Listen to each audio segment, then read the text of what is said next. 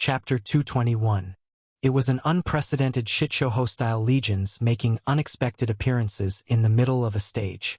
Yet, there were two silver linings in this unfortunate situation. The first was the existence of the intrusion penalty. Unexpected event. Werewolf Legion intrudes. Repel the suddenly appearing Werewolf Legion. Gray Werewolf LV.35 Elite. Penalty applied 15 in total.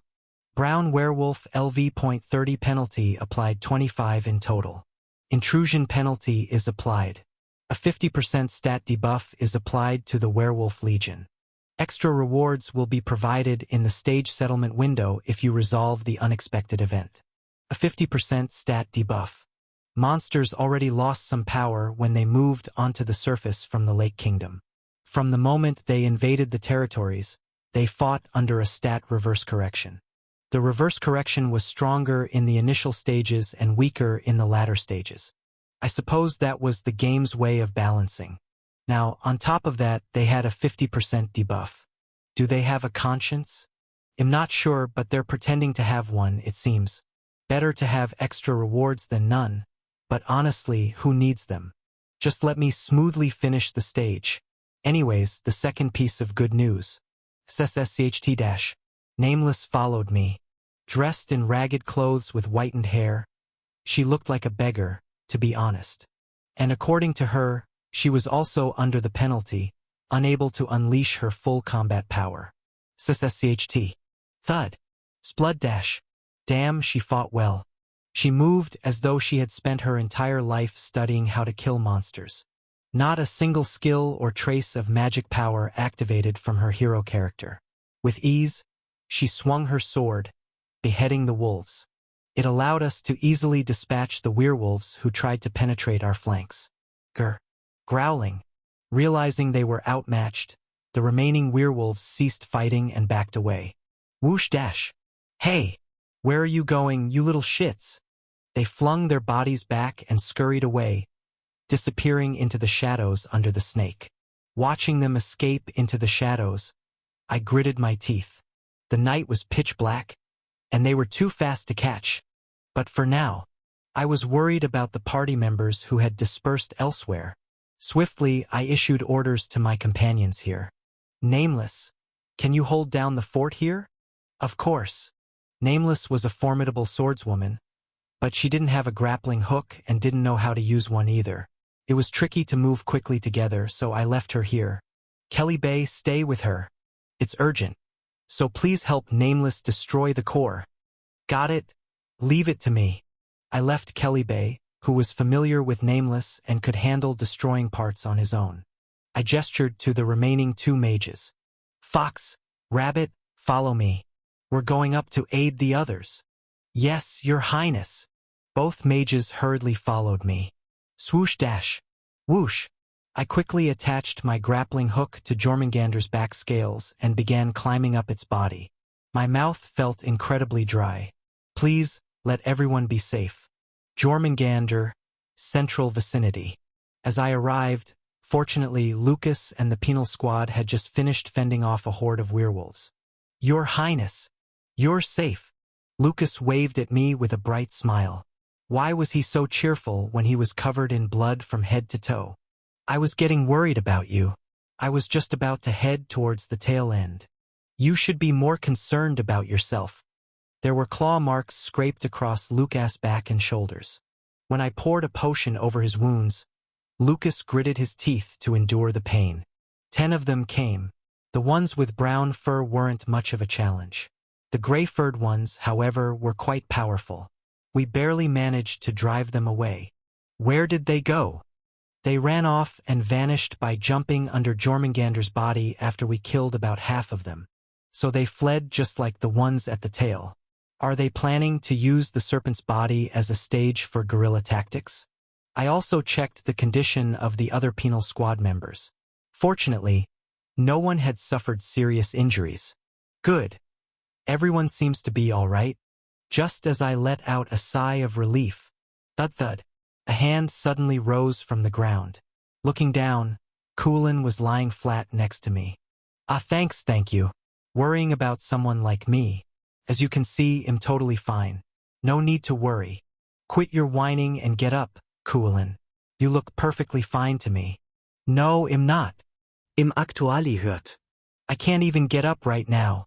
Show some concern for me. Damn it. Kuolin wore a sour face when I treated him so coldly.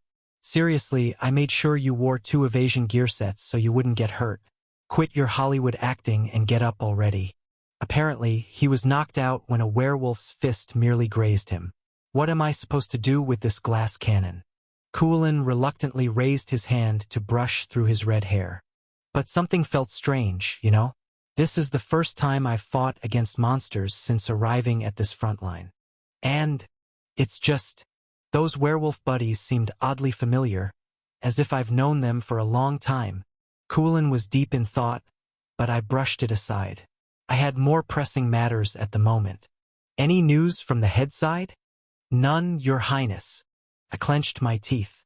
Jormungandr's head region was where 2 mages Junior and Reyna were stationed. The total number of werewolves was 40, with 22 appearing at the center and tail, that left about 18 heading towards the head. If the 2 isolated mages were surrounded by that many werewolves, would they be safe? Quick! Let's go and back up the head area. I began to hurry the unhurt members towards Jormungandr's head. As I was counting heads, I suddenly realized something was off. Speaking of which, where did Evangeline go? I had sent her here to the center earlier. Huh? She came here briefly and then went back to the tail end. Didn't you see her? A cold sweat trickled down my spine. I glanced at the terrain rushing past us outside Jormungandr's body. If we were supposed to run into each other but didn't, could it be near the head of Jormungandr? Thunk! ZZZZZK. Reyna, clutching Junior in her arms, was desperately firing wind arrows to clear a path. Holding their ground and fighting would be suicide. Reyna quickly abandoned the idea of targeting the head and neural centers, opting to flee towards the middle of the serpent's body instead. The problem was that the werewolves seemed to instantly understand Reyna's decision. The monsters persistently clung to her, blocking her escape. Every time she fired her grappling hook, they cut the rope with their claws, making even her spare launchers useless. She tried to clear a path with magic, but unfortunately, the gray werewolves were resistant to wind magic. They absorbed the wind spells Reyna blasted and continued their advance. She couldn't break through, and amidst it all, their attacks left welts on her body. If only I could ignore their elemental resistance and blast them with one big spell. But the werewolves had already tightened their encirclement. She didn't have the luxury of time to cast a big spell. Just then, Junior, who was clutched in Reyna's arms, spoke in a faint voice. "Leave me and escape by yourself. There's no need for both of us to die." Ugh! The corners of Reyna's clenched mouth twisted. Looking pale from her injuries, Junior muttered, "Act like the rational soldier you are, Lieutenant Reyna." Junior had been injured during the initial ambush by the werewolves and had since been a relentless target for their hunt. She was wounded anew even before she could recover with a potion. Werewolves never let go of injured prey. If Reyna abandoned Junior, she could escape safely while the werewolves finished her off. Don't talk nonsense, kid. To be honest, she had considered that option. But how am I supposed to face Jupiter in the afterlife if I do something like that? Then all her effort to save this fledgling wizard through her skills would be in vain. ZZZZZK. Reyna released blades of wind in all directions, and whenever Junior had enough energy, she too sprinkled magic around them. But the 20 werewolves skillfully closed in, cornering the 2 wizards. Sigh! Before they knew it, Reyna and Junior were pushed to the tip of Jormungandr's body. When Reyna glanced back, she caught a fleeting view of the passing forest. What if we jump? Using wind to cushion the fall, they could survive the jump. The problem was what came after. What if the werewolves decided to jump after them to finish the job? Damn it all! The werewolves took one step closer. They were about to pounce. Teeth gritted, Reyna began casting a wind spell, while Junior, her eyes dull, coughed up blood from her mouth. That was when it happened. Jump off now. Out of nowhere, a young girl's voice echoed from outside Jormungandr's body. Stunned, Reyna looked in that direction. Whoosh clank. A grappling hook attached itself to the side of Jormungandr's body, and sliding down it like a squirrel was Evangeline. I've got you. Jump! Exclamation point. Reyna didn't hesitate. She wrapped her arms around Junior and leapt into the air. Krrrr. Qua dash. Dozens of werewolves lunged at them, their fangs and claws swinging wildly, but narrowly missing, only managing to tear the edges of the two mages' robes. Thud. Safe. Catching Reyna and Junior in midair, Evangeline skillfully retracted her grappling hook and then, whoosh, landed by setting her shield beneath her feet. Ugh! She had cradled both of them in her arms and plummeted to the ground. Even for someone as durable as Evangeline, the impact was not insignificant. But gritting her teeth, she endured it. She immediately shot her grappling hook again, snagging it on the side of Jormungandr. Whoosh! Evangeline's slender legs glided along the ground, her shield sliding like a sled next to Jormungandr. Taking a breather, Evangeline flashed a smile. Are both of you all right? We're fine, but how did you get to us so quickly? Hee. I've got quick reflexes, you know? Having been knocked off Jormungandr by the werewolf's ambush, Evangeline had managed to stick back onto the side of Jormungandr using an extra grappling hook. In that moment, Evangeline thought to herself, who is at the most risk right now, given the sudden attack by the enemy? She quickly arrived at a conclusion. The most vulnerable were the two mages at the front of the formation. Lucas was in the middle and Ash was at the rear. They could handle themselves. Relying on this judgment, and her trust in Lucas and Ash, Evangeline had flown to the front without looking back. As a result, she was able to rescue the two mages. So, how about it, mages? It's always safer when you have a reliable vanguard knight, right? Evangeline was shrugging when, squeak, creak, an ominous sound echoed. Ha! Looking ahead, she saw the grappling rope connecting her shield sled to Jormungandr was about to snap. Even the sturdiest metal thread couldn't bear the weight of 3 people. Damn it! This is my last grappling hook. Creak. The rope was about to snap. Evangeline clenched her eyes shut. If the 3 of them fell now, the mission to conquer Jormungandr might fail. Just then, Ash's voice reached her from the body of Jormungandr. I'll create a ramp for you, Evangeline. Just slide and jump. Got it. Surprised, Evangeline looked up to see Ash standing atop Jormungandr, having somehow dashed there. Ash hurled a magic core in a fast pitch towards her. As the magic core landed in front of Evangeline, Ash yelled, "Summon!" Fortunately, they were in a forest. The surrounding area was filled with trees shattered by Jormungandr's rampage. Using these as materials, Ash summoned an automatic turret into the ground. It was angled diagonally, offering a perfect ramp. Clank! Whoosh! Wood shards gathered, forming the exterior of the auto turret. Whoosh! Evangeline's shield sled smoothly slid up the ramp. Woohoo! This is fun! Before Evangeline could fully express her excitement, the jump was over. And at that same moment, snap! The rope broke. Ah, damn it! With Evangeline's scream, all 3 were flung into the void. Phew! Just then, Reyna expelled a gust of wind, adjusting the angle so that their bodies would fall toward Jormungandr. Ash shouted as he saw the 3 plummeting toward Jormungandr's back. Catch them! Thud! Clatter! Lucas caught Evangeline, Ash caught Junior, and Coolin caught Reyna. Lucas held her effortlessly. Ash wobbled but surprisingly held on, and Coolin spat blood as he crumbled to the ground. Wow! What the hell was that? Is everyone okay? Ash asked as he wiped away his cold sweat. Junior had fainted with foam at her mouth, but Reyna looked pale yet all right, and Evangeline was full of energy. That jump was awesome!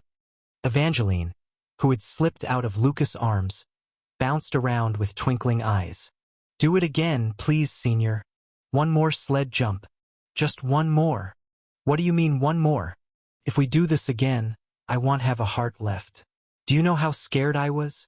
Ash grumbled as he looked around to assess the condition of his party members. Anyway, it's a relief no one got seriously injured.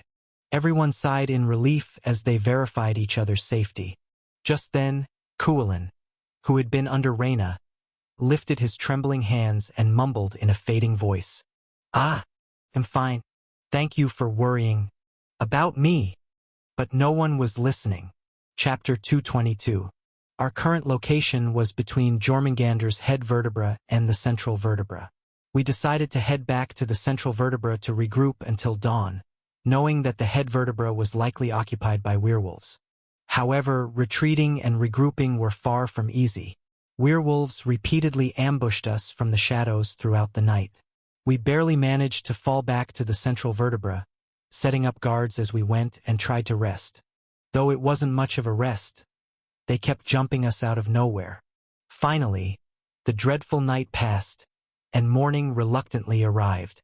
Day 3 of the Jormungandr repulsion battle. Dawn broke on the final day.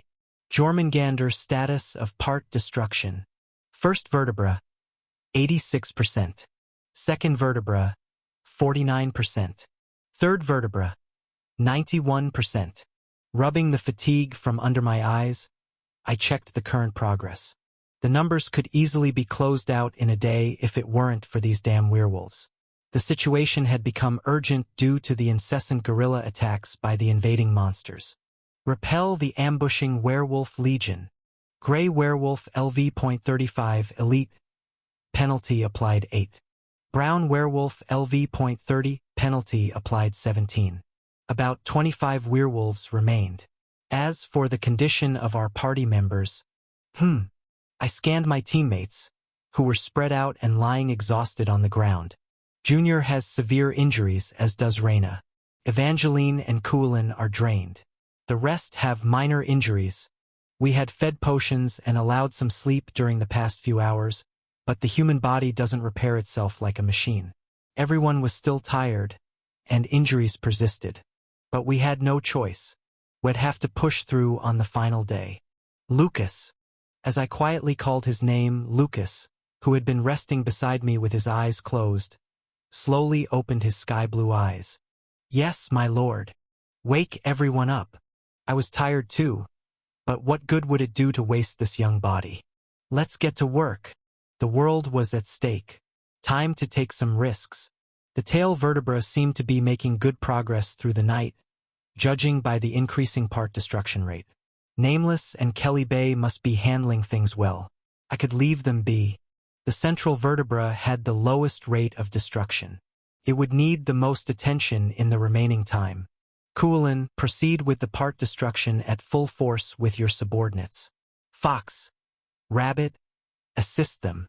I instructed the 5 from the penal squad and 2 supporting wizards.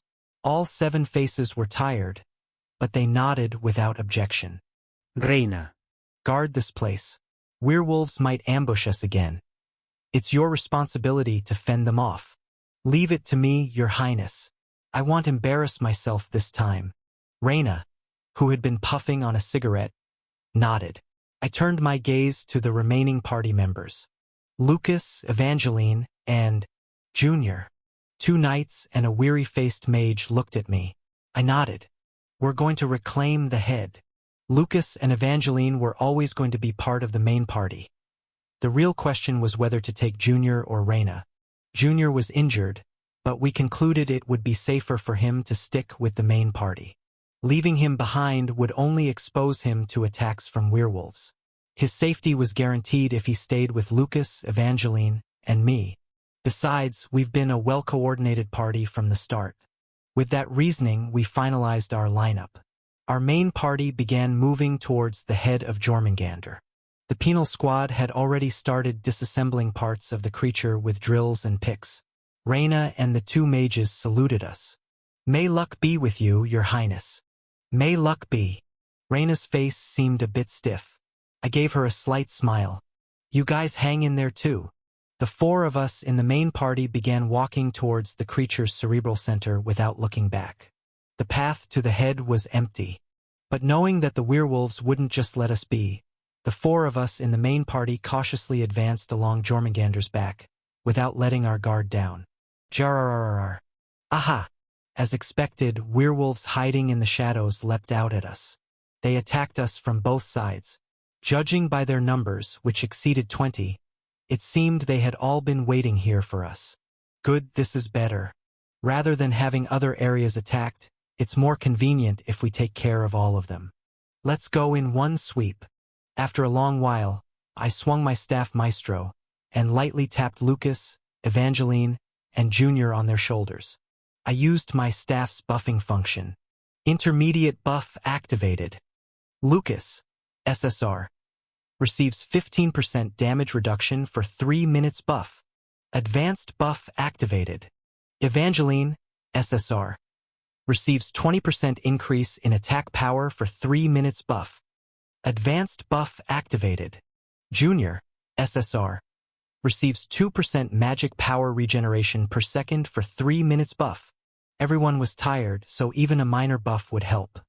We're all fatigued, I know, but the fate of the world hinges on this battle. We must never forget. The weight of the lives depending on each and every one of these seemingly minor battles. Werewolves began pouring in from all directions. I bellowed ferociously. Wipe them out. Let's do this. With a resounding battle cry, Evangeline's shield blocked the monster's claws, and Lucas' long sword shimmered as it slashed through the air. Junior, gritting his teeth, unleashed bolts of lightning in every direction. I wasn't idle either.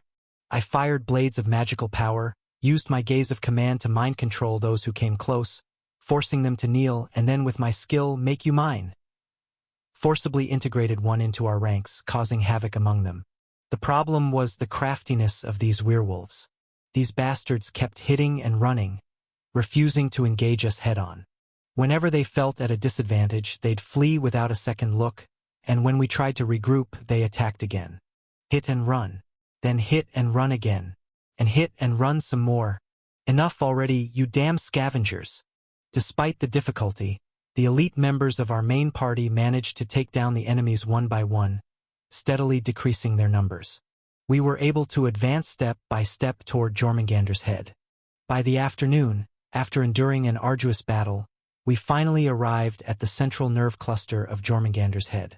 Wiping off the splattered wolf's blood from my cheek, I stood atop the snake's head and looked around. At some point, we had crossed the forested area, and the gigantic body of Jormungandr had moved onto the plains. The lengthy serpent was smoothly slithering northward across the open field. And at the end of this field was Crossroad. My city, the bastion of humanity, appeared as a blurry silhouette in the distance.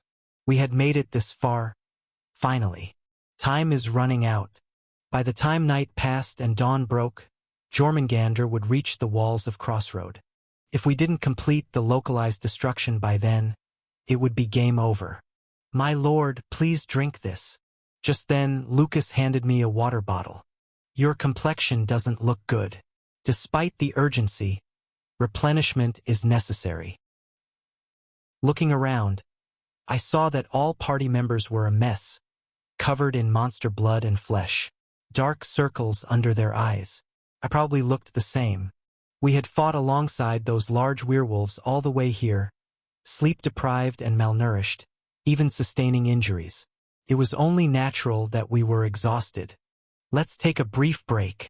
We spread out on top of the snake's head. The wind felt refreshingly good. Gulp, gulp. Lucas, who had cleanly emptied the water bottle in one go, proceeded to pour the remaining water over his head.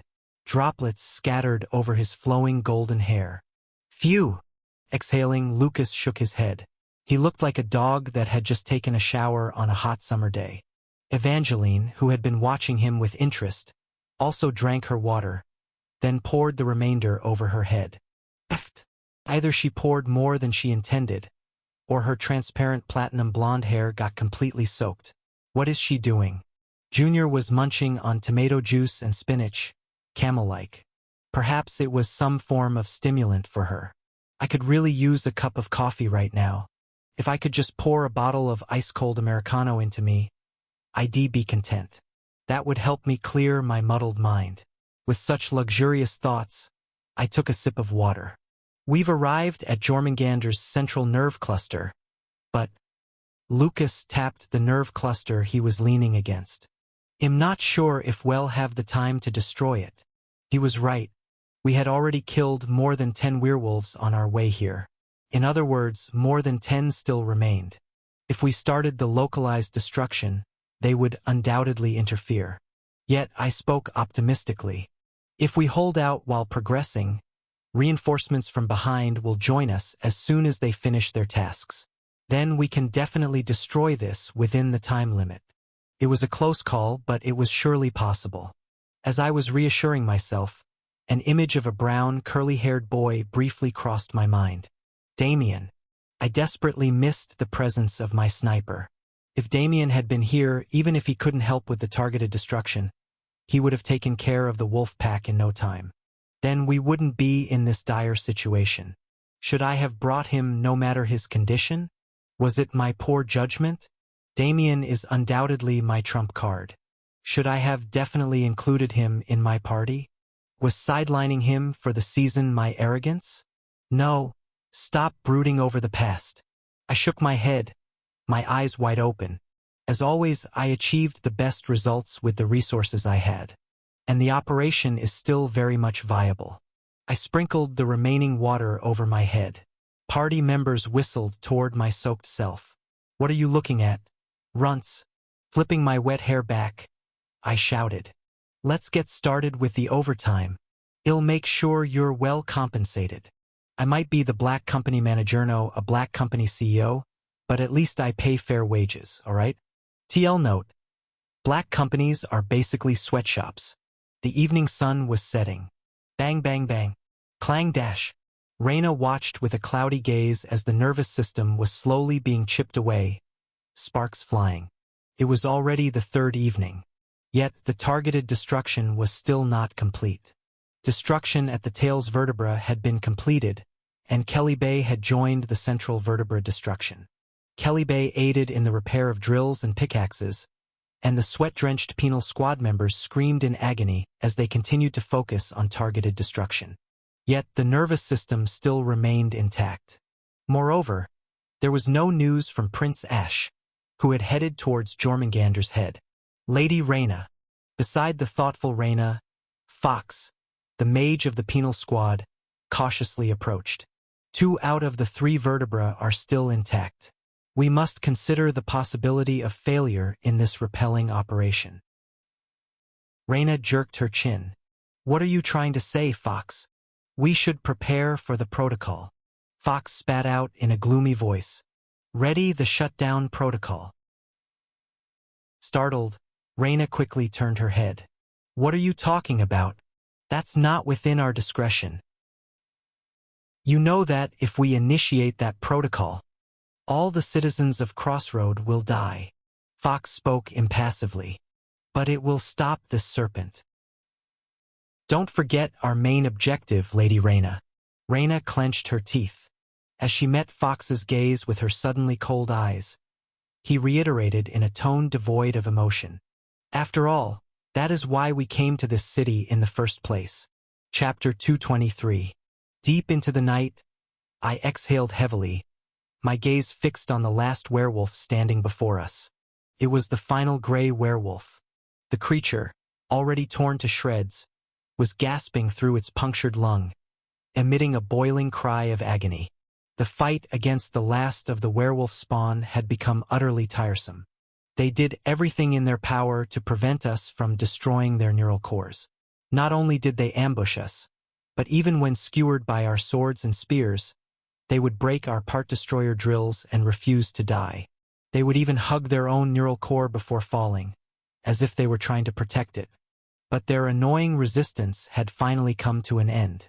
You came out of the snake hole to mess with us, and this is what happens to you, you bastard? I gave the last werewolf the middle finger. Yeah, no matter how much you screw with the balance, it'll still clear this. Keep it up with your bullshit. It'll all be fodder for my crew. The grand principle of RPGs. What doesn't kill you makes you stronger. I've harvested the XP from 40 werewolves, and I'm looking forward to the bonus rewards after the clear. As I looked down at the werewolf with these thoughts, the creature grinned, as if very pleased. "What are you grinning about, you freak?" I muttered incredulously. "We have accomplished our goal, human." The creature responded, surprisingly articulate. Caught off guard by its speech, I listened as it continued. "We've stalled you for as long as we needed to. Now, you won't be able to stop the snake. What are you, Tal?" I tried to continue the conversation, but the creature's breath cut off. Frowning, I looked down at its corpse and then up at the neural core. The werewolves' bodies were stacked around it, adhering to it like layers of leather on bone. Lit by the bright moonlight, the sight sent chills down my spine. I gritted my teeth and opened the system window. Jormungandr status of part destruction. First vertebra, 86%. Second vertebra, 99%. Third vertebra, 99%. Almost done with the second vertebra. Just then, a notification sound rang out. Ding! The second vertebra's part destruction was complete. All that was left was this head section. I took a flare launcher from my bag, loaded a yellow flare, and shot it into the sky. Whoosh bang! A yellow flare meant rally. Now the rear party members would gather at the head. All that was left was to destroy the final vertebra together. I looked at my main party members. They were all bloodied and had minor injuries, but no one was showing it. They were ready to resume the part destruction process. "Once we bust this damned horn, it's all over," I yelled, kicking the final vertebra. "Let's push through for just a few more hours." My party members nodded in unison and began removing the werewolf corpses stuck to the vertebra. I joined in and casually glanced toward the north. Crossroad had grown much closer than before. My mouth was parched, and I turned my attention back to tearing apart the werewolf corpses. It took a considerable amount of time to strip the werewolf corpses of their vertebra. By the time that task was done, the members of the rear party started to join us by climbing up on hooks. "Once we smash this damn thing, our 3 days of hellish toil will finally be over, right?" Coolin, his face flushed from operating the drill all day, and members of the penal squad began to yell as they took their drills to destroy the vertebra. "We better get a generous vacation and bonus for this, Your Highness." As if they wouldn't give it to us. Despite everyone being in terrible condition, they desperately attacked the last vertebra. Crack! While the penal squad's 5 members were focused on destroying parts, the main party members stepped back for a brief rest. Junior, in particular, was in terrible shape even after fighting back-to-back battles while injured. Evangeline gently rested Junior's head on her knee and let her sleep for a moment. I also wiped my sweaty, dizzy forehead when Reyna flew up to me on a hook and spoke. "Your Highness." "What is it, Officer Reyna?" "We're not far from Crossroad now." Looking toward Crossroad, now clearly visible to the naked eye, Reyna mumbled. I clenched my mouth shut. "We'll reach the city walls in less than an hour at this rate." "What are you getting at, Officer Reyna? Can you really stop this serpent within that hour, Your Highness?" I didn't answer. Even as we conversed, the walls were getting closer by the second. Damn it. When the durability of the last vertebra reaches 10%, it receives various hardening buffs.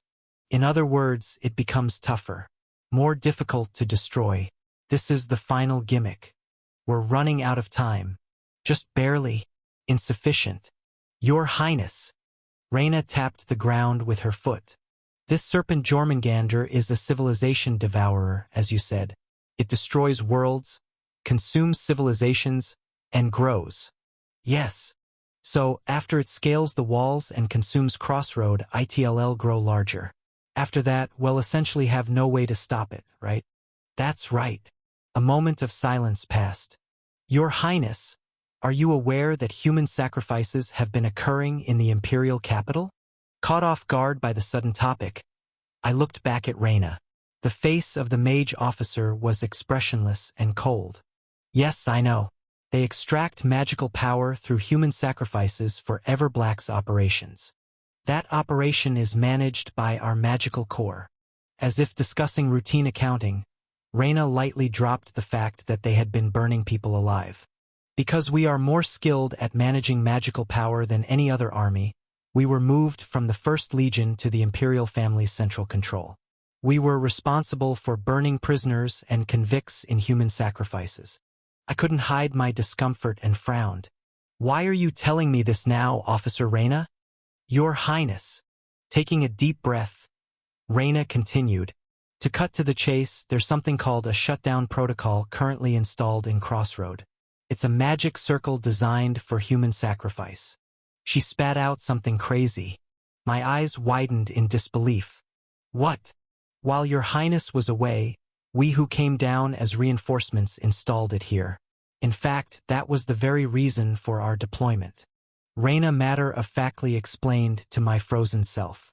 Since Your Highness has shown an overt hostility and rebelliousness toward the central authority, it was deemed necessary to put you on a leash, so to speak. Hence, it was installed. What does that? It's intended to be a form of coercion, in case you disobey the Imperial family's commands in the future. We inscribed the magic circle without supplying it with magic power, so it went undetected by others. My trembling hand clenched into a fist. If this shutdown protocol is activated, it will incinerate all humans within the fortress and use that massive energy to magically seal off the entire area. Once sealed, it becomes impervious to any external intrusion. It's generally installed in areas suspected of rebellion or in conflict zones with enemy states. We just set it up and monitor. If we detect any subversive activities, boom. Reyna snapped her fingers and grinned maliciously. That's basically what the spell is. Wham! I lunged at her, grabbing Reyna by the collar. I gritted my teeth and finally spoke. So you're saying you've essentially put bomb collars on my citizens? What's your kind explanation for this, Commander Reyna? The protocol can stop Jormungandr. That's why. Reyna looked up at me with emotionless eyes. You said yourself, Your Highness, if Jormungandr isn't stopped, the world will end. Directly north of Crossroad lies the Imperial capital, New Terra. If Jormungandr grows even larger and crushes New Terra, can you imagine the consequences? The image of that beautiful coastal city being trampled by a gigantic serpent flashed in my mind. The lives of millions in New Terra will be endangered. Not just that, every city in Jormungandr's path would be laid to waste. More than half of the Empire's population and 80% of its industry are concentrated in the Imperial capital. Losing it means the Empire's destruction. As a soldier, it's my duty to protect the Imperial capital and the Empire. Reyna spoke calmly. Isn't it a cheap price to pay if the lives of a few tens of thousands in Crossroad can preserve the whole Empire? I'm the Lord of Crossroad. You think I'll allow that? I am a soldier of the Empire, Your Highness. What I aim to protect is the Empire and the Imperial family's well-being, not the preservation of some provincial backwater. Reyna casually glanced to the north. Two of my subordinates are already preparing to activate the magic circle. My fist trembled. The two mages who were left behind when Jormungandr caused the avalanche. Could it be they didn't fall behind but deliberately stayed back? And when I send the signal through this transmitter, well, immediately execute the shutdown protocol. Reyna shook a black transmitter from her bag. That would stop the serpent from crossing into Crossroad, giving us ample time to comfortably destroy its vertebra. You think I'd accept such a proposal? Didn't you say you're fighting to protect the world, Your Majesty? Please make a rational decision. With the switch in her hand, Reyna coldly presented her case. Crossroad and the world. Lose both or just one.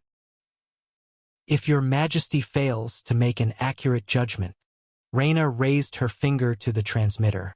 I will have no choice but to decide at my discretion.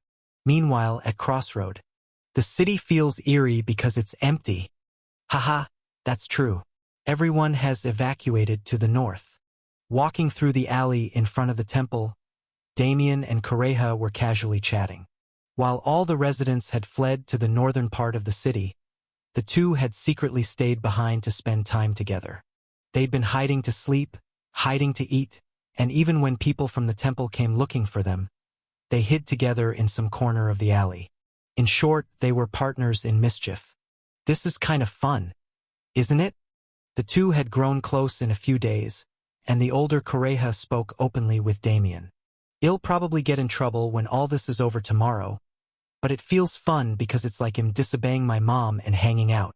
Ha ha ha, true.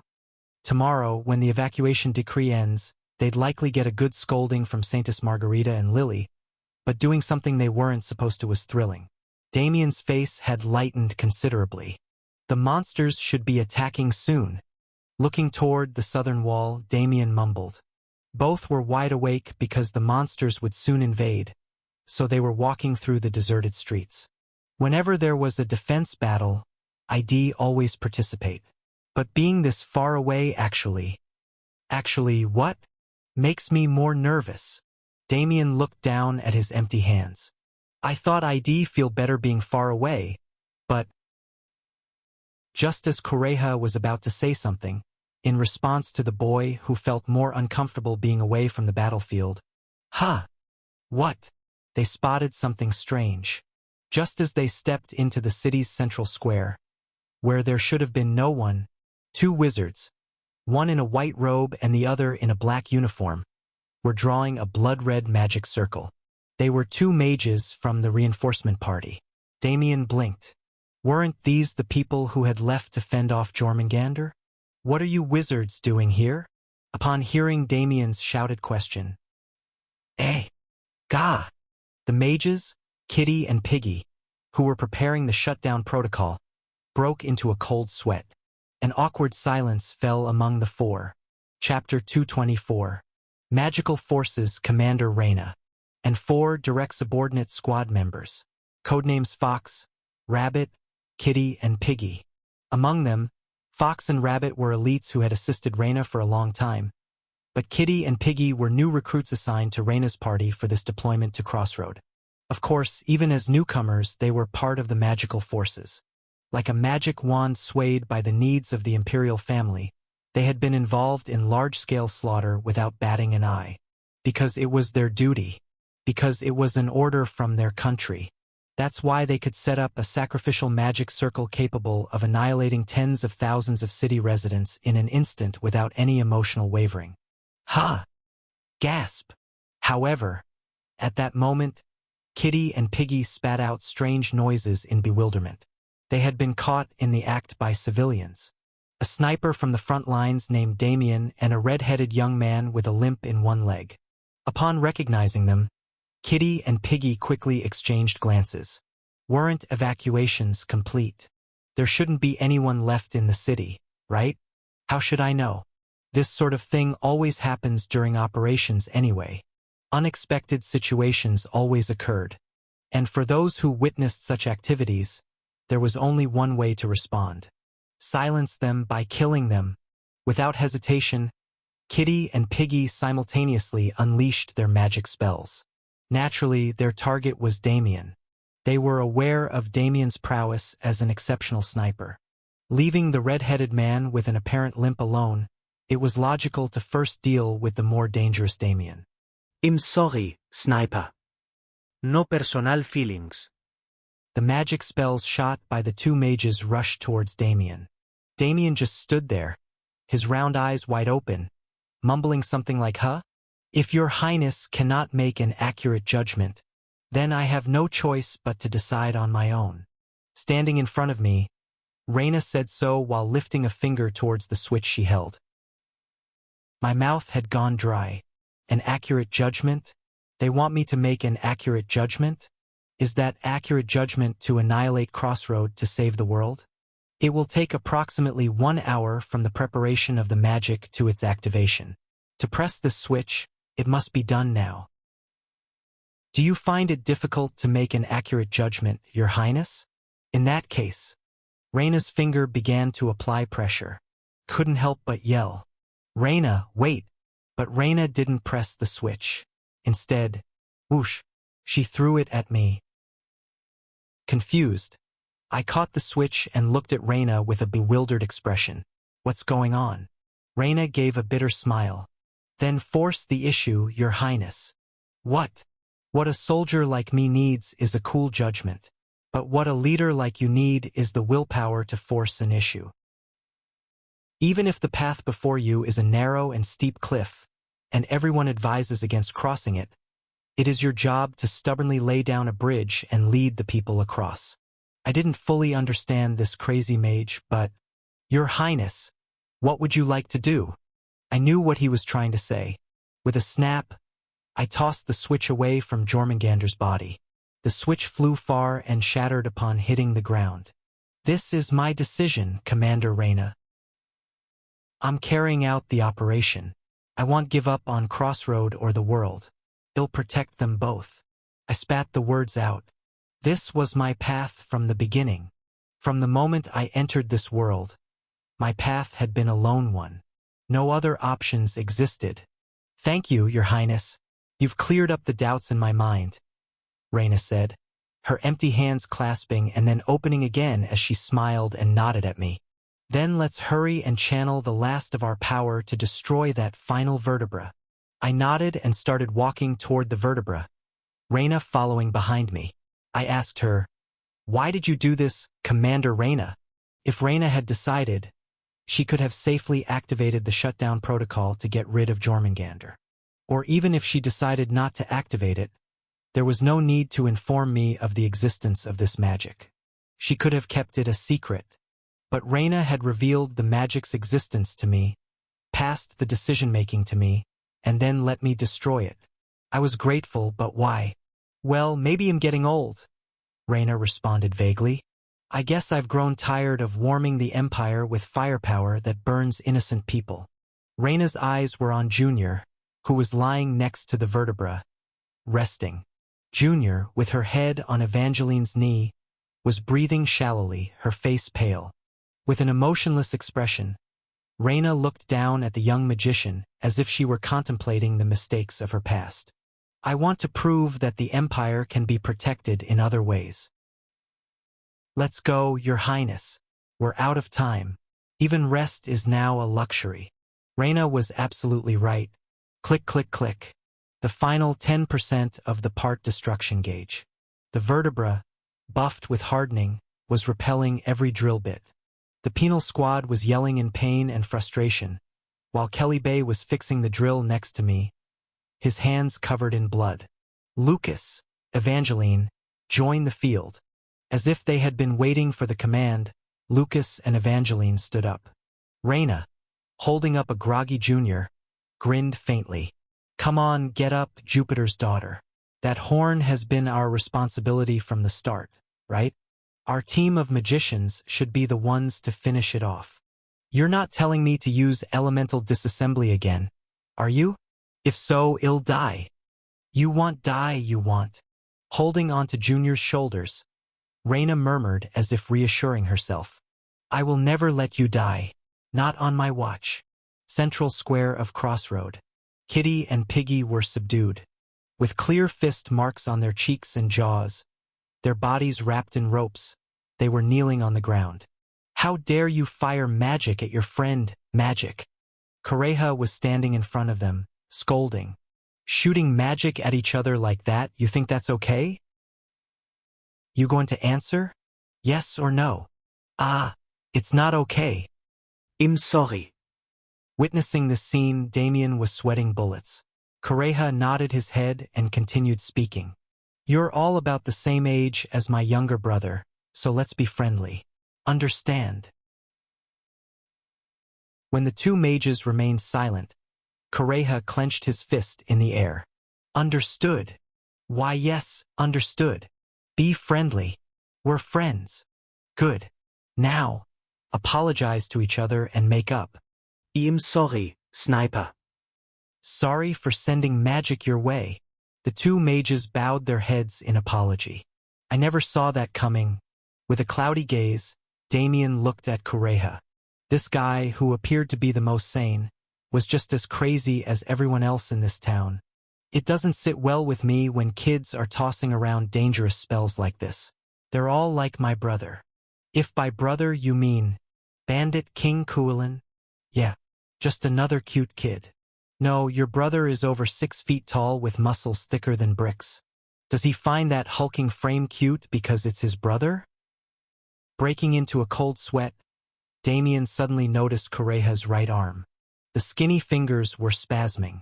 Moments before, when the two mages had shot their magic at Damien, Correja had stepped in.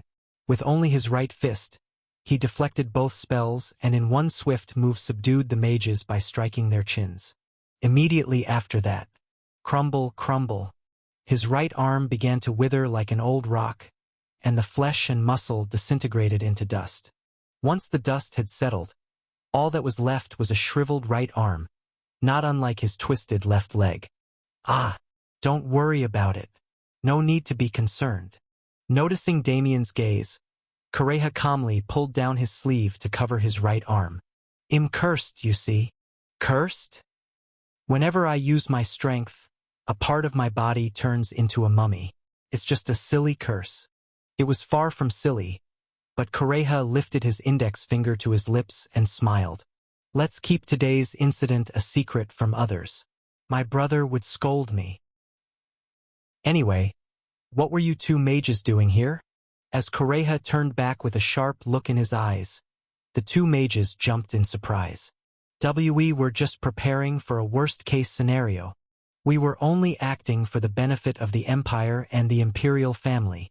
Damien furrowed his brows. A worst-case scenario? In case the attack force that just left fails to stop Jormungandr.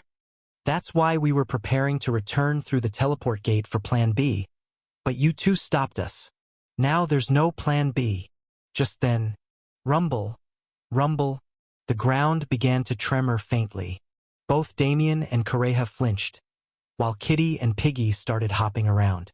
Whoa, Jormungandr is here. The ground is rumbling. He must be really close by now. What happens if the operation fails? What do we do if it fails? We're all dead meat. Ignoring the noisy chattering of Kitty and Piggy, Damien turned to Correja. Let's go up to the ramparts. We need to assess the situation. As the four reached the top of the fortifications, they saw soldiers who had formed the last line of defense. Cannons and ballistae, along with various artifacts, were loaded and ready to fire. But the expressions on the soldiers' faces were grim. They already knew that the colossal monster approaching from afar wouldn't be significantly harmed by any of it. Roar!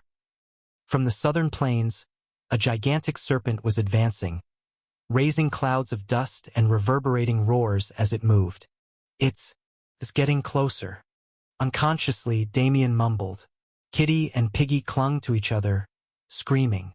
See, the giant snake is still not stopping. I told you we needed our magic. It's the end for us all. We're going to die. At their noisy complaints, Correja clenched her fist. The two mages immediately shut up. Damien! Just then, Lily hurried over from the artifact firing station, pulling a wheelchair behind her. Do you have any idea how long the Saintess has been looking for you? What are you doing here? Lily. Damien looked at Lily with a stern face. Bring me my gun. What? If I have Black Queen, I can stop that snake. Lily hesitated, stuttering. The Crown Prince and the assault team are still in the middle of the operation. We can stop it when it comes into firing range. We have cannons, too. You know that won't be enough, Lily. If I hold the gun, it'll be a sufficient safeguard. You know my skills. Lily. If Lily gave the Black Queen to Damien, there was a risk he could shoot at their own troops. In the worst case, he could even annihilate everyone on the ramparts, despite receiving orders not to give it back to him. Roar! The intimidating presence of the enormous Jormungandr, which was now dangerously close, seemed a greater threat than any friendly fire. Lily shouted to the alchemist team, "Get Damien's magic gun now!" And then, the magic gun, enveloped in a dark aura, was handed over to Damien. Slowly, Damien reached out both his hands towards the Black Queen. Chapter 225. TL note. After careful consideration, I've changed Van to Ban. Why? Ban sounds more feminine. Snap! As Damien reached for the Black Queen, Correia seized his hand. Damien! The malevolence I sense from this gun is extraordinary. Are you sure about this? Let go. Now. Even the Crown Prince warned you. This is... Let go. A rough voice, uncharacteristic of Damien, erupted from his mouth. I need to see Ban. Let go of me. Damien. If I have this gun, I can meet Ban again. What's the problem? I meet Ban. You all get rid of that snake. It's a win-win for everyone, isn't it? Slowly, Correia released her grip on Damien's hand. Just remember this, Damien. There are people here who care about you, too. Without even acknowledging her, Damien grasped the Black Queen tightly. Never forget that. Whoosh! An aura, many times darker and more malicious than before, enveloped Damien's entire body. Welcome, Damien. A voice echoed within him. Let's dream. The voice sounded like it could belong to Orlop, or perhaps Ban. This time, it'll make sure you dream a dream so pleasant that you'll never want to wake up. Upon hearing that sweet voice, Damien lost consciousness. When he came to, he was at the summit of a mountain.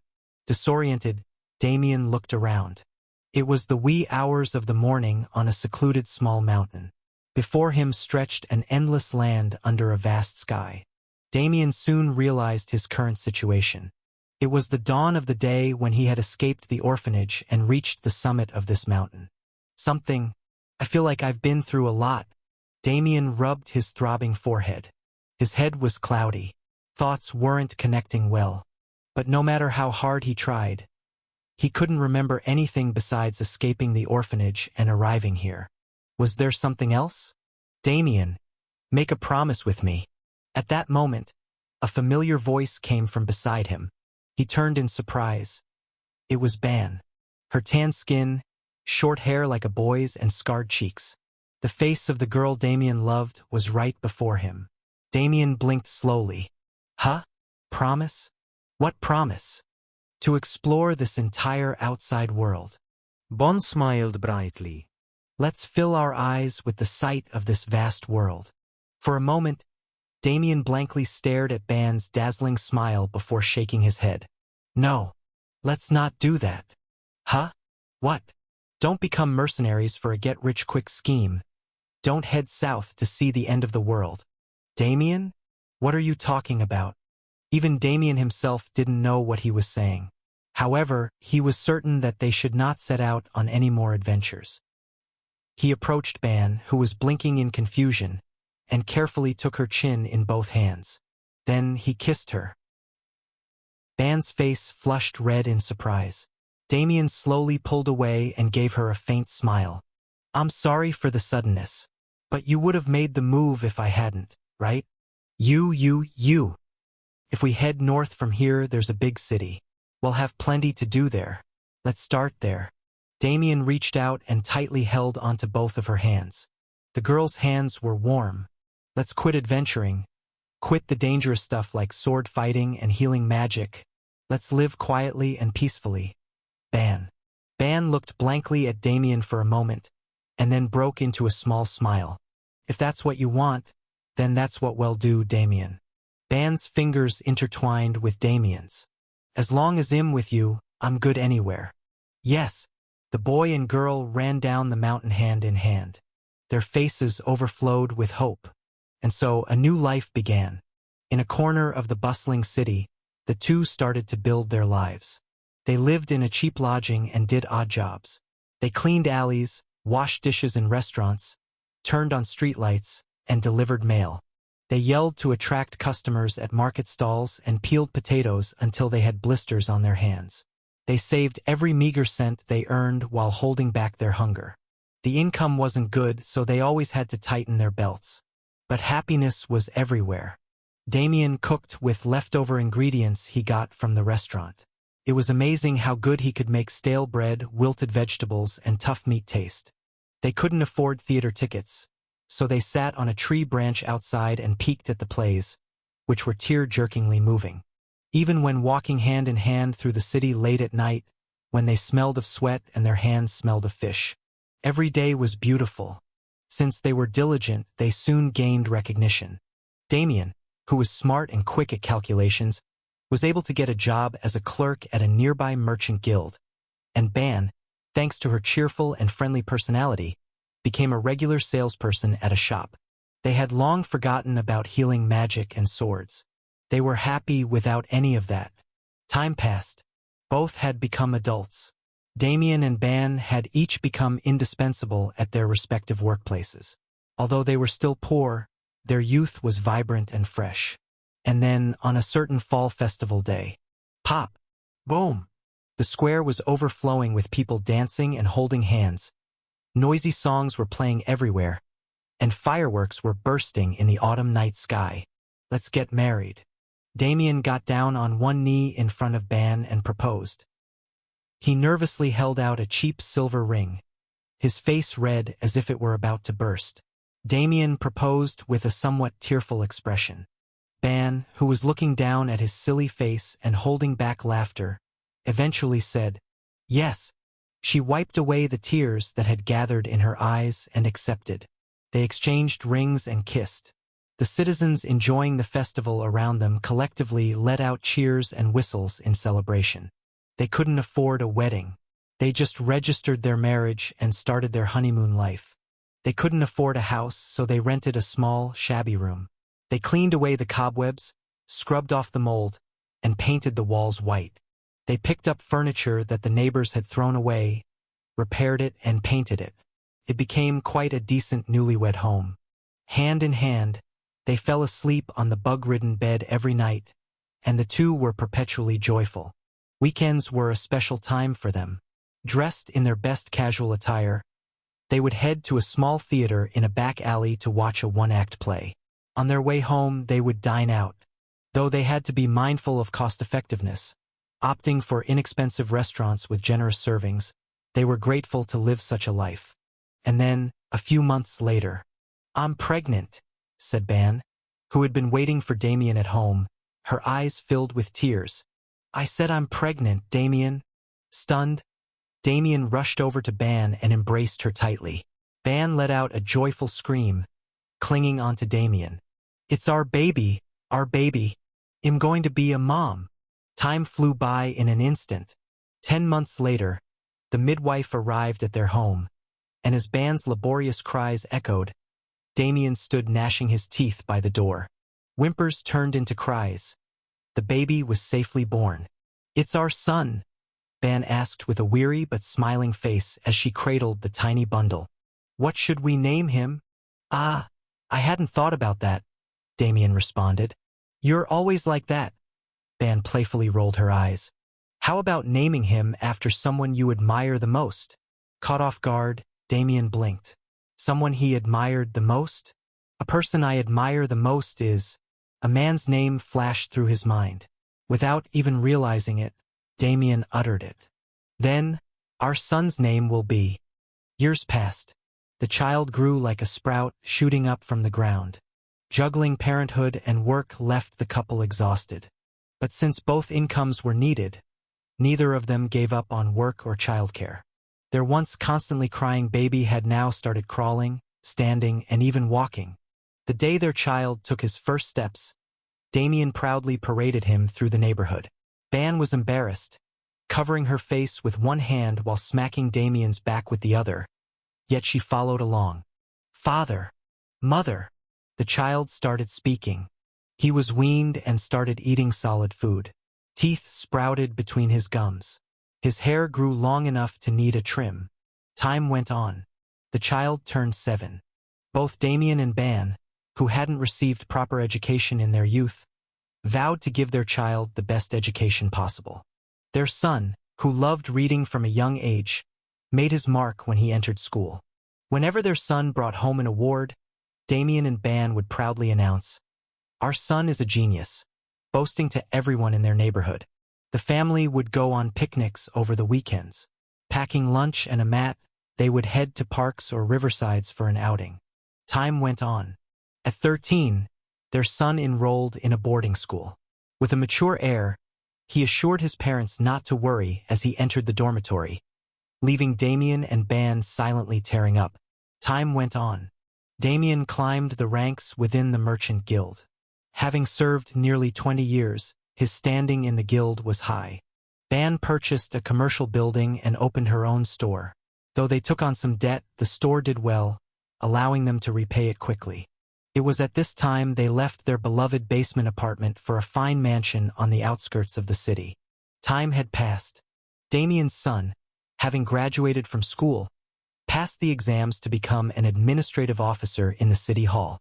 The day the results were announced, Damien and Ban hugged their son just as they had when he was a child, parading around the neighborhood, bragging about him. The son covered his face, embarrassed yet pleased. Time had passed. The son got promoted and secured a place near the city hall, starting his own household. The wrinkles on the faces of Damien and Ban had increased noticeably. Still, the couple went on dates every weekend, holding hands. They went out to the Central City Theater and dined at fancy restaurants. Time had passed. Their son introduced them to a beautiful young woman. They were already engaged. Damien and Ban, who never had a proper wedding, decided to host a grand wedding for their son. Many people came to their son's wedding, showering the young couple with applause and flower petals as they celebrated their union. Watching this, Damien and Ban held each other's hands tightly. "Shall we have another wedding too? What nonsense are you talking about?" Though Ban chided Damien for his suggestion, not long after, they indeed had a twilight wedding ceremony, quietly and without letting their son and daughter-in-law know. Wearing a wedding dress at this age? Really? In a quiet temple, bathed in dusty sunlight, Ban, even with her wrinkled face, was beautiful. She smiled brightly and said, "You must really love me, old man."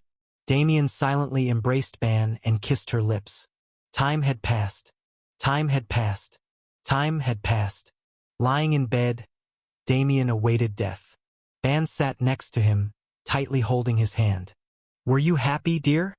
"Of course I was happy." Barely able to see, Damien mumbled as he stared at the ceiling. "What more happiness could I ask for?" "Were you happy, dear?" When Damien asked, Ban smiled faintly and replied, "Yes, I couldn't have been happier." For a moment, they held hands in silence, not exchanging a word. A peaceful quiet filled their cozy bedroom. Then, noise erupted outside their bedroom door. The sound of children laughing was heard. "Ah, it looks like our son has arrived." Ban quickly opened the door. "Father!" Their son, who had ascended to the position of the city's mayor despite being a commoner, entered the bedroom with his grandchildren. Damien spread his arms to greet him. "Come here, my pride and joy." And then, Damien spoke his son's name. "Ash." The moment that name left his lips. "Ha!" A faint moan escaped from the aged Damien's lips. In his foggy mind, a feeling as if clear ripples were spreading. Step by step, the son standing before him grinned. With jet-black hair and similarly dark eyes, he was a young, handsome man.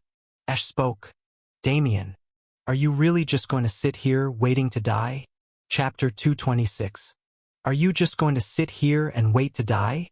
Ash spat the words out as he stood before Damien. Damien realized if these were his own memories.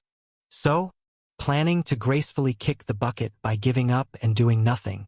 But when had they had this conversation? "I'm going to fight. I will struggle and contemplate until my last moment." He couldn't recall when this dialogue had occurred. "If you want to die without a fight, then take this sword and slit your own throat right now." His memory was, for some reason, blocked. "Stop!" Just then, Ban rushed over and tightly embraced Damien. Don listen, Damien. Ban's trembling hands covered both of Damien's ears. "You're just tired and worn out. That's why you're hearing nonsense. It's okay. I'm here. I will grow old and die with you. Always and forever. I'll be with you." So, as Damien looked into Ban's eyes, his gaze shifted back to Ash. "My!" Ash was saying something, his lips curling into a sly smile. Although he couldn't hear Ash's voice due to Ban's hands covering his ears, he could clearly make out the shape of Ash's lips. Just be my trigger. Trigger? Damien blinked in confusion. Was he talking about the mechanism that fires a gun? But Head never held a gun in his entire life. Ha! Damien looked down at his hands. In his old, wrinkled, and dry hands, something shaped like a long-barreled gun was forming. It felt strangely familiar, as if Head held it for a very long time. Damien looked up again. Ash had already vanished. The grandchildren who had followed their father were gone as well, disappeared like a mirage. Staggering, Damien managed to get out of bed. His aged legs, weakened by illness, suddenly gained strength. His bent back straightened, despite the pain. It had been a long time since he could move without a wheelchair. No, honey. Ban screamed, trying to stop him. But Damien brushed off Ban's hand and got up. And the moment he stepped out of his room, the mansion where they'd spent their twilight years began to disintegrate, its pieces soaring into the sky like they were caught in a storm. Standing at the entrance of the crumbling mansion, Damien looked down at the city where Head lived his entire life. The world was falling apart. Pieces of it crumbled like puzzle pieces, some sinking into the ground, others rising into the sky. Then Damien realized. I see. So this was a dream all along. No. A voice came from behind him. Damien turned around. You can't go, Damien. There stood Ban. Her face was wrinkled and marked by age, but to Damien, she still had the most beautiful face in the world. Ban was crying. It was you who said we shouldn't go on any more adventures, Damien. Don't go back. That place is nothing but sorrow and torment. The hell waiting for you is real. Damien, please. Then, Damien gave a faint smile through his wrinkled lips. I'm sorry, Ban. My dream was to grow old peacefully with you, but I can't. Why? It was your dream. Here you can live as you wish, as you've always wanted. So why? I remember the last thing you said to me. The will Ban had left behind. Don't forget the promise we made then. Dawn of the day they escaped the orphanage. The promise they shared with their first kiss. Let's explore the entire outside world. Let's take in all this vast world with our eyes. I remember, cannot forget. This place may be happy, but the real you didn't want to live this way. So I have to go. Staggering, Damien used his rifle to steady himself on the ground. Because I made a promise with you. The aged Damien began to walk forward. Into the crumbling world. Without hesitation. Whoosh! As Damien walked through the city center, fragments of the shattered world turned to dust and scattered around him. The theater where he and Ban used to hold hands. The regular restaurant where they never got to try every item on the menu.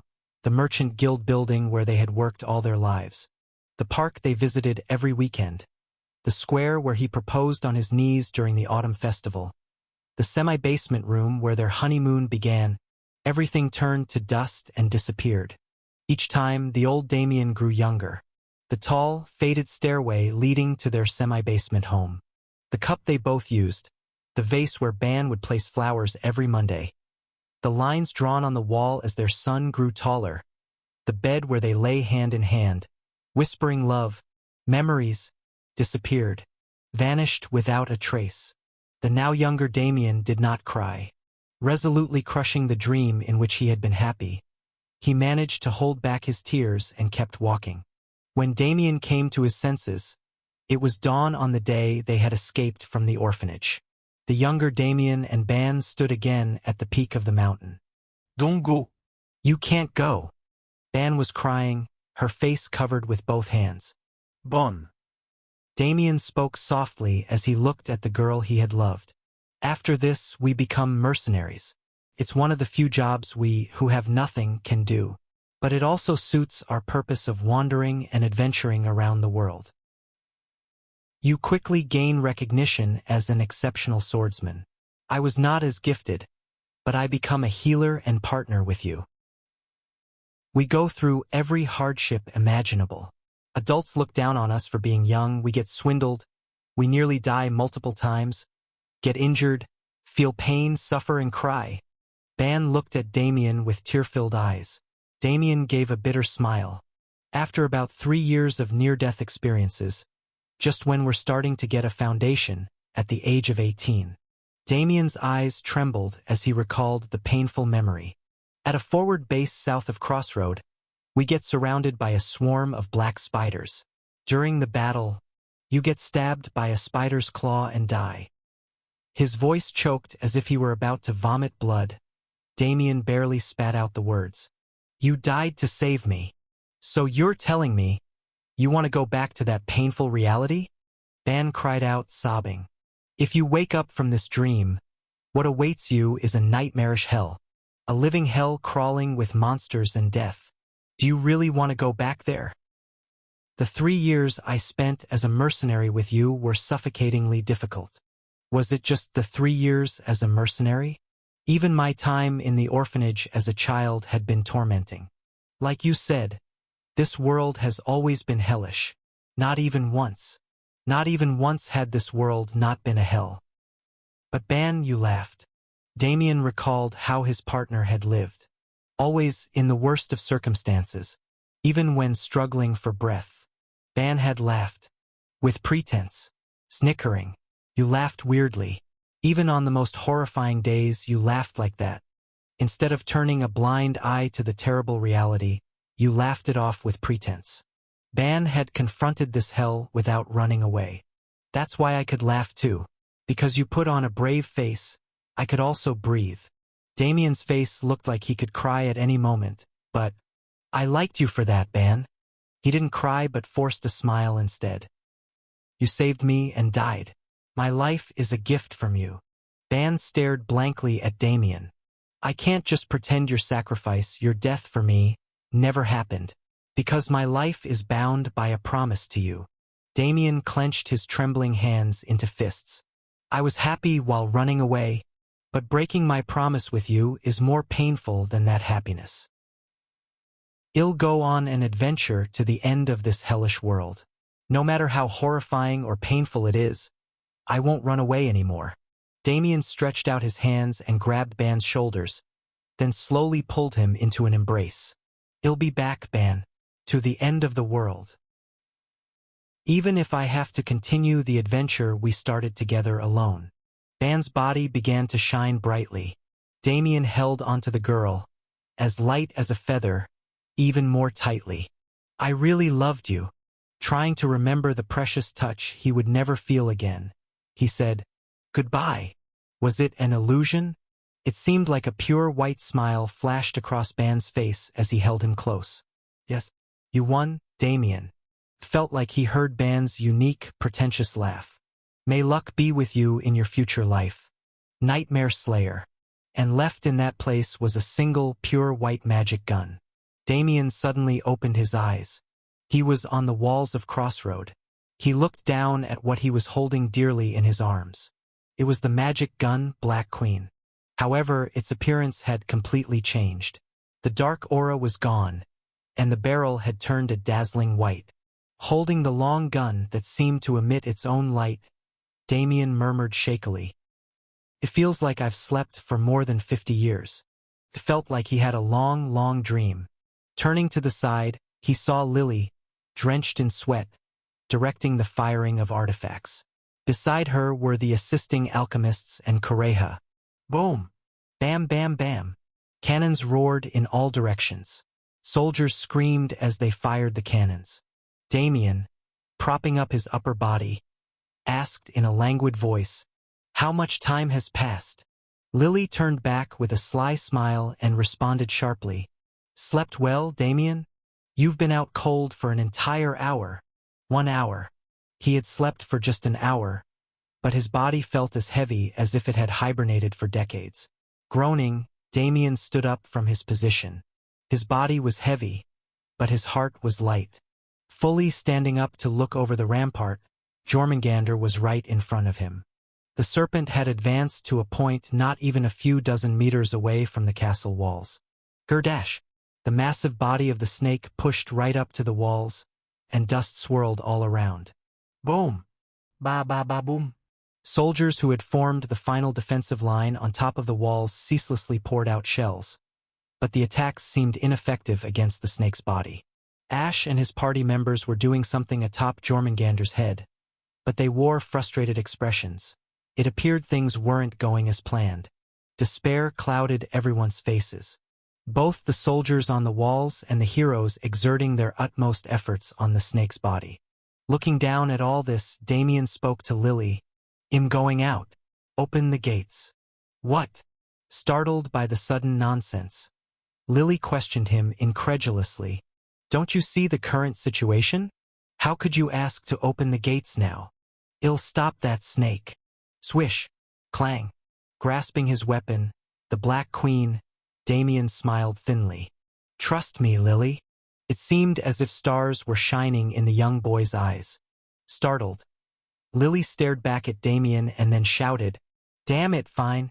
It's all or nothing." She yelled down below the walls, "Open the gates. Now." Chapter 227. Kugugugugu-dash.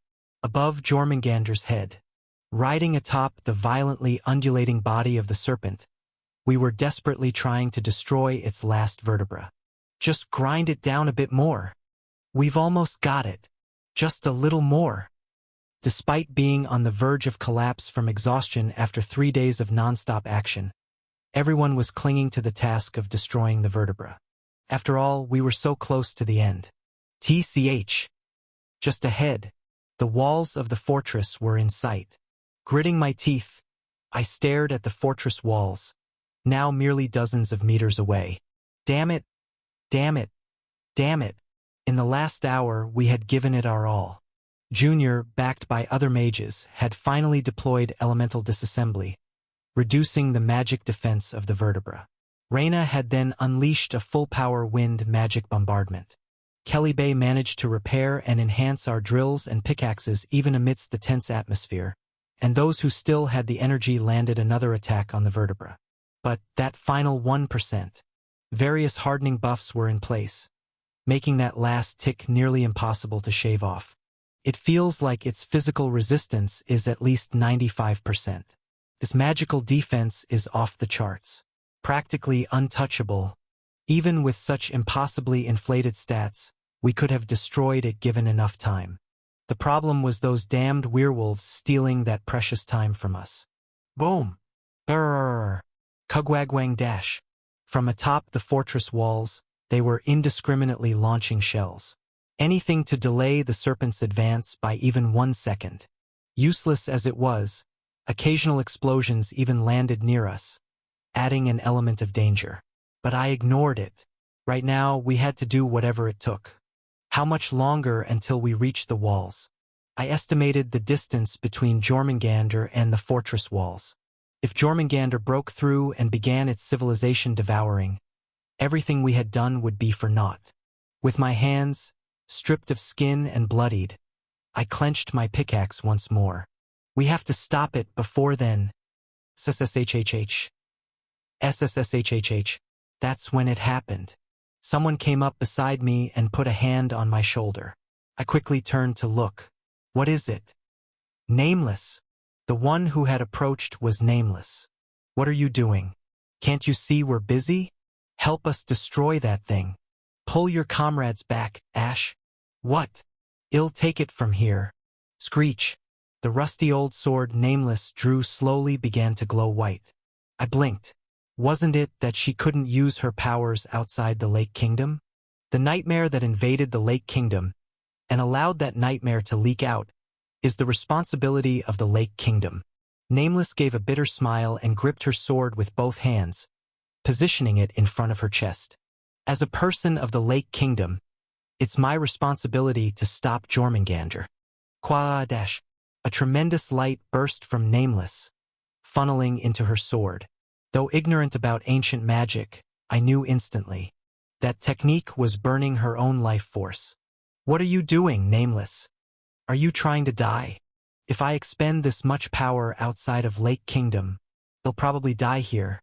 Nameless spoke calmly, enlarging her blade of light. Qua. However, if I die, I can protect your city and all the people above it. What? Not a bad trade-off, is it? I hesitated.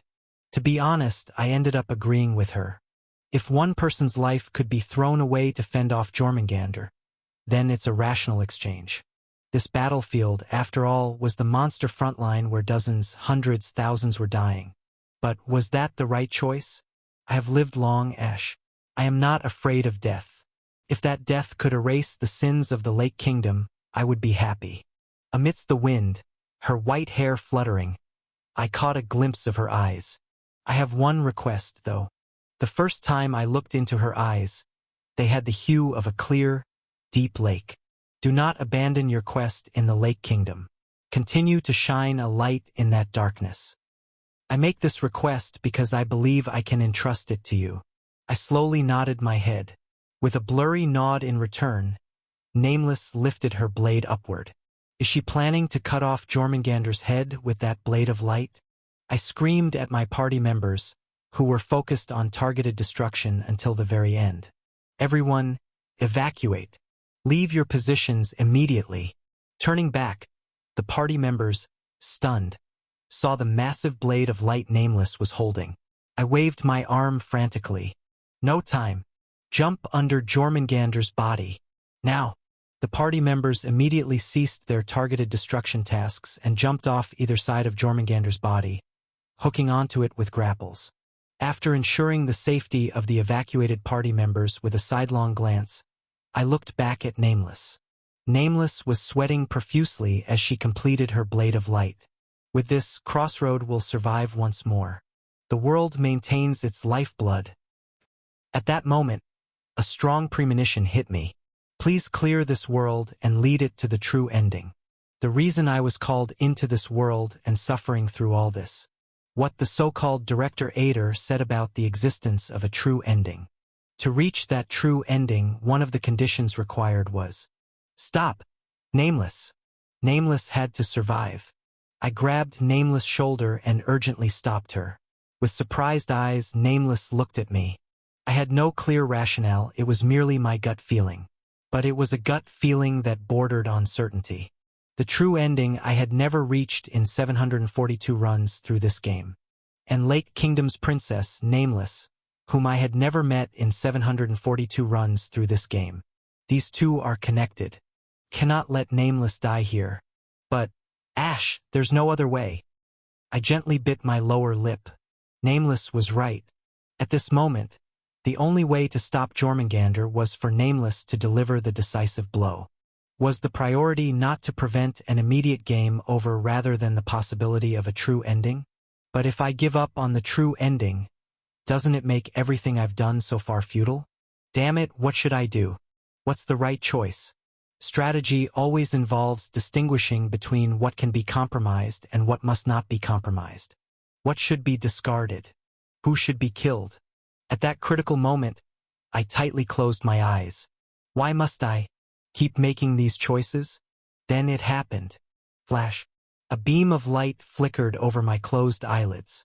I suddenly opened my eyes. Flash, flash, flash. Light twinkled from the direction of the castle gates. I looked that way. Damien? Standing tall in the middle of the open castle gates was Damien, holding a signal lantern and aiming its light at me. Is he communicating through light signals? A memory from Stage 3 crossed my mind. When I had gone to the Margrave's villa to rescue Evangeline, I had asked Damien for sniper support. Back then, we used lanterns in the castle as a means to exchange signals, and I used a blue flame torch. Flash, flash, flash. The signal Damien sent me was 3 lantern flashes. It meant everything's fine here. In other words, sniper support ready. I could see Damien's awkward smile. Even though he still had the Black Queen on his back, the dark aura from before was gone. Had he overcome it? Even when I hadn't trusted you and had you detained. In this insane world, Damien, this son of a bitch is incredible. Lower your sword, Nameless. Reclaim your life force. After smacking Nameless on the back, I charged forward. Nameless stammered in confusion. Come back, Ash. If you're there, I can't swing my sword down. You don't have to. Sheath your sword, will you? Trust me. To be precise, trust my sniper. the cheat character of this game. Rushing past a flustered Nameless who had sheathed his light sword, I stood next to the nerve center of Jormungandr's head. I took out the blue flame torch from my inventory and drew a large circle. Shoot, Damien. Right here dash. Whoosh. Tossing the signal lantern aside, Damien gripped his magic gun with both hands. I have a clear view, Your Highness. He saw Ash fervently waving the torch. Next to it, the snake's horn-like protrusions were also visible. Damien took a knee, mounted the gunstock to his shoulder, and aligned the sights. Fire at maximum power. Damien whispered to his magic gun. Click, click, click. The pearly white magic gun began to transform, emitting a magical light. The barrel split sideways, forming two long rails that extended forward. Simultaneously, the magic-infused bullets in the magazine disassembled. 7 magic bullets that popped out started to orbit in midair, eventually combining into one large magic bullet that settled between the rails. Sizzle, sizzle. Due to the split barrel and disassembled magazine, the magic core was now fully exposed. The incandescently white magic core sent out magic like electrical currents, powering the rails. Jormungandr was now literally right in front of him. The monster's breath was almost touching Damien's face. Yet Damien continued to aim until the last moment. He felt that not just a part of the monster, but something even deeper would reveal itself. If you could just pause, even for a split second. At that moment, Ash pulled a dagger from his holster. Thud! He stabbed it into the snake's head. The dagger was Spirit Crasher, a one-time use weapon that forcibly inflicted a stun state on its target. Given how high Jormungandr's magic power stat was, the stun effect lasted only a mere instant. Ah! But for Damien, that was more than enough time. I've got you. Damien's finger pulled the trigger. Whoosh dash! A magical bullet flew out, glowing like a bolt of lightning. The pure white bullet instantly lodged itself in the neural center of Jormungandr's head. Multiple layers of hardening buffs and Jormungandr's innate magical defenses momentarily formed an invisible barrier, attempting to block the bullet. Clang dash! But it was futile. The bullet, which easily tore through the defenses, shattered the remaining sliver of health in the neural center. Jormungandr's colossal body immediately came to a halt. However, it wasn't over yet. In the brief moment when Jormungandr's defenses were weakened due to the destruction of its vertebra, the magical bullet did not miss its chance. Whoosh! The bullet, acting as if it were a living creature, changed its trajectory and penetrated deep into the back of Jormungandr's neck. Piercing and tearing, it began to burrow through Jormungandr's internal body. Ripping through the massive snake's flesh from the inside, the magical bullet continued its path. It effortlessly pierced through the mythical creature's strong bones, internal organs, flesh, and skin. 5 hearts, 9 spirit cores, all were pierced through. Karararararke. For the first time, something resembling a scream erupted from the giant snake's mouth. At the end of that long, straight penetration, poof! The magical bullet finally emerged from the tip of Jormungandr's tail and vanished into thin air, having exhausted its energy. Effectively, it had pierced the snake from head to tail. Kraak! Jormungandr raised its massive head and let out a long, terrible scream before thud, slamming its head into the ground. And then it remained motionless. Quiet. The battlefield was enveloped in silence. Amidst the dusty haze that the thrashing snake had dispersed, Ash, who had sought refuge in Nameless arms, murmured softly, "I mean, we were only supposed to repel it." His voice was a mixture of delight and disbelief. He actually managed to find the kill shot? Chapter 228. Damien was flung backward. The recoil from his unleashed magical bullet was too much to handle. The blast was so powerful that the barrel of his gun, Black Queen, shattered into pieces, scattering in all directions. Damien, the shooter, found his arms scorched to a cinder as he was hurled backward. Just as Damien was about to crash into the ground, Lucas and Evangeline dashed forward to catch him. Thud! Thud! Ugh! You! Though they managed to catch Damien, all three had to tumble onto the ground. They lay in a sandwich-like pile, Lucas at the bottom, Evangeline in the middle, and Damien on top. Evangeline, splayed out in the middle, let out a defeated sigh. If you had such a powerful attack, why didn't you use it sooner, Damien? Lucas, who was on the bottom, chuckled wryly. Well, at least we're alive. I thought it was the end for us. Damien, who had been half-dazed, looked at his charred hands. It was a combination of good luck, timing, and it's not like I can use this move often. Ah, my arms. Lucas and Evangeline each took out a potion and poured it over Damien's arms. Damien himself also used healing magic on his arms. Though they weren't fully healed, Damien gripped the handle of the shattered Black Queen. Clack! Clack! Suddenly, the shattered barrel of Black Queen reassembled itself. It returned to its original, simple handgun form, though it now appeared ashen, as if drained of all its energy. Lucas and Evangeline helped Damien to his feet, and the trio slowly approached Jormungandr. Nameless and I stood in front of Jormungandr's motionless head. I swallowed hard as I looked at the immense, unmoving head. Is it dead? No. Nameless ran her fingertips across the serpent's gray, shimmering scales. It took a massive hit, but it's healing. What? This creature's vitality is enormous. Most importantly, its brain is unharmed. We had only destroyed what appeared to be nerve centers protruding like spines. Damien's magical bullet had pierced from the back of the snake's neck through to its tail. The brain was perfectly intact. It suffered near-fatal damage, but it will eventually recover. Right on cue, a long breath escaped from the snake's gigantic nostrils and mouth. Holy crap! Startled, I blurted out. Then we should kill it before it heals. Ash. Nameless explained calmly. Jormungandr is not just a simple monster. It possesses divine qualities from the age of myths. Only a being of equal divinity can kill it. We mortals can't kill it. Is this another unkillable assessment?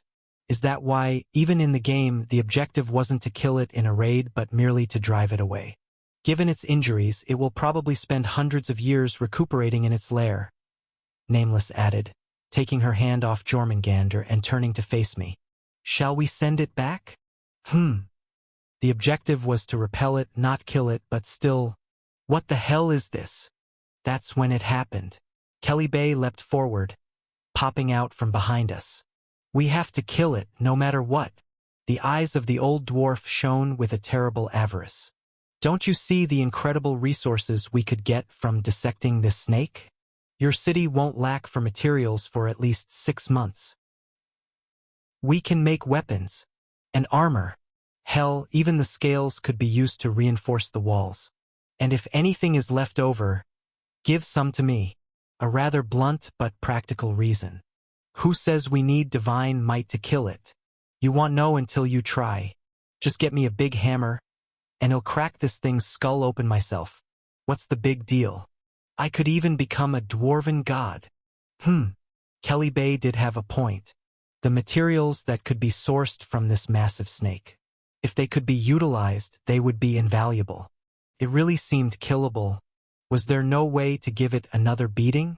I heard footsteps behind me. When I turned around, Damien was walking toward us, supported by Lucas and Evangeline. Your Highness. Damien. I grinned and patted Damien on the shoulder. Well done. I decided to save the lengthy praise for later. Damien blushed and smiled at my simple compliment. All right, Damien. You were the one who caught this monster, so the decision is yours. I pointed at Jormungandr, who was huffing heavily. Do we finish off Jormungandr here, or let it go? Damien rolled his large brown eyes as if contemplating. But I didn't really catch it, did I?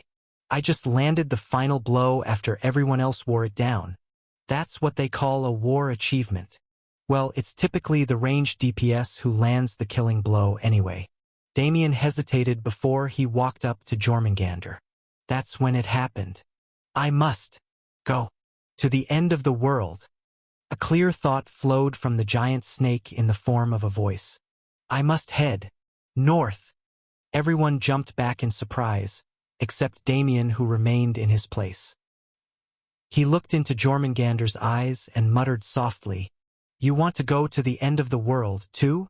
Then the snake's gigantic eyes slowly opened. Jormungandr looked at the boy standing before it, the one who had pierced its body with bullets. "So you too." Damien turned to me, his head bobbing slightly. "Let it go." Kelly screamed and pulled at his non-existent hair. What a waste. I shot the strongest magic bullet I could, piercing all the soul cores in my sight. But it didn't die. Damien looked down at the magic gun in his hand. Maybe this outcome was determined at that moment. I nodded my head. Well, our original goal was to beat it up and let it go anyway. The term is unkillable. But how do we let it go? I looked at the sprawling colossal serpent, Jormungandr, and clicked my tongue. At this rate, it might take months for it to recover here, huh? Transporting it on a truck wasn't an option, and leaving it here posed a risk to the city walls if it began to thrash about. How could we send it back? "Let me." Damien raised his magical gun, his arm trembling from his injuries. "I can heal it enough for it to go back on its own." "What?" We all widened our eyes in disbelief. "Is that even possible?" Damien aimed his empty magical gun at Jormungandr. Hush! Transparent healing magic gathered within Damien, flowing into the gun's chamber. Without hesitation, Damien fired. Bang! The clear magic bullet shot out with a crisp sound and dissolved into Jormungandr's body. Damien lowered his magical gun. That was a healing magic bullet. It should regenerate one of Jormungandr's damaged cores, allowing it to recover. Everyone looked at Damien as if he had lost his mind. Sweating nervously, I asked, "Is that even possible?" "Well, I'm not exactly sure, but..." Damien scratched the back of his head awkwardly. "I just instinctively felt that this would work. I wasn't sure whether this was a new skill Damien had acquired or what, but the effect was indisputable." As one of the damaged cores regenerated, Jormungandr struggled to slowly raise its massive head. And then, it silently gazed at all the humans present and especially at Damien. "I will not forget." "What does it mean?" "Wait, it won't forget our favor, right? Not holding a grudge or anything, right?" Grr. Just then, Jormungandr's long neck quivered, and its gigantic mouth opened wide, spitting out a transparent orb the size of a human head. "What is this?" Everyone stared at the orb in astonishment. Could this be the legendary Orb of Ascension? So it's repaying us? Jrrrr. Jormungandr nodded once, slowly turned its immense body, and began to crawl back towards the south. Watching the giant creature that we had fought so desperately to repel over the past 3 days retreat so peacefully was both disappointing and a relief. The exhausted heroes and the soldiers who had been watching tensely from the walls started to collapse one by one onto the ground. And in the rising morning light, we silently watched the retreating figure of the giant serpent. Jormungandr was a force of nature from the mythical age. Nameless explained in a peaceful tone, as if reading an ancient folktale. It razed cities, overturned farmlands, and destroyed civilizations. And in its wake, new forests, new valleys, and new civilizations were born. Through destruction, it brought about regeneration, a natural law from the mythical age. I had thought it was worm-like because it burrowed into the ground, but it actually served a role similar to that of an earthworm. In ancient times, typhoons, droughts, and blizzards were all considered gods. They destroyed livelihoods and took countless lives. In a moment's time, Nameless watched the retreating scales of the snake wistfully. But now, humanity has overcome typhoons, droughts, and blizzards. The gods who once held the reins of destruction and renewal have lost their divinity and become mere weather phenomena.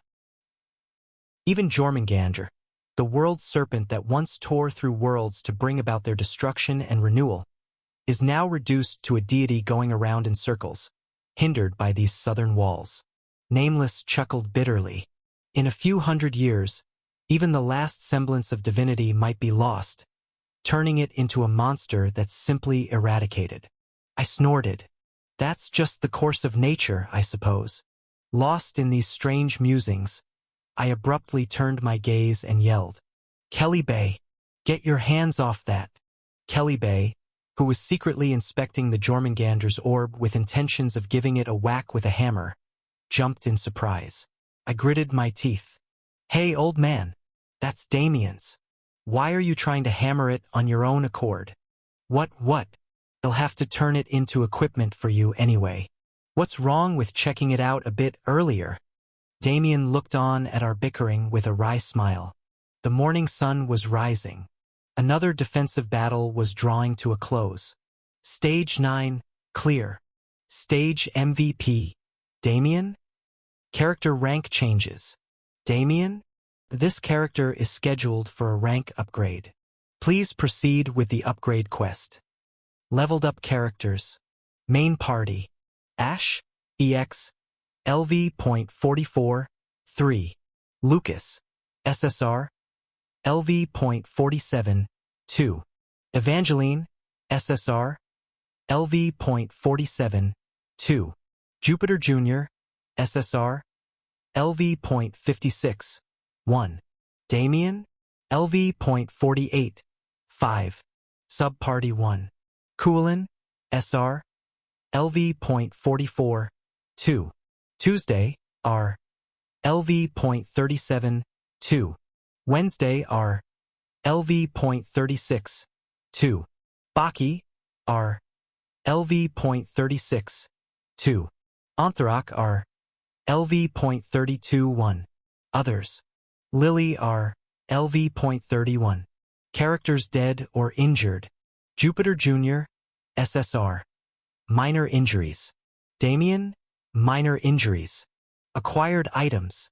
Jormungandr's Orb 1. Stage clear rewards have been given. Please check your inventory. SSR rank reward box 1. Get ready for the next stage. Stage 10. Humans and Monsters. Chapter 229. The day after the defensive battle. Crossroad had fully regained its usual peace. The citizens who had evacuated returned to the city, and the streets bustled as if they had never been emptied by monster invasions. While the citizens enthusiastically resumed their daily lives, the heroes who had endured grueling days on the back of Jormungandr were utterly spent. After a hearty dinner at the Lord's mansion, each one of them collapsed onto their beds and fell into a deep sleep. Even with the sun high in the sky, they remained knocked out, unable to move. Thump, thump. Only Damien, who hadn't climbed on Jormungandr, was up and about early in the morning. With bandages tightly wrapped around both arms and donning a large cardigan, he left the mansion. He quickened his pace and exited through the city's west gate. Beyond the western outskirts of the city lay a graveyard. Damien paused as he passed the countless stone monuments, finally stopping in front of a tall communal tombstone. The tombstone had been erected for soldiers who had not been properly buried following the battle against the Black Spider army at the forward base. Some had died horrifically, while Damien had cremated her at the base. It was a promise they had made to each other in life, to cremate, not bury each other should one of them die. That's why there was no separate tombstone for her in this graveyard. A blue sacred flame burned in front of the communal tombstone. Damien silently stood in front of it, gazing into the fire. "More than half a year has passed since you died," Damien spoke softly. "I still can't believe it, Ban." Damien's bandaged hand slowly caressed the tombstone. "It feels like we were together just yesterday." If he closed his eyes, it felt like he could grasp her smiling face. For a moment, Damien recalled his memories with Ban. The days they had spent together, from his childhood up to the present. And perhaps the future they couldn't experience together. "Since becoming a sniper, I've learned something." Damien slowly opened his eyes. "Life is like an arrow that has left the bow, or a bullet that has left the gun barrel." The boy looked down at his bandaged hands.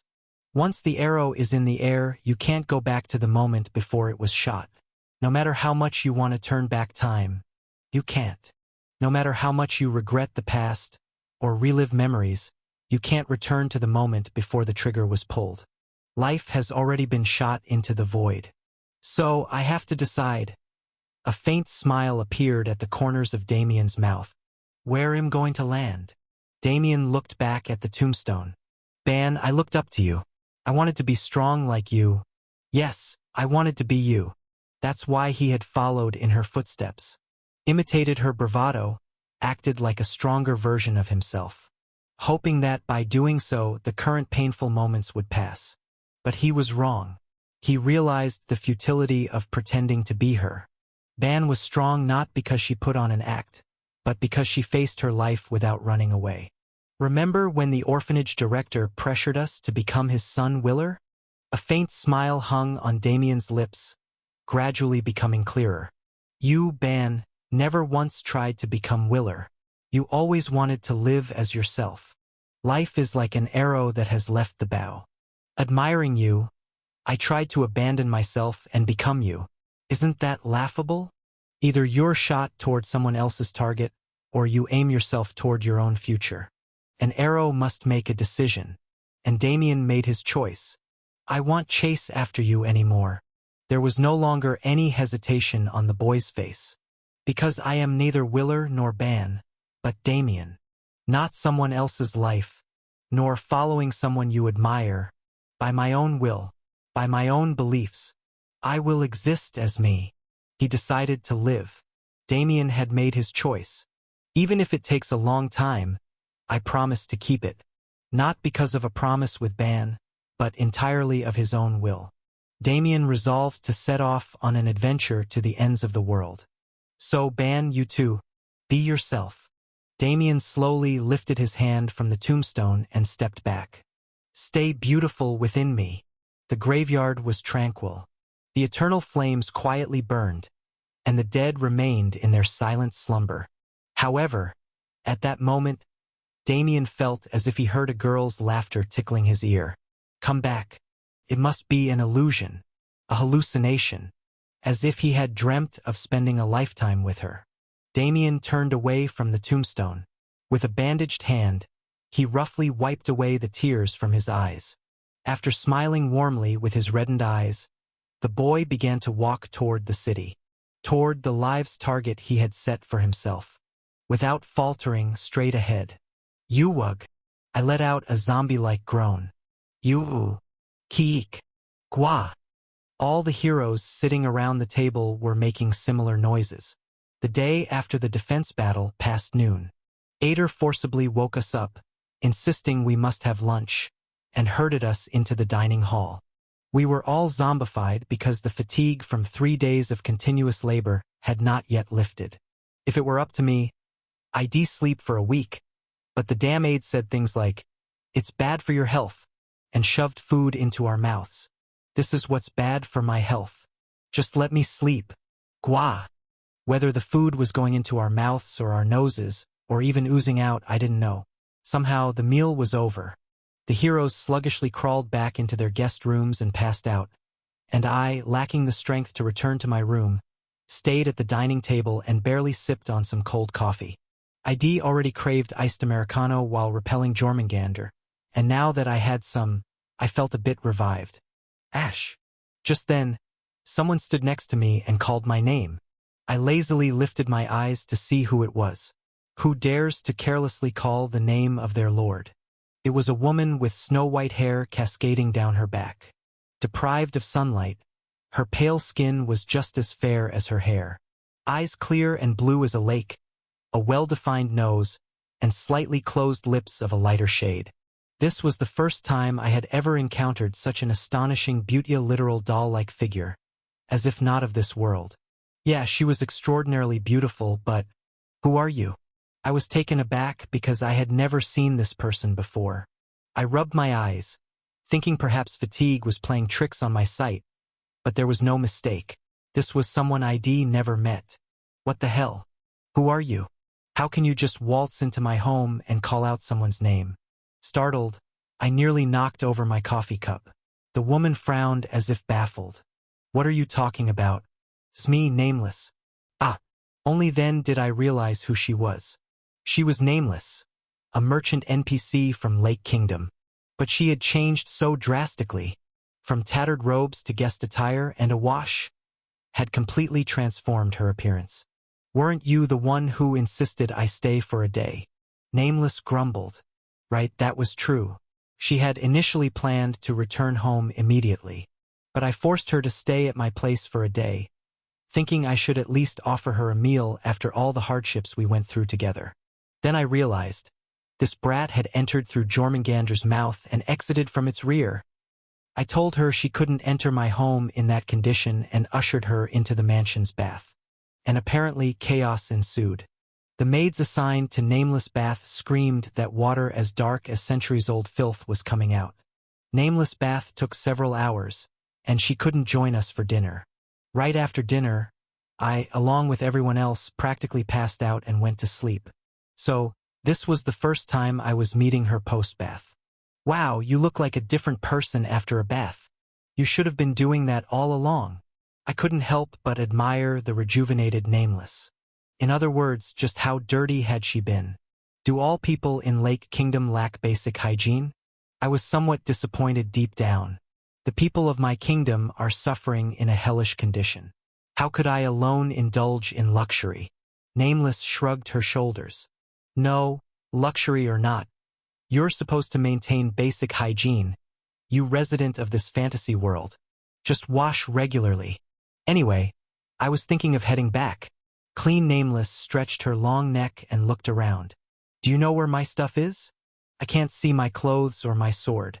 "Your stuff?" I felt a momentary pang of anxiety. What if the maids had thrown them away because they were too filthy? It was a definite possibility. That's when it happened. "All your belongings have been stored here." Ader appeared, holding a clean bag. "Your clothes and robe have been washed. And your sword is here, placed in a new sword sheath." "Ah, thanks for that." Clean Nameless gratefully took the bag and slung the sword sheath over her back. Ader, who had been inspecting the long, trailing white hair on the floor, cautiously asked, "If it's not too impertinent, may I tie your hair for you?" "Huh? I thought it might get in your way while you walk. It will be much more manageable if I tie it up a bit." "Ah, please do. I've had moments where stepping on my hair threw me off balance while swinging my sword." Ader walked behind Nameless, pulled out a long red cloth from his pocket, and meticulously braided her long white hair before tying it up. I didn't know the first thing about how he did it, but Ader's skills were impressive enough to prevent Nameless hair from dragging on the ground any longer. Although it was still long and wavy, it now draped like a cloak behind her. "Thanks. This is much more comfortable." "You're welcome, then." Ader nodded his head and prepared to step back. Just then, Nameless tilted her head and hesitantly asked, "By any chance?" "Yes." Nameless seemed unsure, but she asked anyway. "Have we met before?" Ader blinked a few times behind his bangs and glasses, and then let out a wry smile. "No, we haven't, my lady. You must be confusing me with someone else." Nameless, who had been standing blankly, eventually offered a crooked smile. "Right? Of course not. It's been centuries since I've ventured into the outside world. I must be getting careless." Nameless scratched her cheek awkwardly, then gave Ader a subtle smile. "Thanks for tying my hair." Ader bowed deeply in return. "It was my pleasure." Flash dash. Nameless teleported back to Lake Kingdom. There was no need for a grand farewell since they were going to see each other again soon. They simply waved their hands. As soon as Nameless disappeared and the magical particles subsided, I asked, "What's the relationship between you two, Ader?" Ader immediately responded, "No comment. This guy." Spoilers, please, for the love of God. "Don't you have plenty of other questions for me?" Ader spread his arms wide, smirking mischievously. "How about the long-delayed interview with the director? Let's do it now. I'm always eager to hear from our players." The moment I heard that, I couldn't help but think, why do the operators of failing games always say things like that? Chapter 230. Ader's room. I sat facing Ader in this stark room, still devoid of color or any noteworthy furniture. It had been a while since I had a one-on-one conversation with this self-proclaimed director.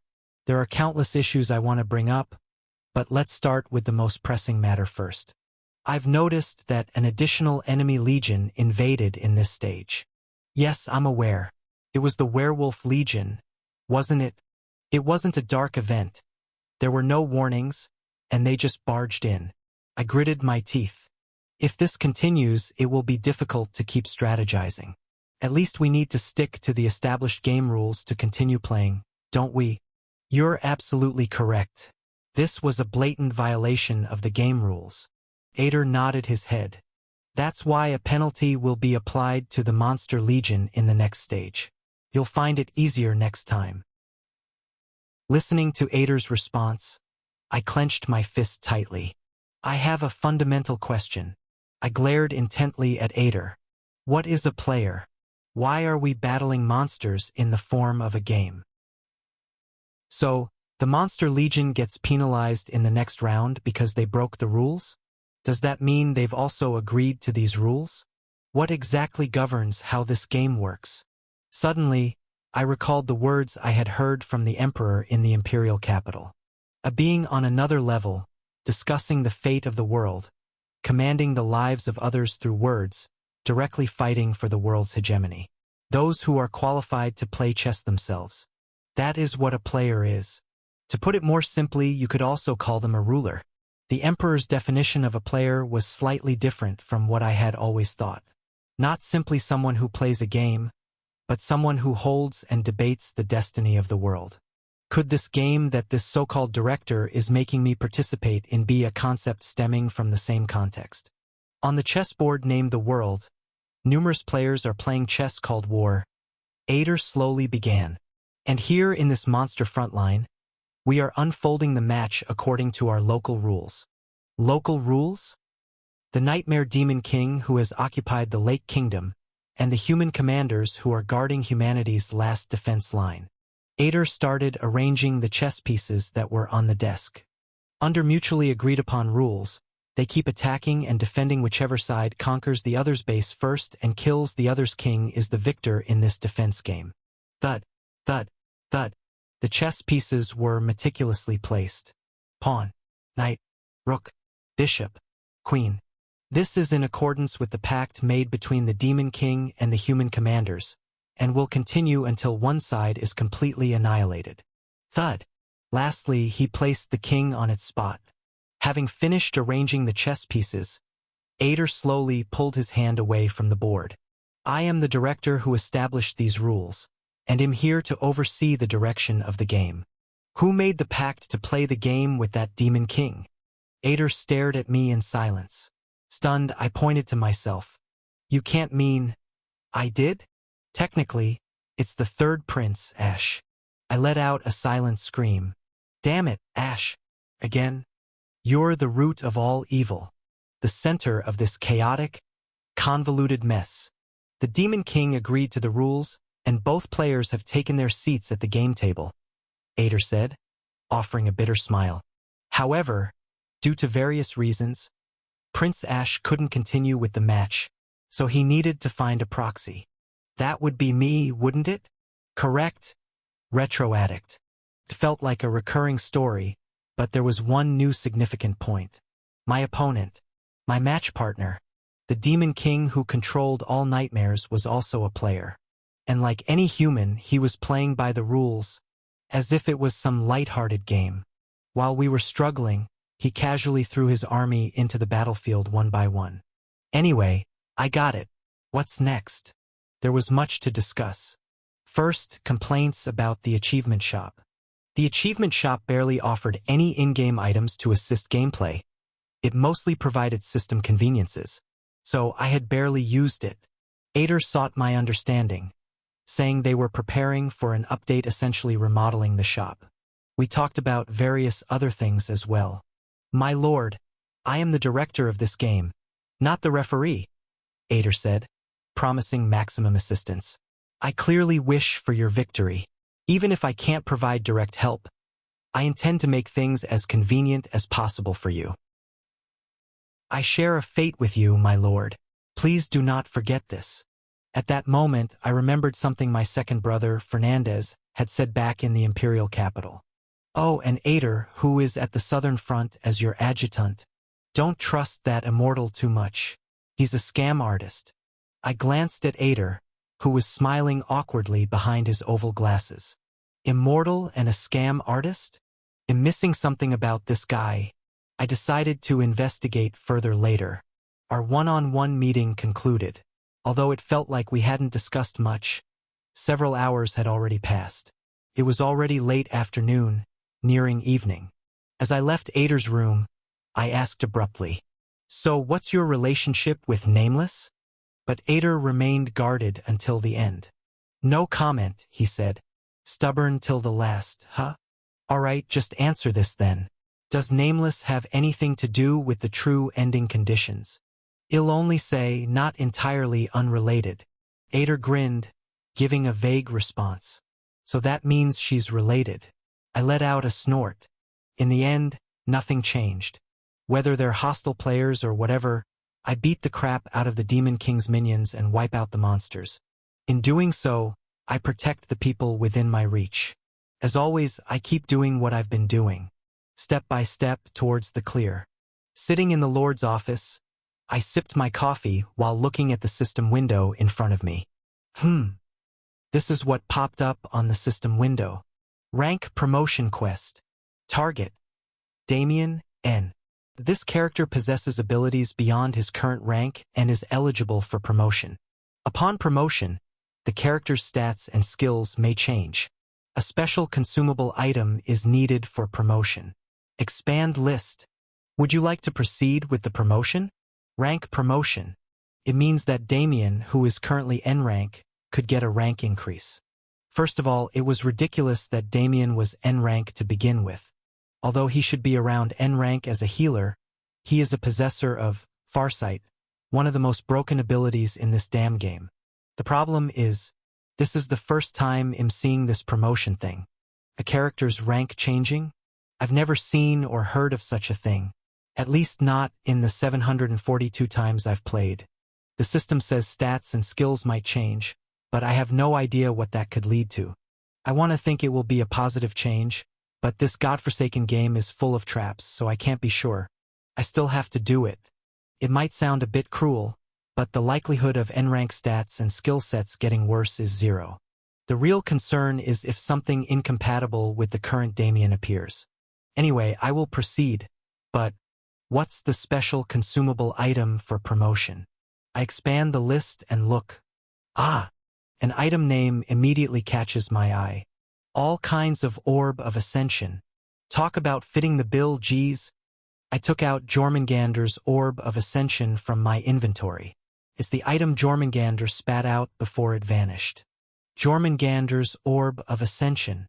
An orb filled with the essence of Jormungandr, used to elevate one's existential rank. Back on Earth, legends like this are pretty common.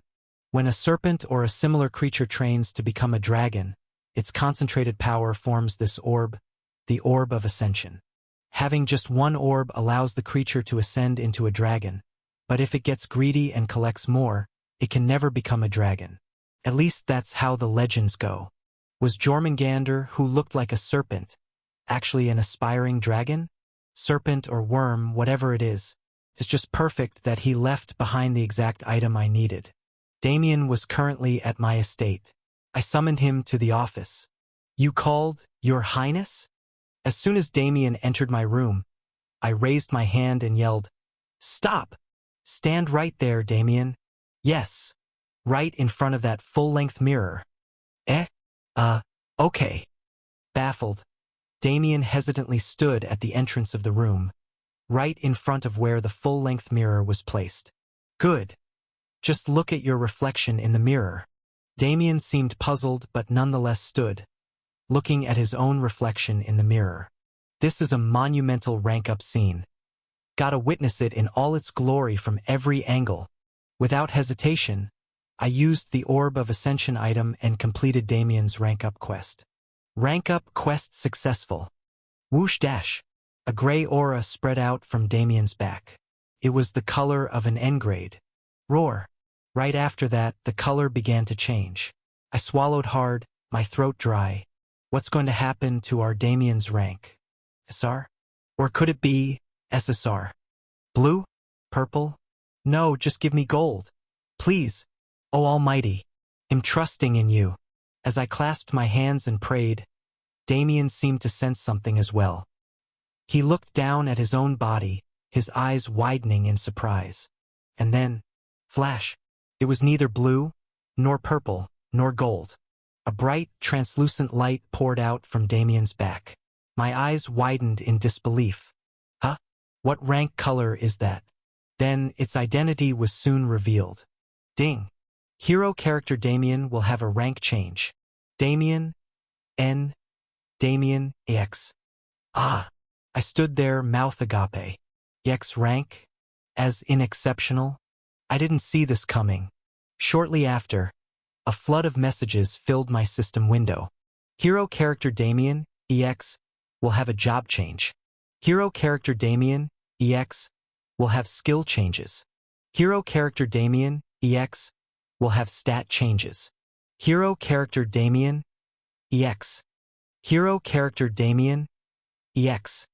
Ding, ding, ding, ding, ding.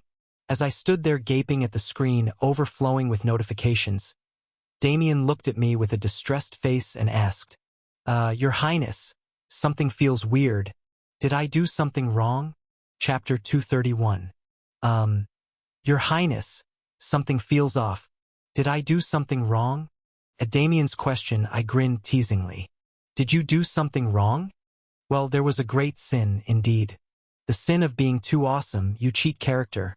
I wanted to make a silly joke like that, but seeing Damien's genuinely concerned expression, I just shook my head reassuringly. You've done nothing wrong. You're doing really well. Damien EX. Level 48. Title, None. Class, Advanced Magibullet Magician. Strength 12. Agility 48. Intelligence 24. Stamina 12. Magic Power 36. Damien had changed from N rank to EX rank. EX stands for Extraordinary, a ranking outside the traditional hierarchy of NRSR-SSR. Strictly speaking, it's not a higher rank than those but rather an unpredictable one that exists outside the vertical hierarchy. I'm also EX rank. My class was unique, something none of the other characters had commander. Damien had also become a one-of-a-kind character, distinct from others. Magibullet Magician? I groaned, scrutinizing this entirely new class name. What does this even do? Skills. Passive, Magibullet Refinement. Skill 1, Healing Magibullet. Skill 2, Ruin Magibullet. Ultimate? Unlocks after 3rd job promotion. Ah, I see. After taking a look, I roughly understood. The passive, Magibullet Refinement, allowed Damien to create magic bullets using his magic power and load them into his magic gun. It solved one of the magic gun's main weaknesses, ammunition capacity. He could also enhance already loaded bullets with his magic power. Versatile passive, all things considered. The first skill was Healing Magibullet. Damien's natural abilities as a healer had all been consolidated into this one skill. Originally, as an N-rank healer, his skill set had a passive heal, a first skill for detoxification, and a second skill for health regeneration buffs. Healing Magibullet had all 3 of these functions. If you shot it at an ally, it would provide a combination of heal, detoxification, and health regeneration buffs. Although the total healing output might be low since he started as an N-rank healer, still, considering Damien's role, it was pretty overpowered. Damien was fundamentally a long-range sniper. Now, he could snipe enemies while overseeing the entire battlefield and support allies when needed. He could produce up to 5 healing Magibullets in a single battle, given his magic power. And then the second skill, Ruin Magibullet. He could create up to 2 of these per battle. Hitting an enemy would inflict a ruin debuff, amplifying all subsequent damage the enemy received. Not just the debuff.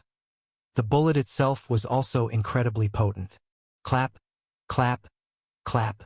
After going through all of his skills, I silently applauded. Excellent, Damien. Well done. Clap for yourself too. Hurry. Yes, okay? Confused, Damien followed my lead and clapped like a seal. All this time, Damien had been a formidable sniper, but he had been executing battles solely based on his farsight trait, which had nothing to do with his healer skill set. His skills, his job, and his combat style had always been at odds. But now, everything was unified, working together in harmony. As I watched, I also checked the status of Damien's weapon, the Black Queen. The once dark gun had turned white, something that had secretly been bothering me. Purified Black Queen, SSR, LV.70. Type, Magic Gun. Attack power, 250 to 300. Durability, 7/7. Magazine, 7 out of 7. This equipment has been purified. Bonus added to equipment level and attack power. Fires cursed bullets that have a chance of instant death to the enemy. The chance increases with weapon proficiency. Orlop's Fury. As the magazine empties, the bullets become increasingly powerful. The 7th and last bullet deals double damage and is guaranteed to be a critical hit. Victory over Nightmare grants access to Nightmare Slayer mode, merges all remaining bullets into one magic bullet and fires it. As the number of merged bullets increases, bonus damage increases, but accuracy decreases. Warning: using this will cause feedback damage to the shooter. That's a lot to take in. Anyway, I had won the internal battle against the Nightmare, which seemed to unlock the awesome railgun mode that helped defeat Jormungandr. Hehehe. I walked up to Damien with an ominous laugh and patted him on both shoulders. You did really well this time, Damien. I'm counting on you in the future, too. I had praised him during last night's feast, but I hadn't singled him out for commendation. I once again assured Damien he had done a great job in the previous defense, rubbing the shoulders of this cheat-level sniper. The once fragile guy had grown so much. I didn't really help, but I can't help but feel proud. Damien still looked like he didn't understand why. However, seeing me continually smile seemed to bring a faint smile to his lips as well. As I quietly observed Damien's typical, shy smile, I tilted my head. You don't laugh like heh anymore? That Chinibu concept was weird, but kind of fun. Scratching the back of his head awkwardly, Damien replied, I've realized that bravado doesn't really suit me. Is that so? Still, it's nice when you laugh out loud. Kids should grow up smiling. I grinned broadly. Smile often, Damien. Yes, I'll try, Your Highness. Good, you've worked hard. Go and rest. You've also had a hard time commanding this defense, Your Highness. Exchanging warm smiles, Damien naturally reached out his hand and, pat. He lightly patted my back. Ha! What? See you later, son.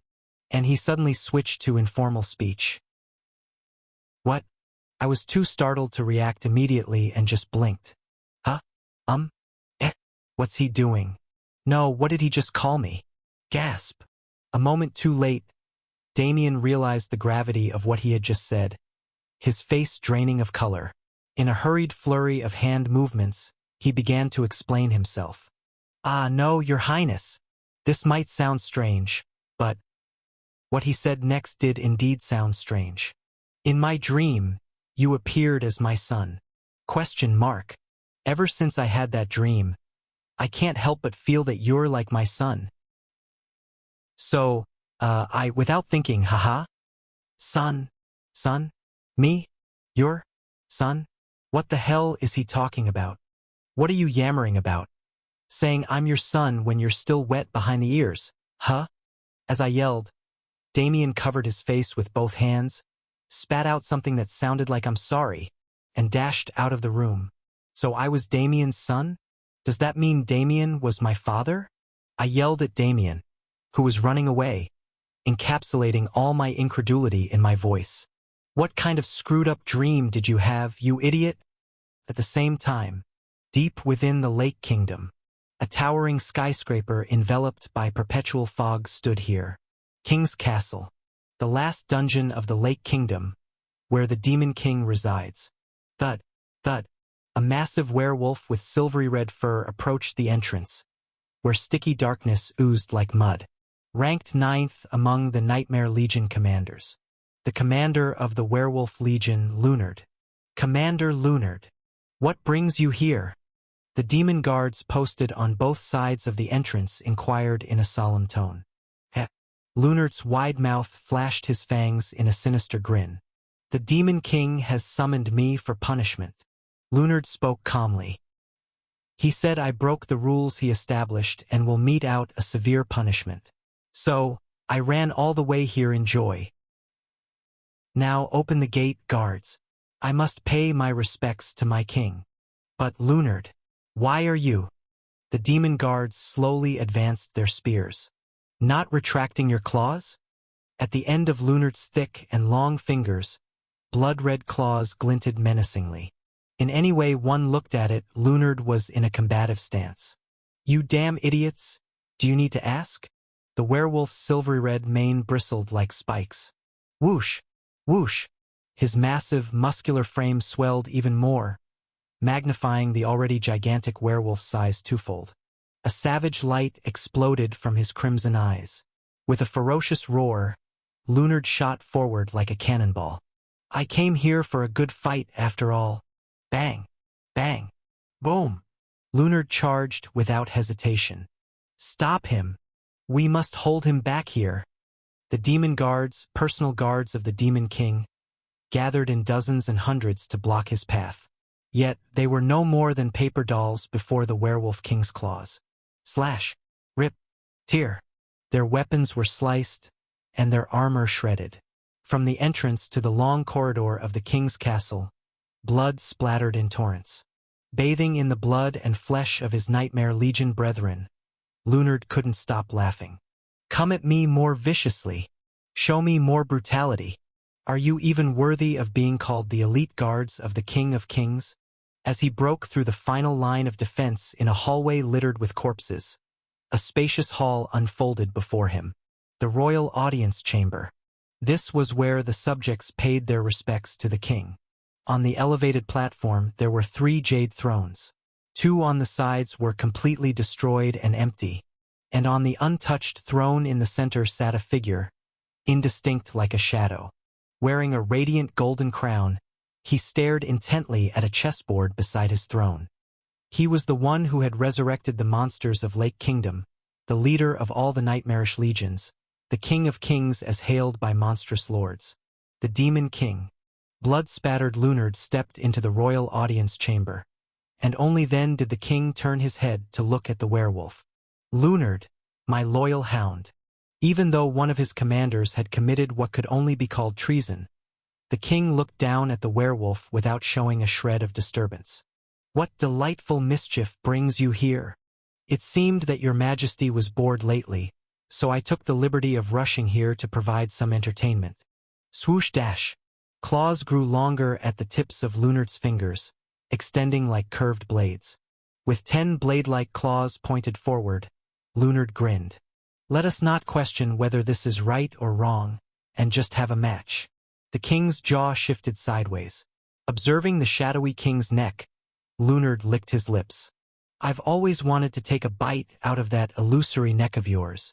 You always pick the cutest things to say, Lunard. The king shook his head from side to side. Last time you were the same. Ah, the nature of werewolves. They only know strife. Last time? Lunard's brows furrowed. Last time? This was the first time he had directly challenged the Demon King. Well, fine. It's true that I've been bored. Let's have some fun. Slowly, the king rose from his jade throne. You'll be reduced to dust, of course. Then, with fingers made of shadows touching tips, snap, they flicked apart. After all, reviving you is no big deal. And the next moment, a mud-like darkness spewed from the king, enveloping the royal audience chamber. Chapter 232. The Wolf King Lunard was mercilessly defeated. He hadn't even grazed the Demon King's feet, let alone his neck. Facing the intangible darkness exuded by the Demon King, the werewolf Lunard fought valiantly but ultimately fell to his knees. In my lifetime, and even after my resurrection here, I've faced all sorts of powerful beings. Torn apart and drenched in blood, Lunard mumbled through his broken fangs as he lay crushed on the ground. You're really on a different level of strength. Damn it. You're the type who doesn't understand unless you experience it physically, Lunard. The Demon King chuckled, looking down at the werewolf without a scratch on himself, his face shrouded in dark shadows, only the corners of his blank, white mouth curled up into a smile. You're the only one bold enough to challenge me. I don't hate you for it. Forgive me, my nightmare. The Demon King extended his hand, and the horribly defeated Lunard was fully restored. Bones mended, torn muscles reconnected. It was as if the aftermath of their intense battle was all a lie. Lunard was entirely healed. Just as Lunard was struggling to get up, the Demon King flicked his finger and chuckled. But you still need to receive the punishment that was initially planned, right? Snap. Immediately after, thud dash. A violent vomit of blood erupted from Lunard's nose and mouth. The gigantic werewolf who had just half-risen collapsed back onto the ground. Kneeling on the ground, Lunard clutched his left chest while groaning. What the hell did you? Werewolves have two hearts. One for the wolf, one for the human. The Demon King dusted off his hand lightly. I've destroyed one of them. Not sure which one, though. Feel free to challenge me anytime, Lunard, but breaking my rules is unforgivable. The Demon King suddenly erased the smile from his face and lowered his voice. In playing this game by the rules, don't mess with my enjoyment, wolf. With blood still in his mouth, Lunard squinted his eyes, glaring at the Demon King. A disturbance? I merely worked for the victory of our legion. I don't have the luxury of sitting back and playing chess like you. That's why, against the king's prohibition, he had hastily sent his subordinates along with Jormungandr. Although it was a failure, Lunard did not believe his actions were so wrong that they deserved punishment. With a boiling voice, Lunard roared. Why? Why are you sparing them, my king? If all the nightmares you resurrected marched at once, the human race would be eradicated instantly. Ha ha! The Demon King then snorted. Lunard, my loyal hound. You ask why? The Demon King lowered his shadowy form and sat in front of the fallen werewolf. Simply because it's fun. He whispered like a serpent. I've destroyed this world hundreds, thousands of times. But what I truly desire, I haven't acquired yet. Lunard's eyes widened, unable to comprehend the words. To think that this world has been destroyed hundreds, even thousands of times? What does that even mean? Then what is this world right now? No matter how enjoyable something is, repeating it endlessly will make it dull. That's why I introduced rules and started a game with my arch-nemesis. The hand of the Demon King rested on Lunard's head, gently stroking his blood-soaked silver mane. As if handling a dog. It was a humiliating touch. To inject a bit of fun into this tedious and dull world killing. The Demon King smirked at Lunard's confused expression. I never expected pieces like you to understand from the beginning. All you need to do is move as I command. Now prepare for the campaign, Lunard. I will entrust this grand scheme to you. At the words of the Demon King, Lunard clenched his left chest and stood up. Although blood continued to flow from his nose and mouth due to a shattered heart, he strained himself not to show pain. Wasn't this the invasion you've been yearning for? Go ahead and obliterate humanity. Catching his breath, Lunard spoke. If I succeed, my lord, grant me one wish. What is the wish? Your neck. Baring his fangs, the werewolf growled. Allow me to tear it out just once. Granted. The Demon King responded promptly. I'll let you bite me as many times as you want, so do your best. Show me an entertaining game, Lunard thought to himself. He would surely bring humanity to an end with his own hands. And he would break that arrogant Demon King's pleasure with his own hands. Staring at the shifting shadow-like Demon King, the one who had resurrected him in this place, the werewolf made his resolution. Yawn on. I let out a long yawn. It was a day after having a good sleep that all the nearly passed-out hero characters, including myself, somewhat regained consciousness. After feeding them lunch, I sent them all back to their respective lodgings. I can't let them stay in the guest rooms of the mansion forever. But even after most had recovered and returned, there was still one who lay groaning. Kelly Bay. The old dwarf was sprawled out on the bed in the guest room, clutching his back in pain. I chuckled as I entered the room, calling the name of the dwarven blacksmith. "How are you feeling today?" "Don't talk to me, you rascal. I feel like I've half-crossed the Jordan River."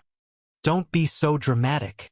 Kelly Bay had apparently hurt his back while flying around on Jormungandr's back. Perhaps someone his age should not have tried to evolve into a flying dwarf so recklessly. In any case, he couldn't return to the Lake Kingdom base camp and was currently in recovery, receiving meticulous healing from the priests. "Why not move your household here? They'll set up a splendid workshop for you and provide ample materials and funds. We can just commute to the Lake Kingdom. What do you think?" "How many times do I have to say no? If your boat is weak, your mind follows suit, doesn't it? When else will we get a chance to recruit a master blacksmith?" "Damn, you're brutally honest, you little rascal." Kelly Bay, who had been chuckling, suddenly let out a short yelp, doubling over as if in pain. He must have genuinely hurt himself. "For a while, it would be good if you could help me recuperate. There's no point in heading back to the dungeon in this state. It's better to heal fully and then go." With a grimacing face, Kelly Bay spoke. I chuckled sarcastically. "Ah, rest sounds good. Take a few months to relax in this mansion." "Relax, sure, but not in this mansion." "Hell no." "What? This mansion is the most comfortable place in the city. Isn't it?" "Granted." The guest room Kelly Bay was staying in had been redesigned to Evangeline's taste. A blinding combination of pink-yellow frills and lace. But it's rare to find such a comfortable guest room in Crossroad. I mean, there's not enough fire energy. Kelly Bay, who was being rather fussy for a guest, finally showed his displeasure. "Dwarves need a hearth and furnace even when they sleep. What kind of madman wants to be near a fire in the heat of summer?" It was late summer, but the weather was still considerably hot. And yet he wanted to be near a fire. Should we add more logs to the fireplace? No, not some half-assed fire like that.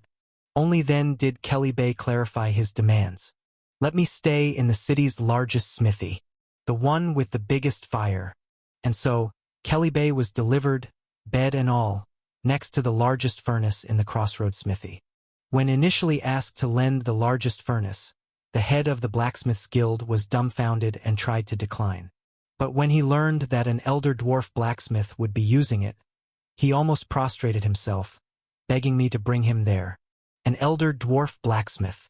Even if I can only watch him work from behind, no, even if I can just watch him hammer, it would be good enough. We will vacate the largest furnace and workshop for him. And that's how Kelly Bay came to occupy the most prestigious spot even in a fairly large Crossroads smithy. Leaning his back towards the furnace that had its flames roaring at full force, Kelly Bay looked satisfied. "Ah, this is warm. I think I'm getting better." Kelly Bay, who had been soaking up the fire's energy, turned towards me with a slightly healthier complexion. "And it'd be great if you could find me a decent assistant. There are skilled blacksmiths all around this smithy." I gestured to our surroundings. Human blacksmiths who were there to witness the elder dwarf blacksmith were glaring at us. Their eyes filled with eagerness. "These guys won't do. They're too accustomed to human methods." But Kelly Bay was unforgiving. "It's not that the human way is bad, but dwarves and humans have fundamentally different ways of handling metals. We might learn applications from each other, but as an assistant, their ingrained habits will clash with mine. So what you're saying is, find an assistant who's smart but has zero knowledge in blacksmithing?" "Exactly. A robust and sincere guy who can follow my directions without any fuss." I nodded in understanding and stepped out of the blacksmith's shop, giving Lucas, who was waiting, a nod. "Let's head to the Mercenary Guild." It was a good opportunity. I was already planning on recruiting some new mercenaries. Let's find someone who fits the criteria that Kelly Bay mentioned. Just before leaving the blacksmith's shop, I discreetly whispered to the flushed-faced guild master of the blacksmith's guild. If you have him around for a few weeks to a few months, squeeze out all the know-how you can. He's too kind to refuse, so ask him anything you're curious about. Of course, my lord. Hell like it if you serve him a bit of alcohol while showing proper respect. Just handle it well. I patted the guild master's shoulder and exited the blacksmith's shop. The last I saw inside, all the human blacksmiths were flocking toward Kelly Bay, who was lying down, offering him massages. Old man's a real hit, mercenary guild. Quite a number of new recruits had filled in since ID last visited. I looked over their profiles, conducting interviews on the spot and immediately hiring them. My policy is basically to hire everyone. Unless they have a serious flaw, I take them under my wing. No SSRs or SRs in sight. Most of them are common soldiers, and the hero characters are almost all R grade or N grade. However, who could tell which one of them might carry the game in the future? As I was wrapping up the new recruitments, transferring around 100 or so newbies to be affiliated with Crossroad, 2 mercenaries caught my eye. One was the highest grade hero ID met today, an SR grade. The man, in his 40s or 50s, had deep brown hair hanging in loose curls and emanated a purple hue, indicative of his SR status. His eyes carried a heavy, somewhat sad expression. "You're from the north?" I asked as I skimmed through his profile, to which the SR grade warrior named Camus nodded solemnly. "Yes. You used to be a soldier. I'm a remnant of a kingdom long fallen. Aren't most mercenaries similar in that regard?" Well, that's true. Half of them are knights or remnants of fallen kingdoms. Anyway, I had seen this guy, Camus, a few times in the game before. A decent SR grade warrior character. Used well, he could serve as an excellent vanguard. There was no reason to decline an SR grade. I immediately hired Camus. "Looking forward to working with you." "The pleasure is mine, Your Majesty." Camus showed a gloomy smile. It'd be nice if he lightened up a bit. The second mercenary that caught my eye emanated a gray color, indicating an N grade. A young boy, with bright brown hair covering his eyes and a diminutive stature. He looked to be about 15. His name was Hannibal. Through the hair obscuring his eyes, I glimpsed 2 that were perfectly steady. He was the first among all the mercenaries I met today whose gaze didn't waver. "I heard about the Southern Front and came to see for myself." "Heard what?" "That you pay well and treat mercenaries as soldiers."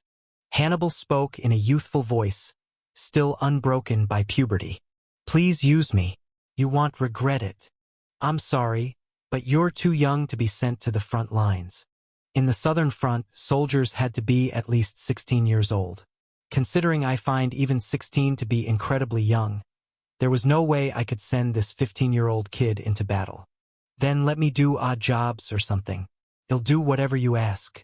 And once my next birthday comes around, I'll stand on the front lines." Hannibal responded as if he had prepared for this. It looked like he came with a purpose. For some reason, I took a liking to him. It also reminded me of Dion, who had died some time ago. "All right, Hannibal." So I decided to hire the kid. "Would you like to try being an assistant to the Elder Dwarf?" Chapter 233. Crossroad. The Forge. Hannibal, an N-grade rookie mercenary, cautiously stepped into the forge. In one corner of the hot, fiery forge, the person the boy was looking for was present. Damn these blacksmiths. Their eyes light up whenever there's a trick or know how to exploit. Kelly Bay was grumbling while tinkering with the furnace. The sight of the elder dwarf nimbly moving about the workshop while lying on a wheeled bed was both amusing and fascinating. Hannibal watched the dwarf with clear eyes peeking through his messy hair, mouth slightly ajar. "Ha!" Kelly Bay, noticing the boy's gaze, squawked. "What are you gawking at? If you want to steal a look, just come in." Startled, Hannibal rushed into the workshop and bowed deeply. Hello, master. My name is Hannibal. I was sent by Prince Ash." Kelly Bay squinted his thick eyebrows and looked the boy up and down. "So you're the assistant I'm supposed to get?" "Yes. Just tell me what to do." How old are you? 15. Kelly Bay clicked his tongue. Kid, it's your business if you want to deceive others, but don't lie if you'll get caught. This old man has pretty good eyes. Kelly Bay asked Hannibal once more. How old are you really? 13, sir. Hannibal, who had momentarily shrunk back, immediately lifted his head high. But I'll grow quickly. I'm already the tallest among my peers. Anything else you're hiding? No. Kelly Bay stared at the boy with scrutinizing eyes. Hannibal swallowed nervously. Well, doesn't matter. You're only going to be an assistant temporarily anyway. Kelly Bay shrugged his shoulders and gestured towards the furnace. Ever handled metal before? I've handled weapons all the time. I used to collect equipment from the battlefield. So you're saying you're a scavenger, picking up weapons from corpses. Never actually done any blacksmith work. Kelly Bay nodded. All right, go change into the work clothes. A sigh of relief crossed Hannibal's face. Kelly Bay chuckled. Just learn well while my back's still holding up, kid. Might give you a way to make a living later. Crossroad, barracks, Camus, an SR-grade middle-aged mercenary, stepped into the barracks, dragging his worn-out bag behind him. You can use the dormitory room over there. The bathroom and dining area are on that side. A soldier from the barracks was showing Camus around. Camus, who had been listening half-heartedly, suddenly looked intrigued as his eyes caught sight of something. About 50 soldiers dressed in imperial uniforms were marching into the barracks.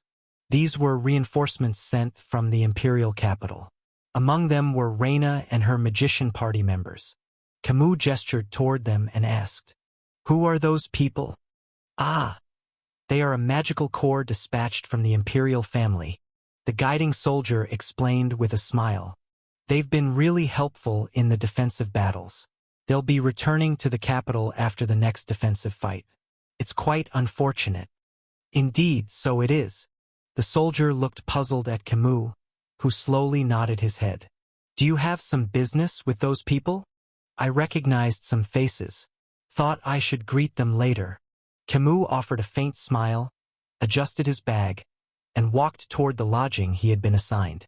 Thank you for the guidance. The soldier, who had been tilting his head, soon turned around to attend to other tasks.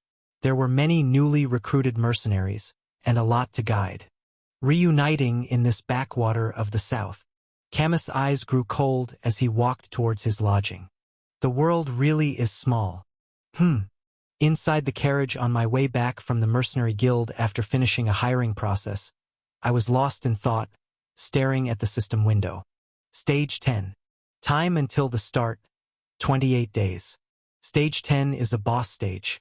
It's more challenging than usual, but there is ample preparation time. Roughly a month this time. I should go on a free exploration. Initially, I was planning to scout the dungeons with a light single-party unit. I needed to precisely identify the enemy army, and now would be the time to venture into the next level of the dungeon. Opening the hero character list from the system window, I began selecting party members for the initial scouting mission. I guess it's better to assemble the main party first, but Junior should be left out. Junior, the main party's key mage, was already frail. After pushing her through an all-nighter, she'd fallen seriously ill. She'd used her ultimate skill, elemental disassembly, multiple times too. She needs a good rest. After considering the remaining hero characters, I eventually confirmed the lineup. The party for the initial dungeon exploration will be me, Lucas, Evangeline, Damien, and I dragged a character from the sub-party and moved him to the main party. Quillen. I have to take the Bandit King with me. 2 knights, 1 brawler, 1 sharpshooter, and 1 commander. This was our party structure. Though it was a bit front-heavy and lacked a mage, I had utility skills, and Damien, who had reincarnated as a magibullet magician, could handle long-range sniping and healing. It should be enough for the first scouting mission. No time to waste. Upon arriving at the mansion, I instructed Lucas to notify all the members to gather by tomorrow morning.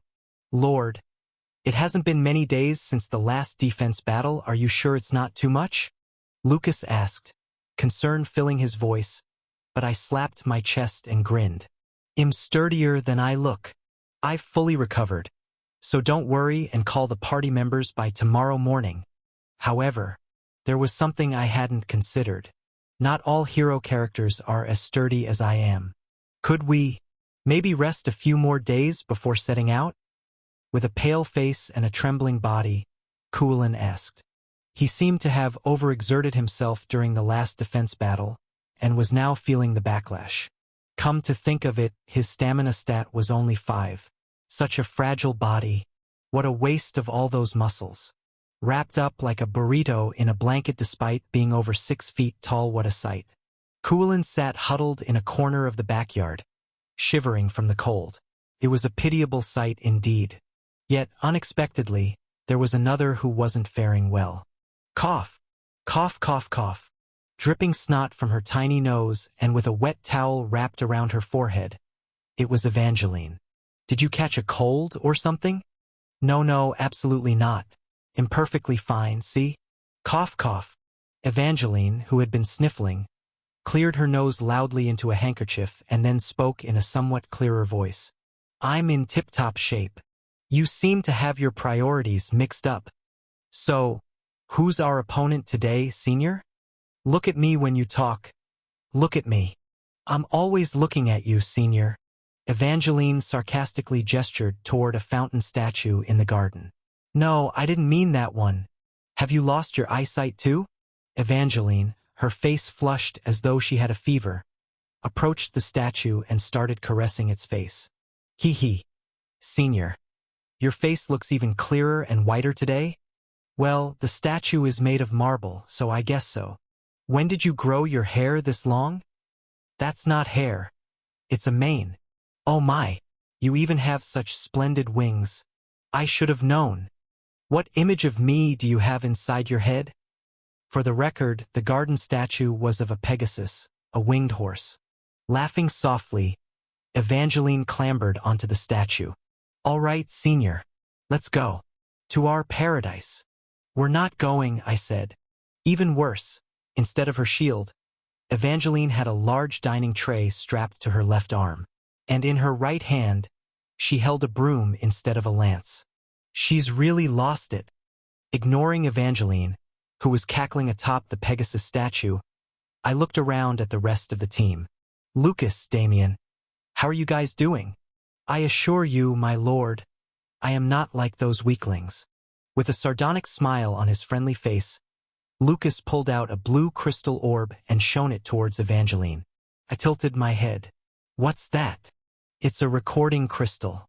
Can capture video. It's rare to see Evangeline miss in such a wrecked state, so I thought I'd record it. Good idea. Showing the footage to Evangeline after she regains her senses could yield a rather entertaining reaction. Lucas and I looked at each other and chuckled wickedly. Finally, Damien chimed in. My arms aren't fully healed yet, but I can definitely participate in the operation. He raised both his bandaged arms. Seems like even after the focused healing at the temple, he wasn't fully recovered yet. I nodded. So you can shoot, right? Yes. Leave it to me.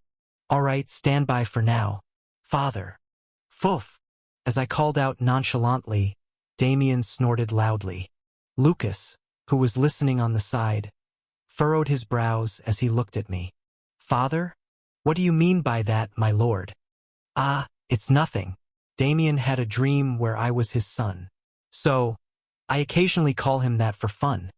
Damien covered his reddening face with both hands and wailed. Ah, it was just in a dream. My bad. Stop teasing me now. I'll tease you for life. How about giving some allowance to your son, Dad? Ah! Overwhelmed by the immense embarrassment, Damien sprinted away toward the other side of the garden. Watching his retreating figure, I chuckled and then surveyed the rest of my party members. Damien's arms were still healing, Kulin was shivering wrapped up like a sushi roll in a blanket, and Evangeline had lost her taste and was glued to a Pegasus statue. I thought only Kelly Bay was in rough shape, but it seems everyone had their own struggles. These after effects are no joke. But disbanding the group now that we'd all gathered seemed like a waste. Lost in thought for a moment, I clapped my hands. A great idea had come to me. Well, proceed with entering the Lake Kingdom as planned.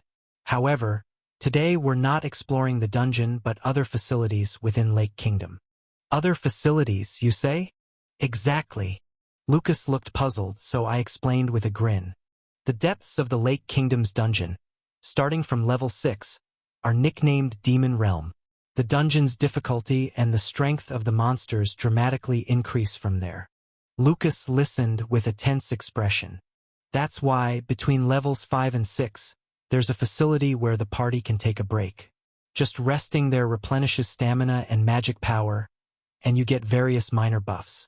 Let's blaze a trail up to that place today, take a break, and return.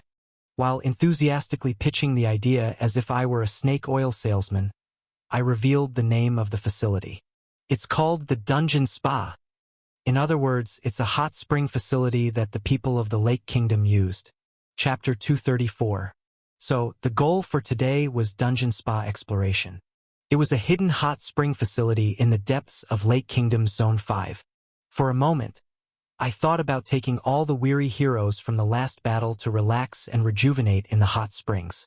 However, considering that there would likely be battles along the way, I decided to proceed with just the initially chosen party of 5.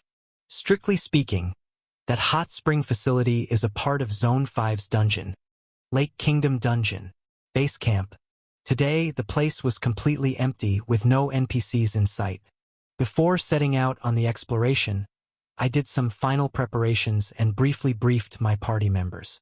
But once you get rid of the monsters at the entrance, you can freely use the facility inside. Kualin, who was still shivering wrapped in a blanket, looked at me as if intrigued. How do you know about such a place? It is a hidden dungeon, but after playing the game around 742 times, you naturally learn the locations of even obscure dungeons. Since I couldn't explain it that way, I fumbled for a simple answer. That's because I'm the prince. In the Everblack Empire, there's nothing we don't know. Everblack is watching you. Damn, as expected of the Imperial family, your intelligence network is amazing. Kualin was immediately convinced. No, this is problematic. Just by dropping the Imperial family card, everyone seems to buy it. We'll have to walk a bit since it's deeper into Zone 5. Let's proceed cautiously to avoid any ambushes. I raised a blue flame torch above my head. The other party members each took out their lanterns or torches. I grinned. All right, let's go. We left the base camp and first teleported to the safe point of Zone 4's dungeon, Great Park. Dungeons that have been cleared once have active safe points near the exit, making them convenient for shortcuts. We then proceeded directly to Zone 5. We walked along the main streets of a city shrouded in darkness. The dungeon's depth serves as an indicator of how far we have penetrated into Lake Kingdom. In other words, we were moving toward the more bustling and developed center of the city. Zone 5 of Lake Kingdom was even more bustling than the previous zones, and most notably, signs of magical civilization became increasingly evident. Intricate magical devices were scattered everywhere. Although I could see various dungeons we could enter, I led the party toward our objective, the hot spring facility, while skillfully avoiding them. Come to think of it, I can see the Colosseum over there. I glimpsed the shadow of the massive Colosseum erected in a distant corner of Zone 5. That's where I had obtained high-quality materials like dark crystals by exploiting a shortcut known as Path of the Overlord. I wonder if that Jackal guy is alright. Jackal, the Colosseum champion who wore a jackal mask, known as Swordmaster Jackal, crossed my mind. He had been attacked by a vampire legion as a consequence of helping us. After that, the Path of the Overlord was sealed off, and both the safe point leading to the Colosseum and the teleport gates were closed. I had no way to check on his condition. Given how strong he is, I'd like to think he survived. As soon as the party members finish recuperating, they'll need to assemble a solid squad and scout out the Colosseum. The other path presents its own set of challenges, but I need to get a lay of the land nonetheless. Lost in thought, I navigated through the labyrinthine streets of the city when a faint mist began to appear before me. Sniffing the air, Kualin wrinkled his nose. Is that sulfur? The smell of sulfur meant hot springs were near. I nodded, thrusting my torch forward to illuminate the way. We're here. True to my word, a massive public bathhouse loomed ahead, far bigger than any in Crossroad. Well, Lake Kingdom was a much larger city compared to Crossroad, so it made sense that it had a higher population as well. A facility of this size would be necessary to accommodate the large number of users.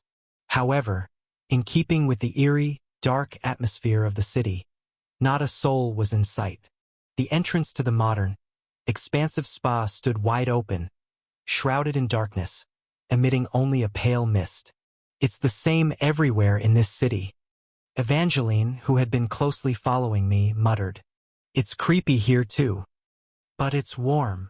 While the other dungeons in this city were inherently cold, a palpable warmth hung in the misty darkness here.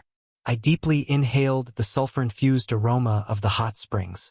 It reminds me of Bugak, Hawaii from my childhood. Ever been to Bugak, Hawaii?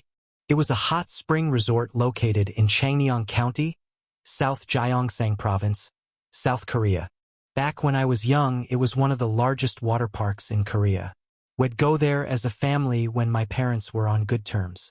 Frolic in the pool, soak in the hot spring, eat dinner, and then I'd doze off in the car on the way home, completely drained. Inhaling the smell of sulfur and hot springs now, childhood memories flooded back. Nostalgic in the strangest of places, aren't I? I snapped myself out of it. After my parents' relationship soured, those weekend trips disappeared. A few years after I became an adult, Bugak, Hawaii closed down due to poor management.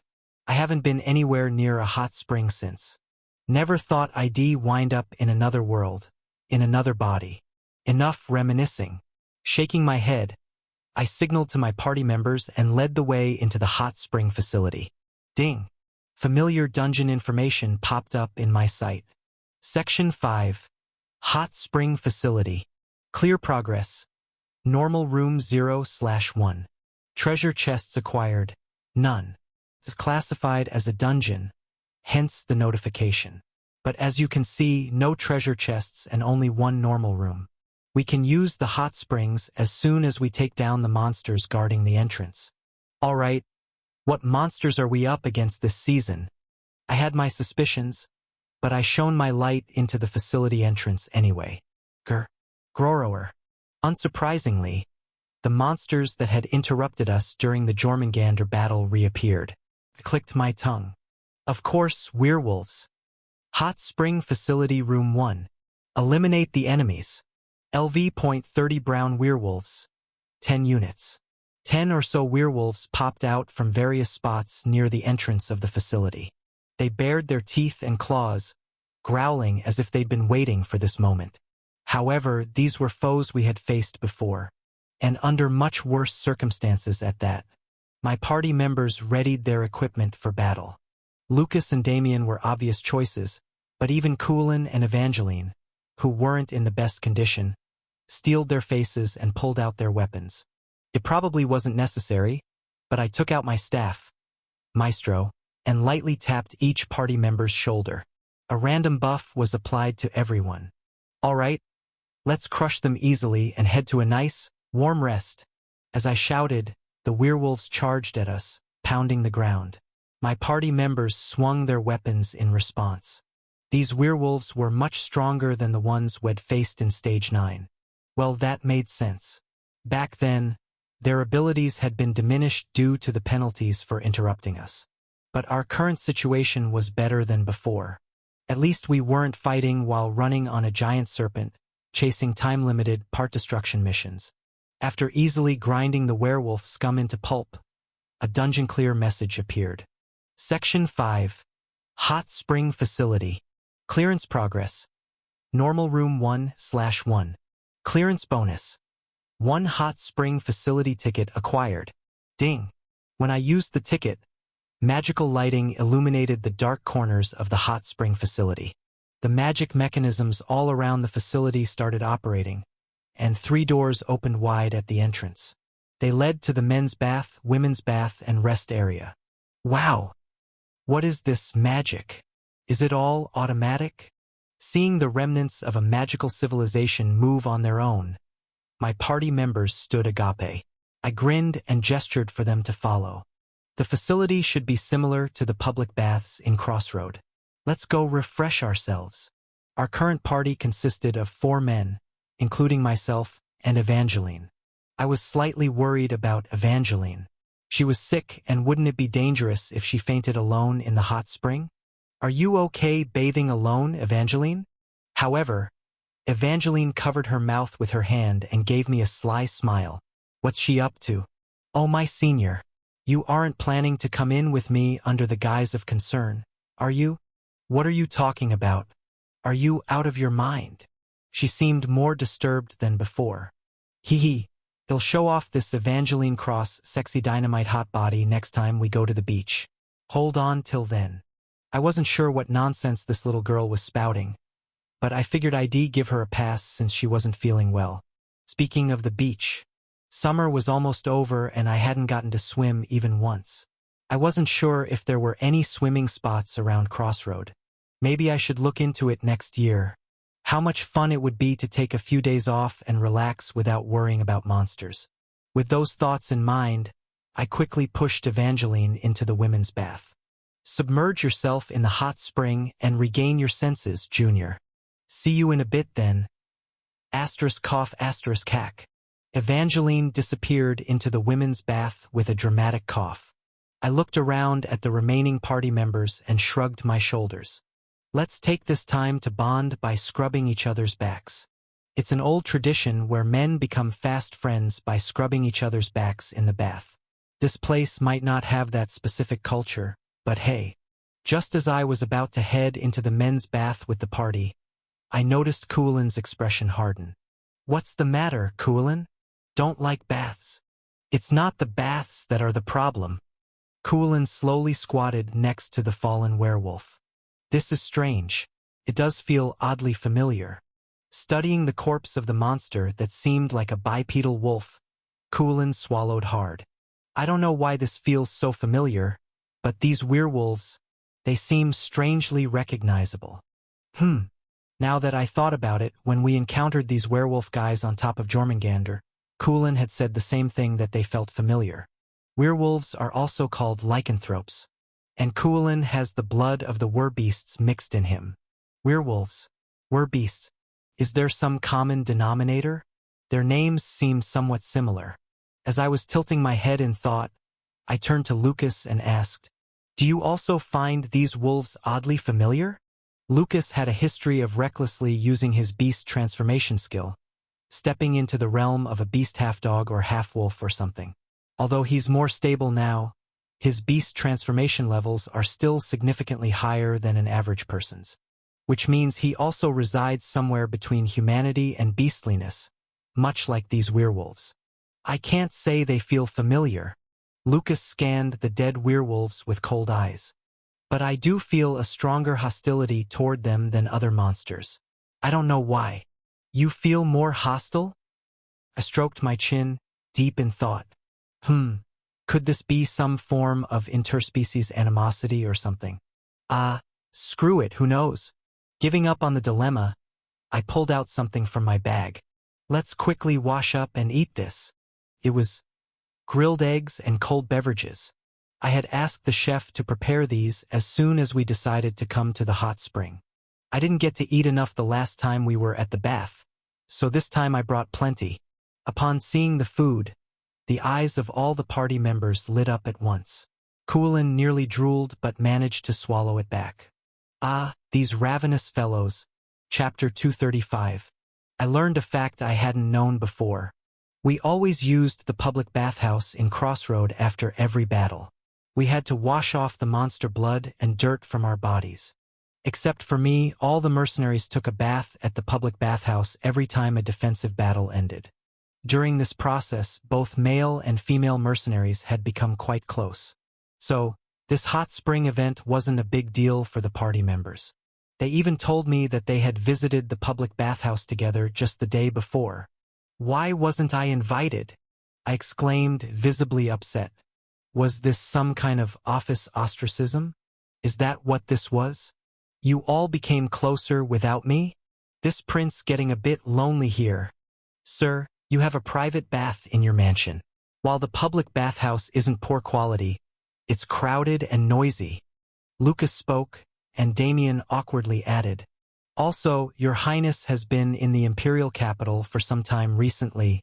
We've just gotten used to going to the bathhouse without you. Heh. Is this the part where distance makes the heart grow fonder? Ah. Well, definitely invite you next time. Don't cry, Your Highness. I thought they were like kids who couldn't even eat without me.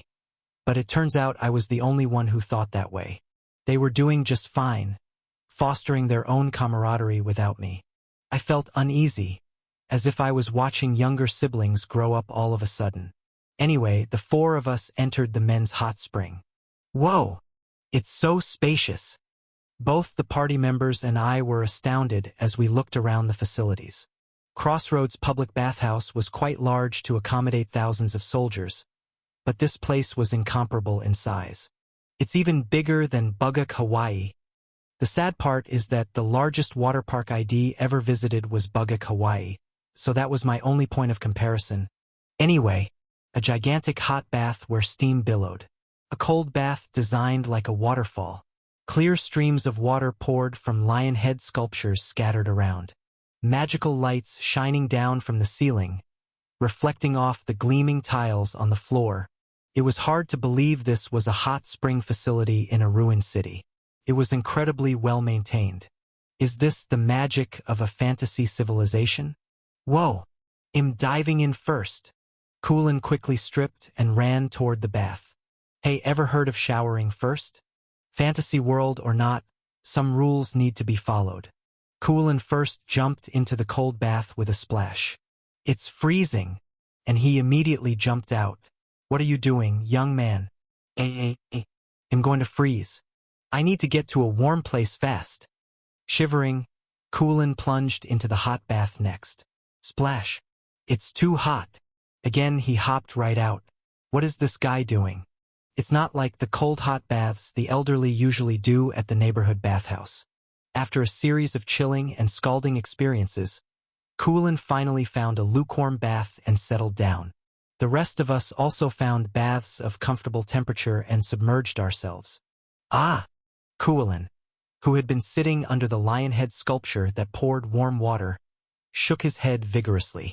Droplets of water splashed all around as they followed the trail of Kulin's long, red hair. This feels so alive. I think it's driving away all the cold. Hey man bun, splash a little less. You're getting water all the way over here. As I scolded him, Kulin grinned and splashed water everywhere with a twisting motion. This reckless bastard. Take it easy. By the way, you really have an incredible body, Kulin. His entire frame seemed to be covered in lean muscles. What's more, he was enormously tall, towering over 6 feet 6 inches, and well-proportioned at that. He looked like a Greek statue. Upon hearing my admiration, Kulin laughed heartily and proudly patted his chiseled six-pack. Ha ha ha! This physique keeps me fed and happy. Especially these abs. They're my pride and joy. If I show them off and say, use it as a washboard, not a single lady can resist. Good grief, who falls for such outlandishly outdated lines? Guess the muscles make up for the lack of coherence. It'd be great if you were as tough on the inside as you look. Such muscles, yet so fragile. Please live up to your appearance. For the love of God. Lucas. Just then, I saw Lucas glaring at Kulin. What's the deal? Swoosh. Lucas silently emerged from the hot spring and suddenly began doing abdominal exercises. What's he doing? Out of nowhere, Lucas began doing side crunches on the floor of the bath before proceeding to push-ups. So, there's always that one guy who exercises in the bath, but I didn't know you were that type, Lucas? Lucas spoke with utmost seriousness. I will train to keep from falling behind. Ha! To make these abs more prominent. Lucas' bright blue eyes sparkled menacingly. And stab him to death with them. Who are you planning to stab? More importantly, with your abs? Is that even possible? Seems like Lucas felt inferior after seeing Coolin's bodybuilder-like physique. Though to an amateur like me, they both seemed incredibly fit. Hoyu! Good heavens! Damien was floating listlessly in the hot spring, letting out a soul-draining groan. He wasn't muscular but was sleek and without extra fat. You could stand to put on a few pounds. Am I the only one with some fat on me? I surveyed the three of them and then looked down at my own body. I had the most meat on my bones among us. Ash was also not bad-looking, objectively speaking, but compared to those two walking sculptures, well, it felt a little disheartening. A bit of flab had subtly gathered on my biceps and sides. Maybe this extra weight is like the symbol of a strategist who grinds it out at the desk all day? I muttered to myself, came to terms with it, and nodded. It's not my fault that I'm not that muscular. There's a limit to what an office worker can achieve. To be honest, I hate exercising. And so, everyone was peacefully lounging in their own baths, either stretching out or building muscle. As I closed my eyes to relax, feeling the buffs of stamina and magic power regeneration granted by the hot springs in the magical city, suddenly, a scream echoed from afar. It came from the direction of the women's bath. Everyone jolted up from their seats, alarmed. What was that scream? It's Evangeline. Did something happen? We scrambled out of the bath, hastily dried ourselves, threw on our clothes and rushed outside. The men's and women's baths were connected through a lounge area. As we burst into the lounge, Evangeline was also running out of the women's bath into the same space. Somebody help. What happened, Evangeline? A panicked Evangeline rushed into my arms and began sobbing. In the women's bath. The women's bath. Calm down and speak slowly. What happened? As I tried to calm her, holding her shoulders, I noticed her outfit. She had hurriedly thrown on a shirt and pants, and somehow, her white belly was clearly exposed. It was chubby. Her small navel and soft, shiny skin made me think of a puppy's round belly I used to have as a kid. Suddenly, I remembered Princess Yoon, with whom ID had a scandal back in the imperial capital. That far-off ivory princess who wore spandex. She bragged about how amazing she looked undressed and, in the end, she showed off her 11-pack abs before leaving. I still don't know why she showed them to me. Anyway, compared to Princess Yoon, Coolin, or Lucas, Evangeline had a belly that didn't suit a frontline character. It was soft instead of muscular. I found myself mumbling. You have a surprisingly cute, chubby belly, Evangeline. Her round emerald eyes widened as she quickly glanced down at her belly. Her face instantly flushed a vivid red, and she threw a punch at me. Don't make inappropriate comments so casually. Cough, cough. As I staggered back from the blow, other party members quickly caught me. Evangeline hurriedly covered her belly, fuming. I was about to take a bath and I got really hungry. I ate the lunchbox I brought just a while ago. That's why. Sure. And because I was in the hot bath.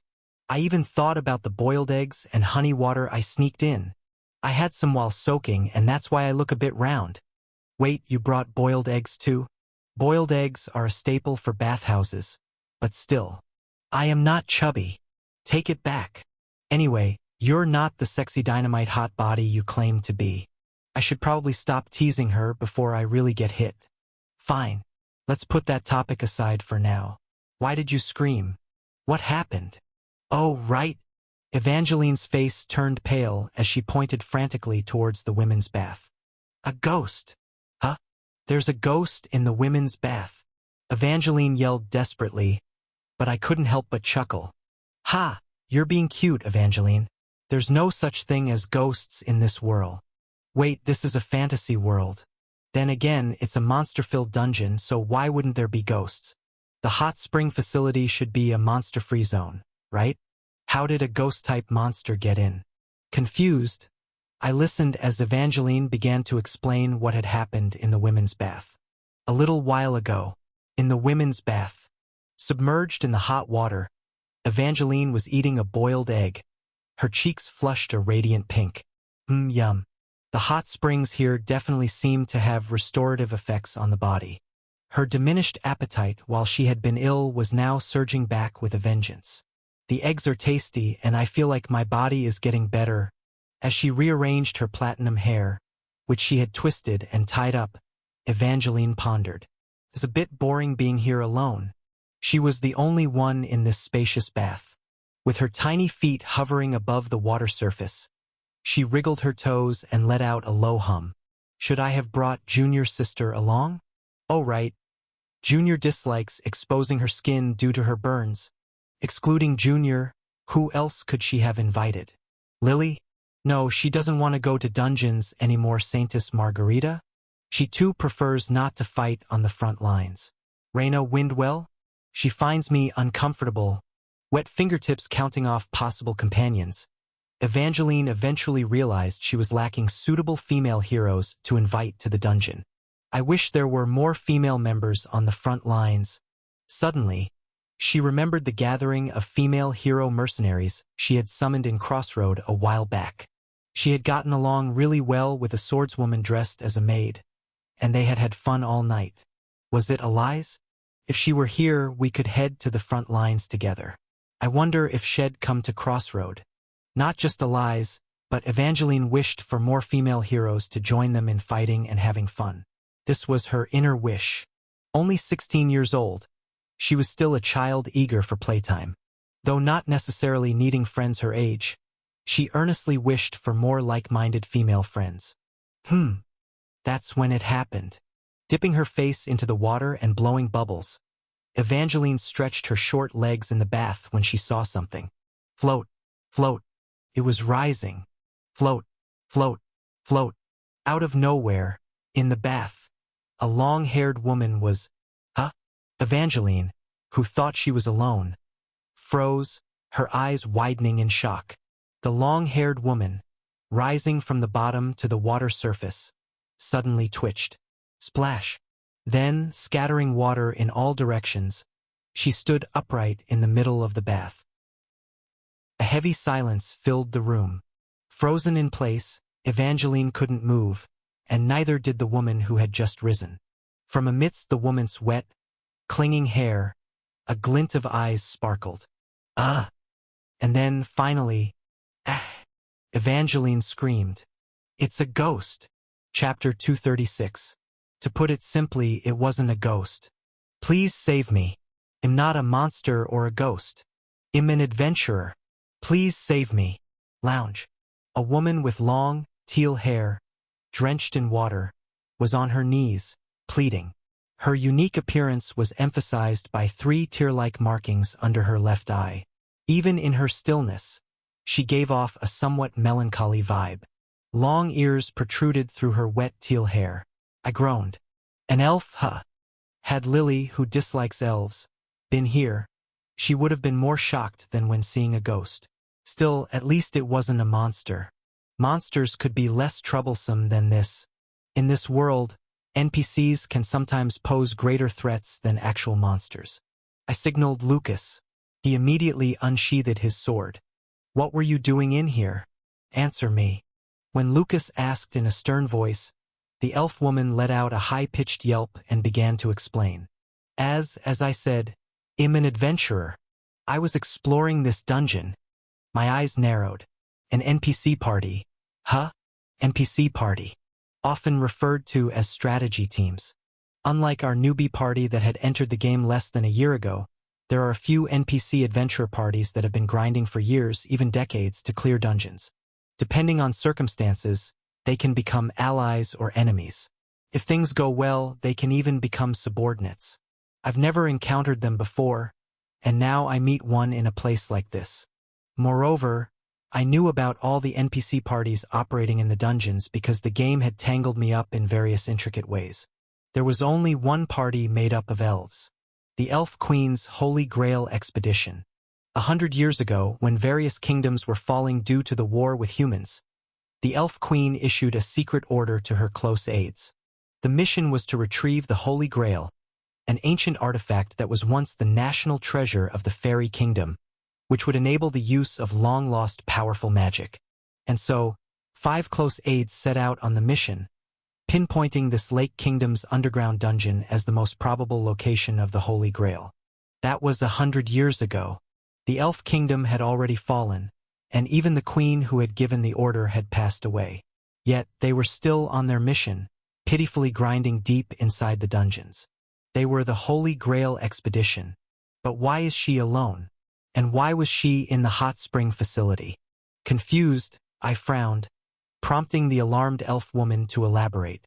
My comrades and I were exploring Zone 6 of the dungeon. We had information that the object we're searching for was located there. And then, suddenly, the Nightmare Legion commander and his subordinates appeared. The elf woman started to shiver. The 9th-ranked Legion's Wolf King and his minions were personally hunting down adventurer parties. We thought we were a fairly skilled party, but we didn't expect the Legion commander to show up personally. We were completely crushed, said the elf woman, clutching her head in frustration.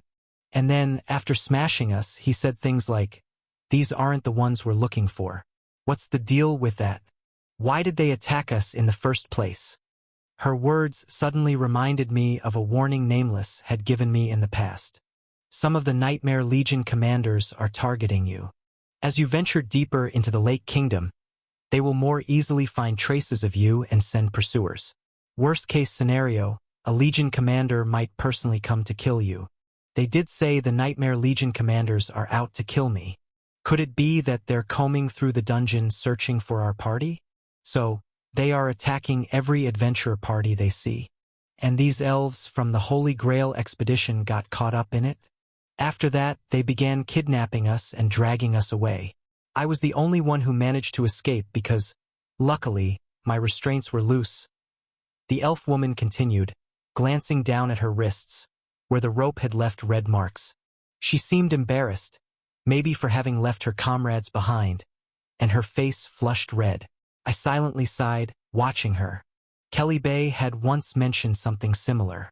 Something's happening in the deep parts of the dungeon. From the wandering souls to the adventurers who have requested equipment from me, no one has been seen for a long time. Something big must be going on. NPC parties are going missing. Is all of this the Nightmare Legion commanders doing? Are they attacking and kidnapping NPC parties while searching for me? If not just this Holy Grail expedition, but other NPC parties are also being kidnapped. Am I partially responsible for their abductions? Lost in thought, the elf woman continued speaking. I did manage to escape, but I was exhausted and injured. I didn't have the strength to return to the base camp alone. So, you took refuge in this hot spring facility. Yes, I figured I could recover here. My class is an assassin, so stealth is my specialty. I've been healing for the past few days, avoiding the monsters at the entrance and hiding in the women's bath. The elf woman glanced at Evangeline. But then someone suddenly entered, and I thought it might be an enemy, so I hid under the water. And when I came up for air, you looked really startled. Well, it's natural to be surprised when someone suddenly pops up from underwater. Evangeline was still on the other side, clutching her startled heart, sending wary glances. Anyway, I've got a rough idea of the situation. I gestured to Lucas to sheath his sword. As he did, the elf woman let out a sigh of relief. Is there anything we can do to help? Considering we seemed to be the cause of their attack, it felt like we had an obligation to help. At my question, the elf woman's face lit up. Could you rescue our party? I thought she would say something like that. I stroked my chin thoughtfully. The Holy Grail explorers were the weakest among the NPC parties in this dungeon, but they were one of the few sane groups that were generally friendly to our side. Doing them a favor now would be helpful for future strategies. Do you know where they've been taken? I suspect they've been dragged off to their main base in Zone 7, the Wolf's Lair. Zone 7, huh? We haven't even cleared all of the dungeons in Zone 5, let alone Zone 6. That's quite a distance. More importantly, the Wolf's Lair is the werewolf army's main base. Raiding it would be an extremely risky move. But there is a way. Once the defensive battle at Crossroad against the werewolf army is completed, their main base would be left vulnerable. That's when a rescue would be feasible. The problem is whether the captives can hold on until then. Ding! At that moment, a system window popped up in front of me. Emergency quest, NPC rescue. Rescue the NPCs kidnapped by the Nightmare Legion. Location, Zone 7 Wolf's Lair. Reward? Time remaining, 30 days. Ader, that rascal, always so kind to throw up a quest window right in my face. It may be annoying, but the system window contained important information. The quest has a 30-day limit, so the captives should survive at least for that period. They must have a reason for keeping them alive. They're probably being interrogated by the monsters. Their limit for withstanding this would be the next 30 days. The next defense is 27 days from now. Good, it'll be a tight schedule, but we can make it. I explained the situation to the elf woman. I told her I'm in charge of the southern defense line and that the werewolf army will attack the city in 4 weeks. After repelling them, I would go and help rescue her comrades. The elf woman looked sad when I said it would take a month. But what can I do? This is the best help I can realistically offer. Understood. My comrades are resilient. They will hold on as long as they can. I nodded at her words. In return, well, I'm not sure if it's in return, but well, prioritize opening a route towards the wolf's lair during our explorations. Then I'll help you with that. The elf woman jumped to her feet. I've been around here long enough to know a few tricks, especially when it comes to navigation and reconnaissance. Damn, what a stroke of luck. I've effectively just added an unpaid NPC character to our party for a 30-day short-term contract. Great. Let's cooperate with each other for now. Free character for the win. Let's take full advantage of this for the next month. I extended my hand for a handshake. The elf woman looked at my hand with round eyes. I snapped my fingers. It's a handshake, a handshake. We're collaborators now. Ah, aha, handshake. The elf woman awkwardly wiped her palms on her clothes and then grabbed my hand with both of hers. Sorry, I'm not familiar with human greetings. No worries. Anyway, now that we're helping each other, let's get along. After the awkward handshake, I leaned back. My name's Ash. What's yours? My name is Verdandi. Pleased to meet you, Ash. The elf woman Verdanda smiled innocently. Yet was it because of the twinkle in her eyes? Even while smiling, she somehow looked like she was on the verge of tears. Verdandi? Upon hearing her name, I was quite surprised. SSR grade assassin character Verdandi. She was the leader of the Holy Grail expedition party. I thought she looked weak, so I assumed she was a lower grade character. Was she a named NPC all along? Just then. Gurgle. Ugh. Verdandi looked up at me with a pained expression, her stomach making an embarrassingly loud noise. I'm sorry, but do you have anything to eat? I haven't eaten in days. I took out some roasted eggs and honey water from my bag and handed them to her. I had packed them because I wanted them, but they'd be more useful to someone who was starving. It's delicious. So delicious. This is the first time I've had an egg in forever.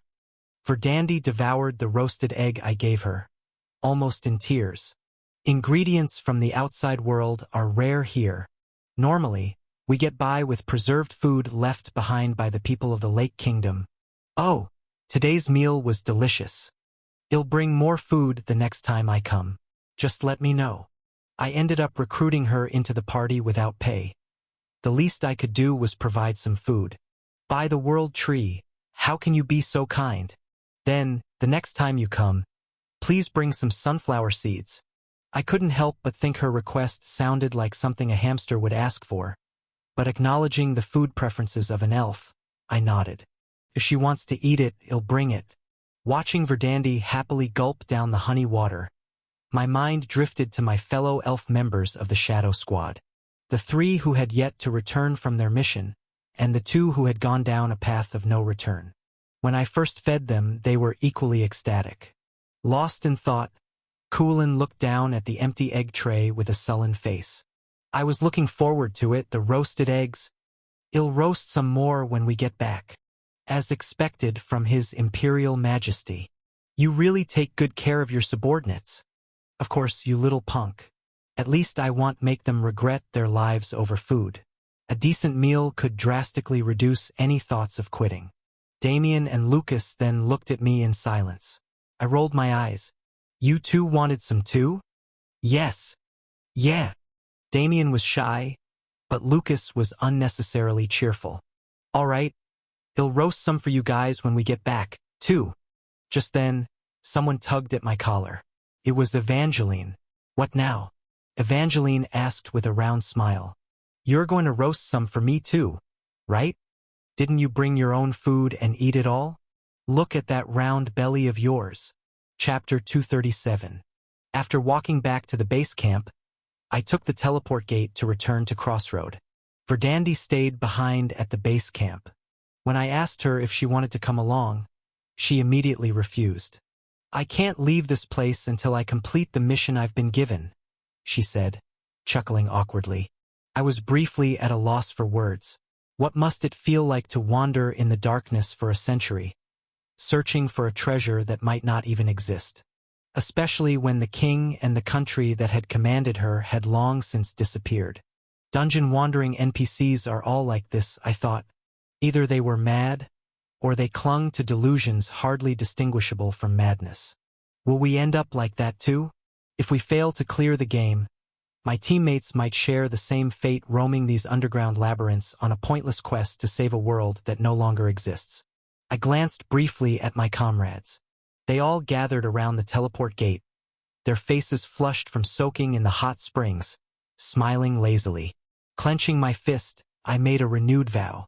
You guys, I won't leave you in the darkness. Over the next 2 weeks, we cleared 4 dungeons in Zone 5. Before advancing to Zone 6, it was necessary to clean up Zone 5 first. The goal was also to get our members up to level 50. For hero characters to advance to the 3rd class and obtain ultimate skills, they must reach level 50. Although their stats and traits can still increase beyond that, their skill set growth ends there. Reaching this crucial level required an obscene amount of experience points, especially between levels 48 and 50. The sluggish growth in this range earned it the nickname the Commute. Even if characters pushed hard to reach level 50 before the next defense battle, many still ended up at levels 48 or 49. Viewers often referred to this as being late. Currently, Lucas, Evangeline, and Damien were at level 49.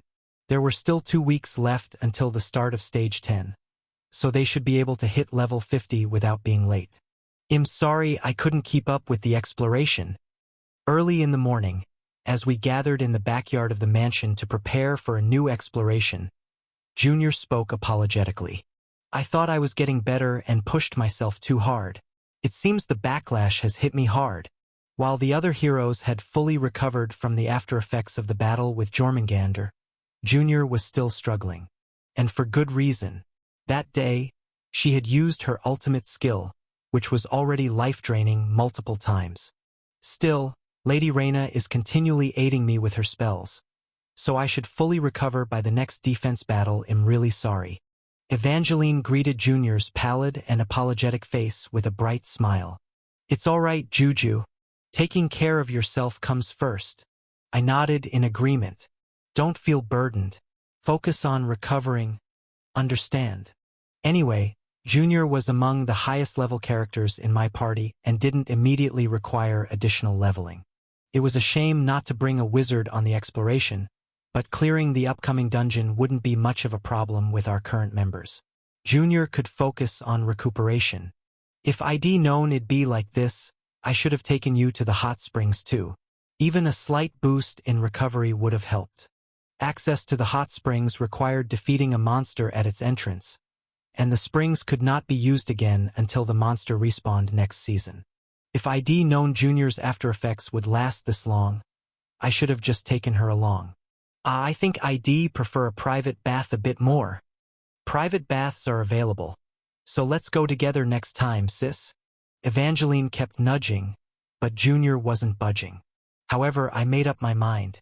Next season, I should throw all the members who keep complaining into the hot springs at least once. A small recovery buff should help, even if it's just a little. Leaving behind Junior, who was waving her hand with a puzzled expression, we hurled ourselves into the teleport gate. Flash dash. The members who had been exploring with me for the past 2 weeks were as follows. Excluding Junior, the main party of 4 consisted of me, Lucas, Damien, and Evangeline. Add to that Coolin and 5 from the penal squad. We were joined by Verdandi, who had been aiding our exploration for the past 2 weeks, making it 2 full parties of 10. Ah, you're here. Verdandi, who had been checking his equipment at the base camp, greeted us with a bright smile. Still, it was hard to tell he was smiling due to his tear marks. Over the past 2 weeks, Verdandi had effectively served as our guide. He fit in well with the main party that Junior had left and was quite skilled in dungeon navigation. He had been a big help. That's why I had brought a gift. I took a pouch from my pocket and handed it to Verdandi.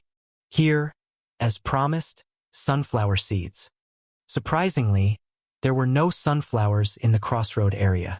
We had to send someone to the neighboring city to secure the seeds, so it took a little time.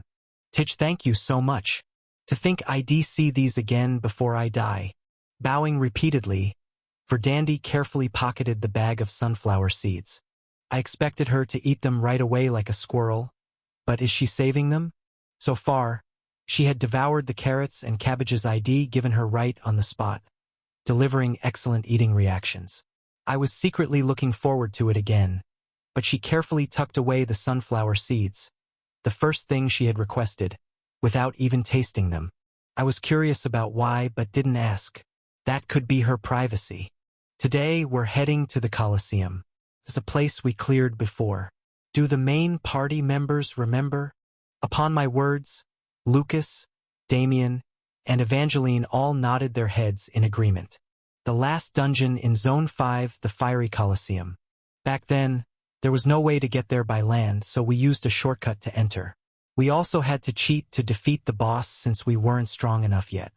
Our party had grown strong enough to venture further afield, and we had already defeated the bosses in the other 5 zones. Everyone has grown so quickly. Looking at my main party members, who were almost level 50, I couldn't help but feel proud. Oh, my little ones, let's keep walking the path of victory. Are you really going to the Colosseum? Verdandi, who had appointed herself as our guide, widened her eyes. The area has been completely devastated since the Vampire Legion invaded a few months ago. There won't be much to see. A friend there helped me, at the cost of being attacked by the Vampire Legion. I recalled Jackal, who had kneeled before me and wept. I had told him then, "The Empire has not forsaken you," even if that had been a blatant lie to overcome the crisis at hand. Jackal had risked his life for me, believing those words. So now, at the very least, I have to make that lie a truth. The Empire has not forsaken you, and I have not forgotten you. Now that I have the power to help, I should at least check whether he's alive or dead. It's a matter of principle, isn't it? At this, Verdandi's eyes widened even more. Why are you so surprised? Was there something strange about what I said? Principle, you say? What? No, it's just surprising. I never thought I'd hear such a word again in this hellhole. I smiled awkwardly. Truth be told, it's hard to hear even outside this place. In the world outside and in this one, only fools talk about things like principle. But who doesn't know that? I simply don't want to forget the kindness I've received. Even if I'm not some paragon of virtue, even if I'm just satisfying my own ego, I want to be that kind of person. Bro. Yes. I will never forget. Even after teleporting to the nearest safe point to the Colosseum, it was quite a distance away. Took ages to get there last time, even with a shortcut. Was the Colosseum built on the outskirts because it's such a noisy and dangerous facility? It was just a guess about the layout intentions of Lake Kingdom back then. Anyway, after walking for a few hours and fending off the occasional monster that attacked us, we finally arrived at the Colosseum. Zone 5, the Flaming Colosseum. A stone structure, built in a giant circle, reminiscent of ancient Rome. The last time I saw it, this place was magnificent and majestic. Now it was in ruins. The roof was gone, The pillars were broken, and the dust-laden ground showed no signs of life. My party members tensed up, their eyes flashing as they guarded our surroundings. Silent, I walked into the Colosseum. The Colosseum was empty inside. The expansive stands, the arena where I had fought bloody battles for 7 rounds with monsters. Everything was empty. As I looked around with a bitter taste in my mouth. PR Prince Ash? A voice, frail and drained, reached my ears. All my party members instantly aimed their weapons in that direction. Upon closer inspection, an old goblin was seated in a corner of the Colosseum. The bearded goblin was soaked in blood. I hurriedly ran toward him. Ah, you really came, just as Master Jackal said you would. Who are you? I am an underling of Master Jackal, the caretaker of this Colosseum. The goblin struggled to speak as he coughed up blood. Ever since the battle with the Vampire Legion, the Colosseum has been partially destroyed, but Master Jackal continued to guard this place waiting for you. So Jackal survived the battle against the Vampire Legion. Good. But where is he now? Where is Jackal? A few days ago, a werewolf legion suddenly invaded. I clenched my teeth. Those bastards again. 5 claw marks adorned the goblin's chest as if etched with nails. I took out a potion and poured it over the goblin, but the wounds didn't heal much. After losing all our forces in the battle against the vampires, and the Colosseum not being in any condition for battle, Master Jackal was ultimately captured and taken away. He left a message for me to give you. If Prince Ash comes, tell him not to worry about me. But now that I'm in this state, the old goblin's voice began to fade. Still, being able to deliver his message before dying is fortunate. The goblin's body slumped, his vitality visibly ebbing. He seemed to have clung to life solely to pass on the message. Then he died. With mixed feelings, I looked down at the goblin's body before slowly standing up. Anyway, Jackal's whereabouts had been ascertained. He, too, appeared to have been kidnapped by the Werewolf Legion. I have one more reason to go rescue your comrades, Verdandi. I nodded at Verdandi, who nodded back with a stern expression. Wolf Lair, Zone 7. Kidnapped NPCs were gathered there. Flash dash. As we concluded today's exploration and returned to Crossroad. Ader was waiting in front of the teleport gate with a stern face. I asked, puzzled. What's going on, Ader? Is something wrong? My lord. Ader spoke to me with a gravitas I had never seen before. Junior and Lady Reyna Windwell have been ambushed. The eyes of all the returning party members widened. They are currently missing. Chapter 238. Several hours earlier. In the barracks at Crossroad, Reyna Windwell's room. The spell is almost complete. Reyna, who had just finished casting a spell on Junior, got up, wiping her hands. How do you feel? How do I feel? Still feels like death. Junior adjusted her clothing with a sickly complexion. I overdid it last time, and my magic power is still boiling. Ugh. Stop whining. Reyna waved her hand, playfully slapping Junior's bare back. Junior cringed, letting out a bizarre scream. Why are you hitting me? I'm a sick patient. The pain is from your magic power, not your back, isn't it? While it was true, getting hit still felt unfair. Junior rolled her eyes in annoyance, prompting Reyna to chuckle. Remember this, the spell isn't a cure-all. You'll feel less discomfort and perhaps live longer, but it's difficult to fully heal the scars left by magic in your heart. Junior clenched her lips and laid a hand over her left chest. Reyna continued, you will suffer from after effects for the rest of your life and likely die young. You're not just trying to scare me, are you? Well, it's better than before, isn't it? Indeed, it was as Reyna had said. Originally, her life would have ended in a few years. Coughing up blood whenever she cast spells, suffering from intense stomach pain, and burning herbs like cigarettes to get through the night.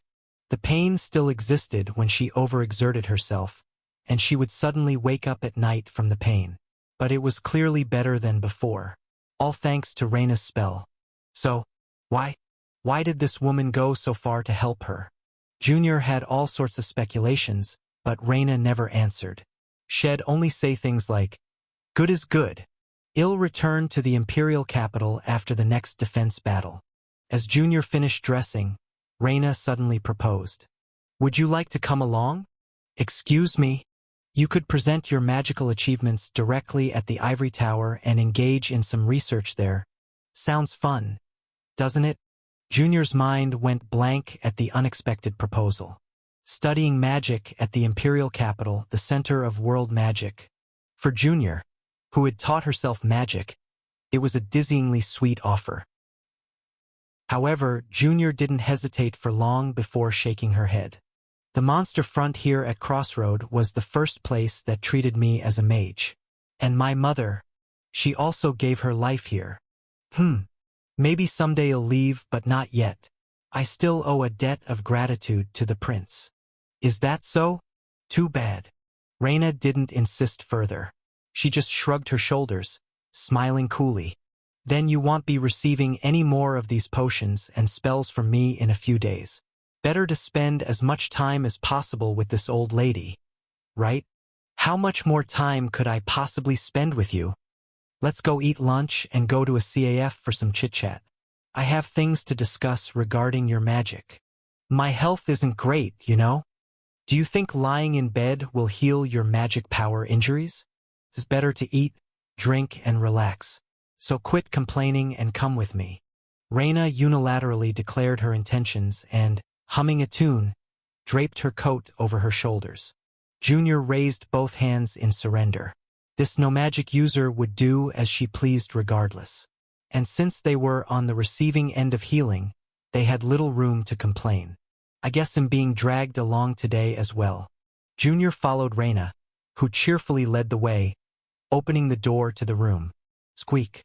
And there, standing in front of the door, was an unfamiliar middle-aged man. The man had thick, dark brown hair that hung loosely like seaweed. His eyes, shrouded in gloom, bore a morose light. Reina Windwell, the man Camus, a newly hired mercenary in Crossroad, opened his mouth. "Do you remember me? It's been a while." Caught off guard, Reina blinked before scratching the back of her head. "I'm sorry, but my memory's gotten bad as I've aged." "Who are you? It makes sense that you don't recognize me. Your Empire's mage unit specialized in long-range bombardments, did they not?" Camus gave a sly smile. "You wouldn't have had the opportunity to see the faces of your victims."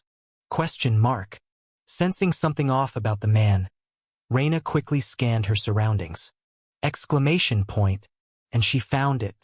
The subordinates who should have been guarding her door lay sprawled on the other end of the hallway, bloodied and defeated. Camus slowly, but unmistakably, introduced himself. "I am the man who lost his wife and child to you 15 years ago. Xing." From the sheath at Camus' waist, a hefty longsword was drawn. Simultaneously, Reina leapt backward and stretched out her hand. Whoosh! A powerful wind bullet shot from her fingertips. She didn't like to brag, but this was her mass-slaying magic, effective at close range. She had downed countless enemies with it. Reina thought the man in front of her would also be suppressed, splattered with his own blood. But, ping! It vanished. As Camus swung his sword, Reina's wind bullet seemed to be absorbed, disappearing into thin air. At the same time, one of the runic letters etched on the blade of Camus' sword flickered white. Reina's eyes widened. That weapon, could it be a spell drinker? A sword that absorbs magic. Where on earth did he get such an ancient relic? Thump! The next moment, Camus kicked the ground and rushed toward Reina, closing the distance. In desperation, Reina cast her wind magic again, but it was all absorbed by Camus' sword and vanished. A look of consternation swept over her face. Damn it, this is bad. Reina hastily pooled her magic power to conjure a shield. But, thunk! Camus' long sword tore through her shield and, riding the momentum, impaled Reina's abdomen. I've trained all my life to end you magic users. Camus spat coldly into Reina's ear as she doubled over, coughing up blood. Give no distance, give no time. Then even the most formidable mage ends up skewered on my blade like this. Reina, blood oozing from her mouth, lifted her trembling eyes to glare at Camus. You who are you? Why me? Do you remember the kingdom of Camilla? Camus sneered as he spoke. 15 years ago, your empire trampled over a small northern nation. I was a soldier of that country. Reina's eyes widened in shock. The kingdom of Camilla. How could she forget? It was the place where the fates of Jupiter, Reina, and Junior diverged, all three mages. In that war, your empire's magical troops burned my people without discriminating between men, women, and children. You even incinerated civilians under the pretext of eliminating guerrillas. One of those villages you swept away with magic was home to my wife and children. Their bodies were never found amidst the ashes. As he spoke, Camus thrust his sword deeper into her, his voice icy cold. You wouldn't expect a peaceful death after all you've done. Would you, Commander Reina of the magical troops? Ugh!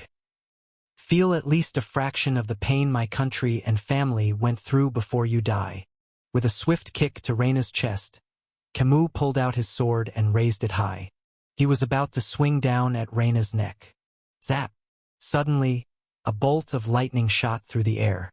Camus rolled to the side instinctively, lifting his sword. The lightning magic was absorbed by his sword, dimming one of the glowing runes etched onto it. Camus' icy eyes zeroed in on the caster. Junior stood there, pale-faced, lifting her staff. Stop! Now! So you're also a member of the magic troops? Then you'll die too. No, I'm from the kingdom of Camilla too. We're compatriots. Please calm down. A flicker of confusion crossed Camus' face. You're from the kingdom of Camilla? Yes, and I am also a victim of the magical bombing. Junior rolled up her sleeve to reveal a burnt arm. The scarring from the magic attack was evident. I understand your feelings, so please just calm down and— Why would a survivor from Camilla defend her? Camus asked, his face showing clear incomprehension. This woman, Reina, and her underlings in the magical troops, they ravaged our homeland. Why are you mingling with them so freely? Well, Junior hesitated, words failing her.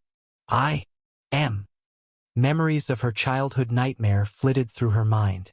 The day her small village was swept away by tornadoes and lightning. A day of death, burnt bodies, and screams. The stifling smell of burnt flesh.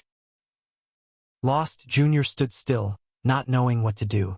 Camus continued to watch her intently. That's when it happened. Whoosh! Whoosh! Clutching her impaled abdomen, Reina emitted winds from her hands with a fierce look in her eyes. Swiftly, Camus absorbed the magic with his sword, but with every attack, the runes on his blade dimmed one by one. Finally, when all the runes went dark, Camus' sword could no longer absorb magic. Boom dash! Unable to resist the subsequent wind magic, Camus' body floated in midair before smashing into the opposite wall. Camus distorted his lips into a bitter smile. Damn it!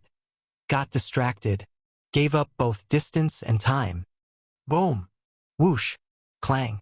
The relentless stream of wind magic completely subdued him. Ha ha ha! Mustering her last ounce of strength, Reina finally crushed Camus, but soon after, she collapsed, vomiting blood. Finally snapping back to reality, Junior frantically took out a potion and applied it to Reina's wounds, shouting as loud as she could toward the outside. Help! Help! Someone's hurt here.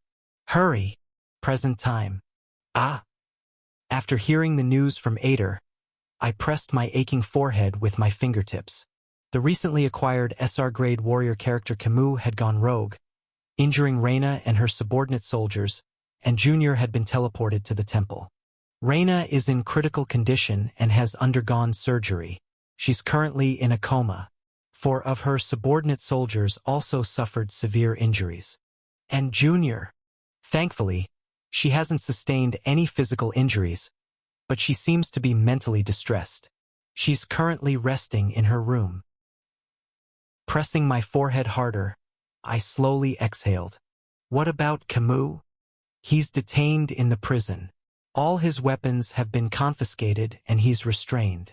I turned my head to Lucas. Legally speaking, what happens if one of our own intentionally uses a weapon to inflict injury? Depending on the severity of the injuries, the punishment can go as far as execution. Lucas answered in a stern, unyielding voice. Moreover, the injured Reina is the commander of a magic battalion directly under the imperial family. If someone swung a sword with the intent to kill her, avoiding execution would be difficult. Sigh. After a short breath, I rose from my seat. Let's head to the prison first. This was the first time something like this members of my own camp trying to kill each other had happened. I felt the need to find out why. I need to have a talk with Camus to understand why he did this. Chapter 239. Camus sat calmly in the prison cell. Even though he had attempted to kill an Alia high-ranking officer at the seemed unfazed. His demeanor was utterly composed. I only regret not finishing the job due to a momentary lapse in attention, he said dryly, his voice gravelly. I had to swallow hard, wetting my throat as I pulled up a chair and sat in front of him.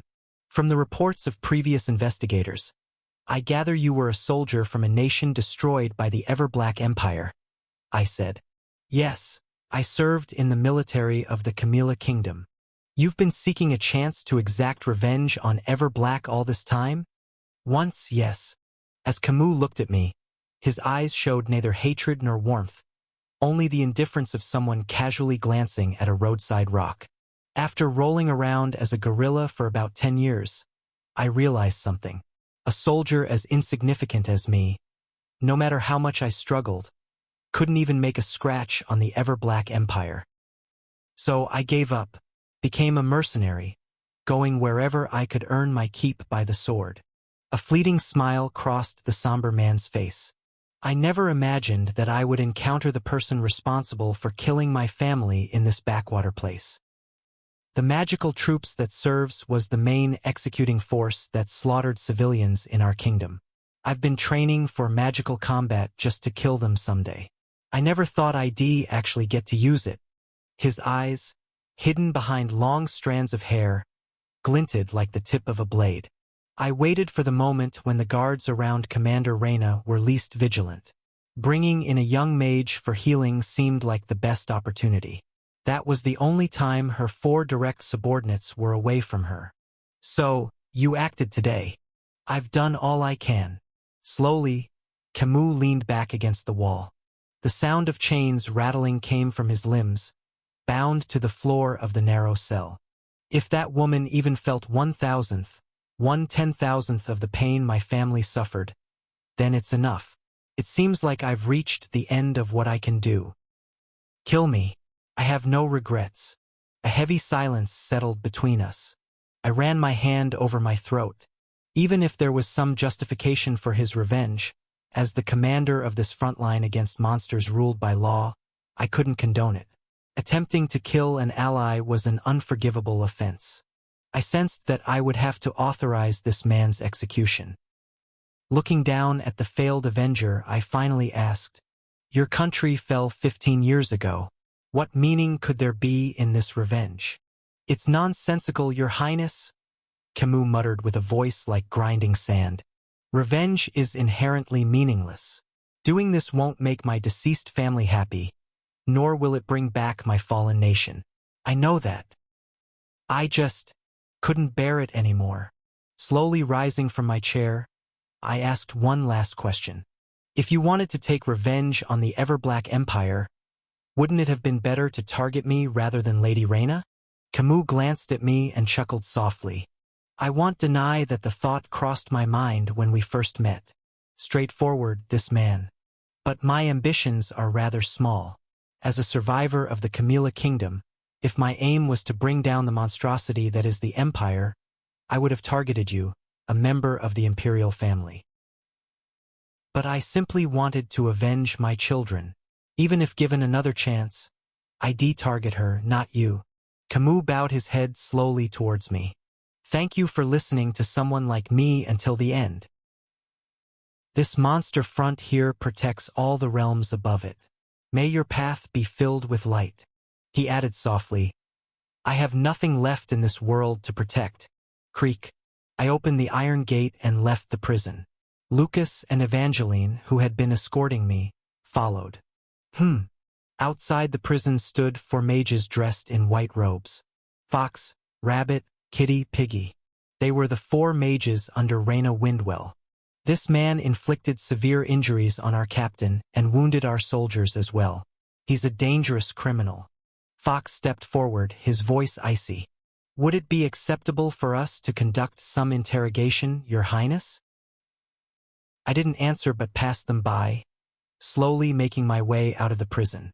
The footsteps of the 4 mages entering Camus' cell echoed behind me.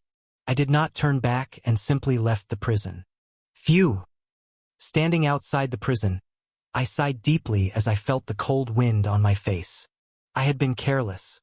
This southern front gathers a multitude of people. Different nationalities, different ethnicities, and even different races. There's no way they can coexist harmoniously without conflicts. Conflicts are bound to arise, because that's human nature. I aimed to form a legion of foreigners by gathering those who were abandoned and drifting from all over the world. But they all have their own circumstances, their own grudges concealed like hidden daggers. As more and more people join the front, the conflicts between them will only intensify. And those who hold a grudge against the Empire might even try to harm me. How can I unify them into one army? People are difficult. People are always the most difficult aspect. Elements like this, which I never had to worry about when it was just a game, were now the most challenging part of being a commander. Temple. I had intended to visit Raina first, but she was in critical condition, receiving concentrated healing from the priests. I couldn't go to see her. Fortunately, she's past the critical stage, said Saintess Margarita, wiping her blood-soaked hands. She's tough like a soldier should be. There are still many mountains to climb for her recovery, though. You've worked hard, Saintess. I gave Margarita a small smile. Didn't you fear Lady Raina, though? I thought you were scared after almost dying to her wind magic the first time we met. If there's an injured person in front of me, I have to save them. What can I do? Saintess Margarita shrugged her shoulders and re-entered the infirmary. That's why I'm here. Watching Margarita's retreating figure as she went to heal the other wounded soldiers, I turned away. I had planned to visit Junior. Junior was staying in the general infirmary. Fortunately, she was physically unharmed, but her already pale complexion had worsened, and she lay confined to the bed. Junior, are you feeling any better? Your Highness. Raina Windwell has pulled through. Don't worry too much. Junior hesitated before cautiously asking, what about that man? She must be talking about Camus. I nodded gravely. He's imprisoned now. He'll receive a fitting punishment. Junior, who had swallowed her words, slowly opened her mouth. That man, he was also from the kingdom of Camilla like me. I took a seat beside Junior's bed. Lucas and Evangeline stood next to it. Junior continued, stumbling over her words. He asked me why I was protecting Lady Raina, the person who led to the fall of our country and made my body like this with magical bombardments. Junior covered her face with both hands. I don't know. I am from the kingdom of Camilla, but I've lived as a citizen of the Everblack Empire for the past 15 years. Naturally so, as the kingdom of Camilla no longer exists. It's been annexed by the Empire, and its citizens are now under the Empire's jurisdiction. Junior had been adopted by Jupiter and raised as a citizen of the Everblack Empire. Her identity was already that of an imperial citizen. I've forgiven my mother. She spent her life regretting what she'd done, atoning for it, and raising me. But what should I do about Lady Raina? Junior's hands, which were covering her face, trembled. She led to the destruction of my country, my village, and killed my biological parents. It doesn't even seem like she regrets it, but she taught me magic and cured my illness. We fought monsters side by side on the front lines. I wanted to forgive her. The nicer she was to me and the better our relationship got, the more comfortable I felt. The hatred that remained in my heart seemed to melt away, making it easier to breathe. Nothing changes even if I don't forgive her. At least if I forgive her, it'll be easier for me. Was that wrong? Junior stared at me with drooping eyes, in which tears had pooled. I'm confused. Am I a citizen of the kingdom of Camila? Or am I an ever-black imperial? Should I seek revenge? Or should I forgive? I just don't know, I really don't. What should I do? It was too complex a problem for me to offer a clear-cut answer. So, the only answer I could give was this simple one. Let's think about it together. I gently patted Junior's shoulder. I've also had similar doubts recently. You too, Your Highness? I don't know if there is a right answer, or if one even exists. I gave a bitter smile as I looked at Lucas and Evangeline. But if we ponder it together, perhaps we'll find a direction that's somewhat acceptable. Lucas offered a silent, broad smile, and Evangeline cheerfully nodded her head in return. Ah! Just then, Damien, who had been sprinting down the hallway with bandages and sheets in hand, spotted them and quickly joined in. I'm in too, I'm in. Sure. Come on over. After some time, the main party of 5 were finally gathered in one place. We're all one party, right, Junior? Evangeline reached out her small hand to grasp Junior's trembling one. I may not be able to solve your worries, but I can at least be there with you. Surveying the comrades surrounding her, Junior bowed her head deeply. Ha! How adorable you all are. Fortunately, she was smiling a bit. Outside the temple. Whew! I let out a long sigh and turned around. Lucas, Evangeline, and Damien, who had followed me, were there. The gaze my party members cast upon me was filled with trust, as if they would support whatever decision I'd make next. I didn't know how to reconcile the myriad conflicting interests of the people gathered at this front line. Forgiveness and revenge, gratitude and resentment, life and death. What choices my struggling comrades would eventually make. What was right and what was wrong. Couldn't know. After all, I'm just another player who dug into this game. But because of that, one thing was crystal clear. The next expedition is in 2 days. Kill the monsters. Defend the front line. Even if we can't always make the best moves, we don't stop walking. I knew that this was what I needed to do right away. Reyna has been demoted to a simple soldier, and our newly recruited skilled warrior has also been branded a criminal. So, it's on us to get things done again. I offered my party members a slight smile. As we've always done. Everyone in the main party grinned and nodded in agreement. Once everyone in the main party hit level 50 and underwent their 3rd job change, we'd have enough power to carry the defense. If we keep taking it one step at a time, the answers to our worries would gradually come into view. That's what I wanted to believe. Chapter 240. The Dungeons of Lake Kingdoms Zone 5 totaled 5 locations. Including the abandoned Colosseum, I had cleared them all. In other words, I had finally acquired the new defense tower guaranteed to drop in Zone 5, which I had been eagerly awaiting. I juggled the sky blue scroll in my hand. Summon scroll. Shield, turret, player skill. It seemed a bit odd that a game focused on defense would only now provide a new turret.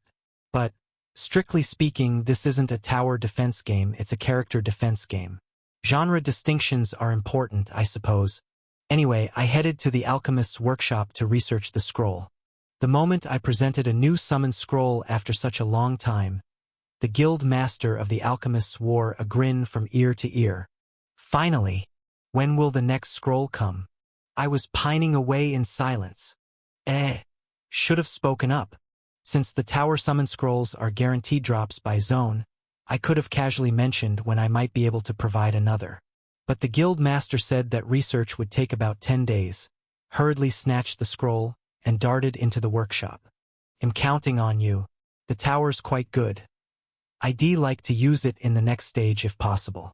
How's it going, Lily? Since I had dropped by the alchemist's workshop, I greeted Lily as well. Seated at her desk and working on artifact management documents, Lily looked up and smiled at me. A civil servant's day is always the same, Your Majesty. If you need anything or find it tough, let me know. You do know how much I value you, right? This wasn't mere lip service. Lily was a valuable colleague whom I had shared many experiences with since the early tutorial days. Your Majesty, then can I retire? Say that one more time and you're promoted. Want more work? Lily tossed out a familiar joke, and I reciprocated. Lily laughed so hard that she had to wipe a tear from the corner of her eye with a handkerchief. Gotcha. Your Majesty, may I ask you one thing? Sure. Go ahead and ask. Lily hesitated for a moment before asking in a small, timid voice. So, when is God Hand coming back? It feels like quite some time has passed since he left on a mission. I momentarily looked surprised before nudging Lily's shoulder with a playful smirk. What's up? Worried? No. What's there to worry about? Her face turning bright red, Lily vigorously shook off my hand from her shoulder. I mean, what if he used the mission as an excuse to desert the front line? I'm worried as the senior mage. Elves are all like that. They toy with people's trust for their own benefit. They're the epitome of selfishness. I chuckled at Lily, who was squawking out of embarrassment. She could have just been straightforward about her worries. But I couldn't give a straightforward answer myself. It was a fact that the Shadow Squad had exceeded their expected return time. They had gone past the time of return I had anticipated.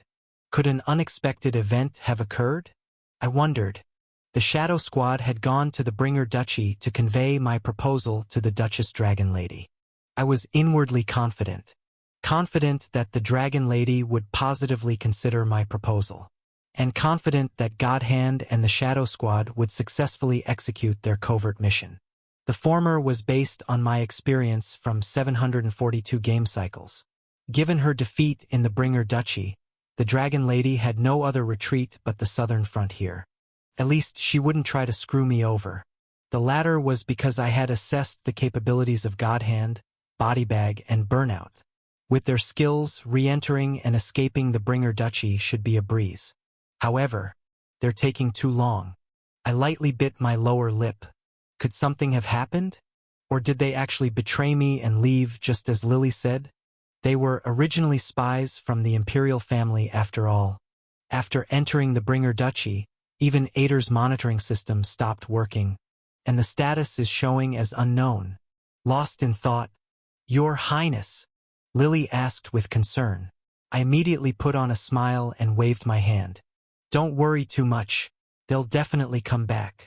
I still remembered the sacrifices and dedication of the Shadow Squad members. I still trusted them. When they return, let's grill them on why they were so late. Lily, who had been blinking silently, finally smiled and replied, Yes, make sure to include me in that. The forge.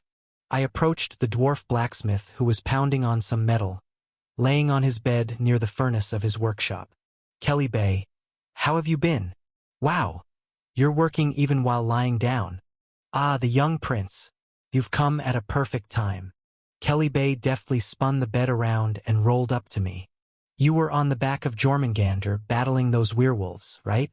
Got an idea while doing that. Made some equipment that could be helpful in beating them. Oh really? What is it? Werewolves didn't have a specific weakness. The closest thing was that silver weapons could do extra damage, but not significantly so.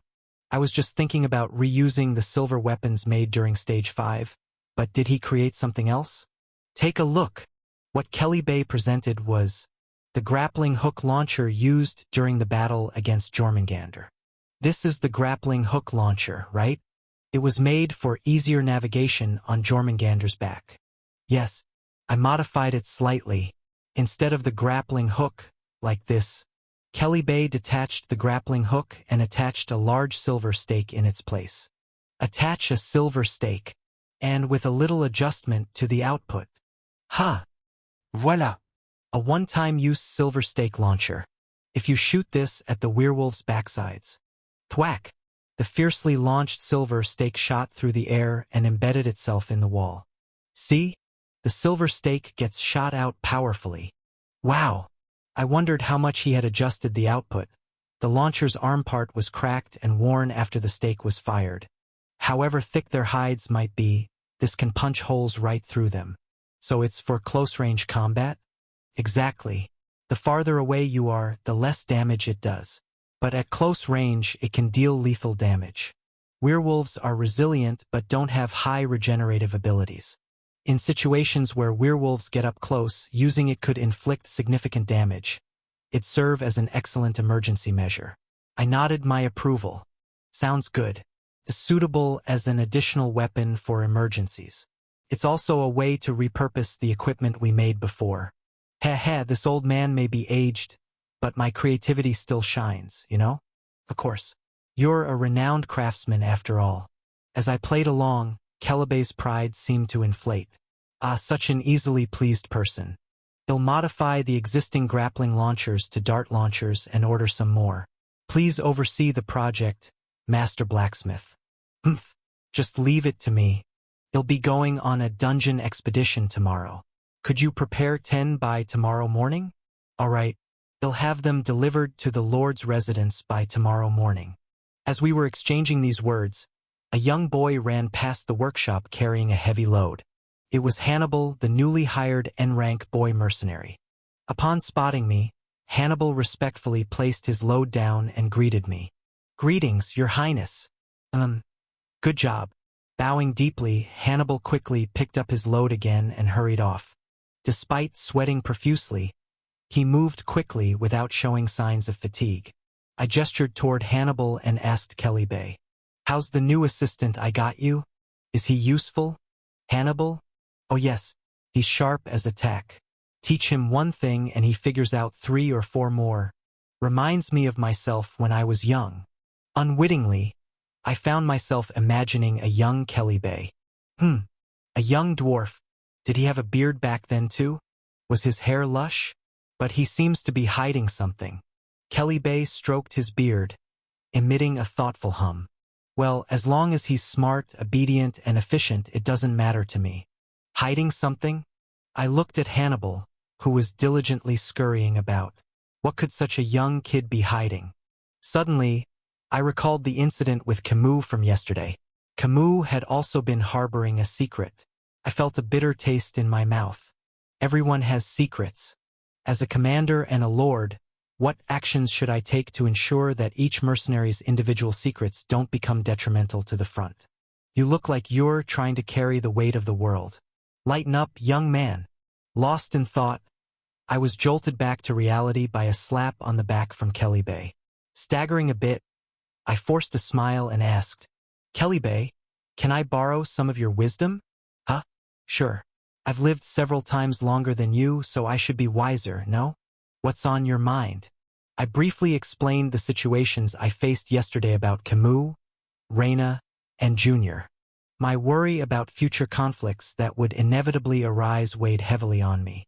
How can I prevent fights like this from happening in the future? At that, Kellybay chuckled. Prevent them? That's impossible. What do you mean? You're not a god, kid. You're just a greenhorn commander. It's impossible for you to know the intentions or hidden thoughts of every subordinate and prevent mishaps based on that. All you can control is their actions. I blankly listened to Kellebay's words. Look, what good is it if I craft the finest sword in the world, but the fools who wield it end up chipping its blade, ruining its balance, bending it and breaking it? Should I then say, "Ah, if I knew you'd handle the sword like this, I would have reinforced this part more"? So what would you say? I wouldn't say a damn thing. Will the sword repair itself if I complain? I can only curse and fix the damaged parts. Kellybay punctuated his point by slamming his hammer onto the workbench with a loud bang. What's going to burst will burst. As a commander, your role is to manage the aftermath clearly. Set principles. Stick to the rules. Be generous with rewards and decisive with punishments. Discipline those who mess up and reward those who prevent mishaps. The old dwarf twirled his beard and chuckled. If the principles you set are robust, even if your fortress shakes, it won't fall. And if it does fall, shit, you fix it. What are you gonna do? Monsters are attacking all the time. Are you not going to fix it? Principles and rules. Chewing on Kelebey's words, I received his parting remarks. Now off you go, young commander. I have to craft 10 silver bolt launchers, so I'm busy. Evening. For the past 2 weeks, the routine had been to gather the party members for a briefing and dinner before setting off on an expedition. Tonight was no different. The exploration team remained the same. The main party of 4, excluding Junior, along with 5 members from Kulin's penal squad.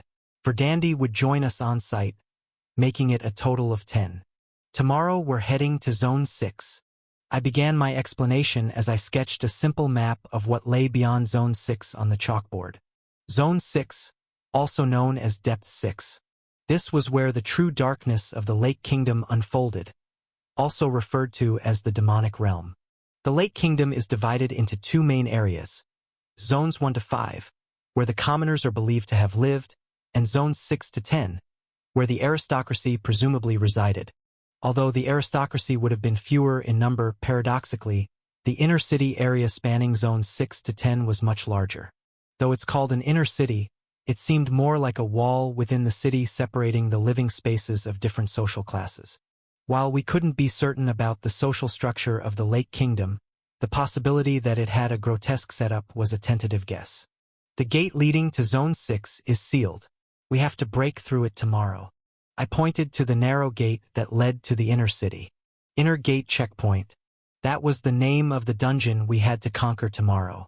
This place isn't too high, but it's fortified with walls and designed in a way that favors the defenders. In other words, I grinned. This time, we're not playing defense in a siege battle, but launching an offensive siege. At this unexpected revelation, surprise flickered across the faces of the party members. That's right. Haven't we just been defending walls all this time? Sometimes it should be fun to be the attackers and bring down the fortress.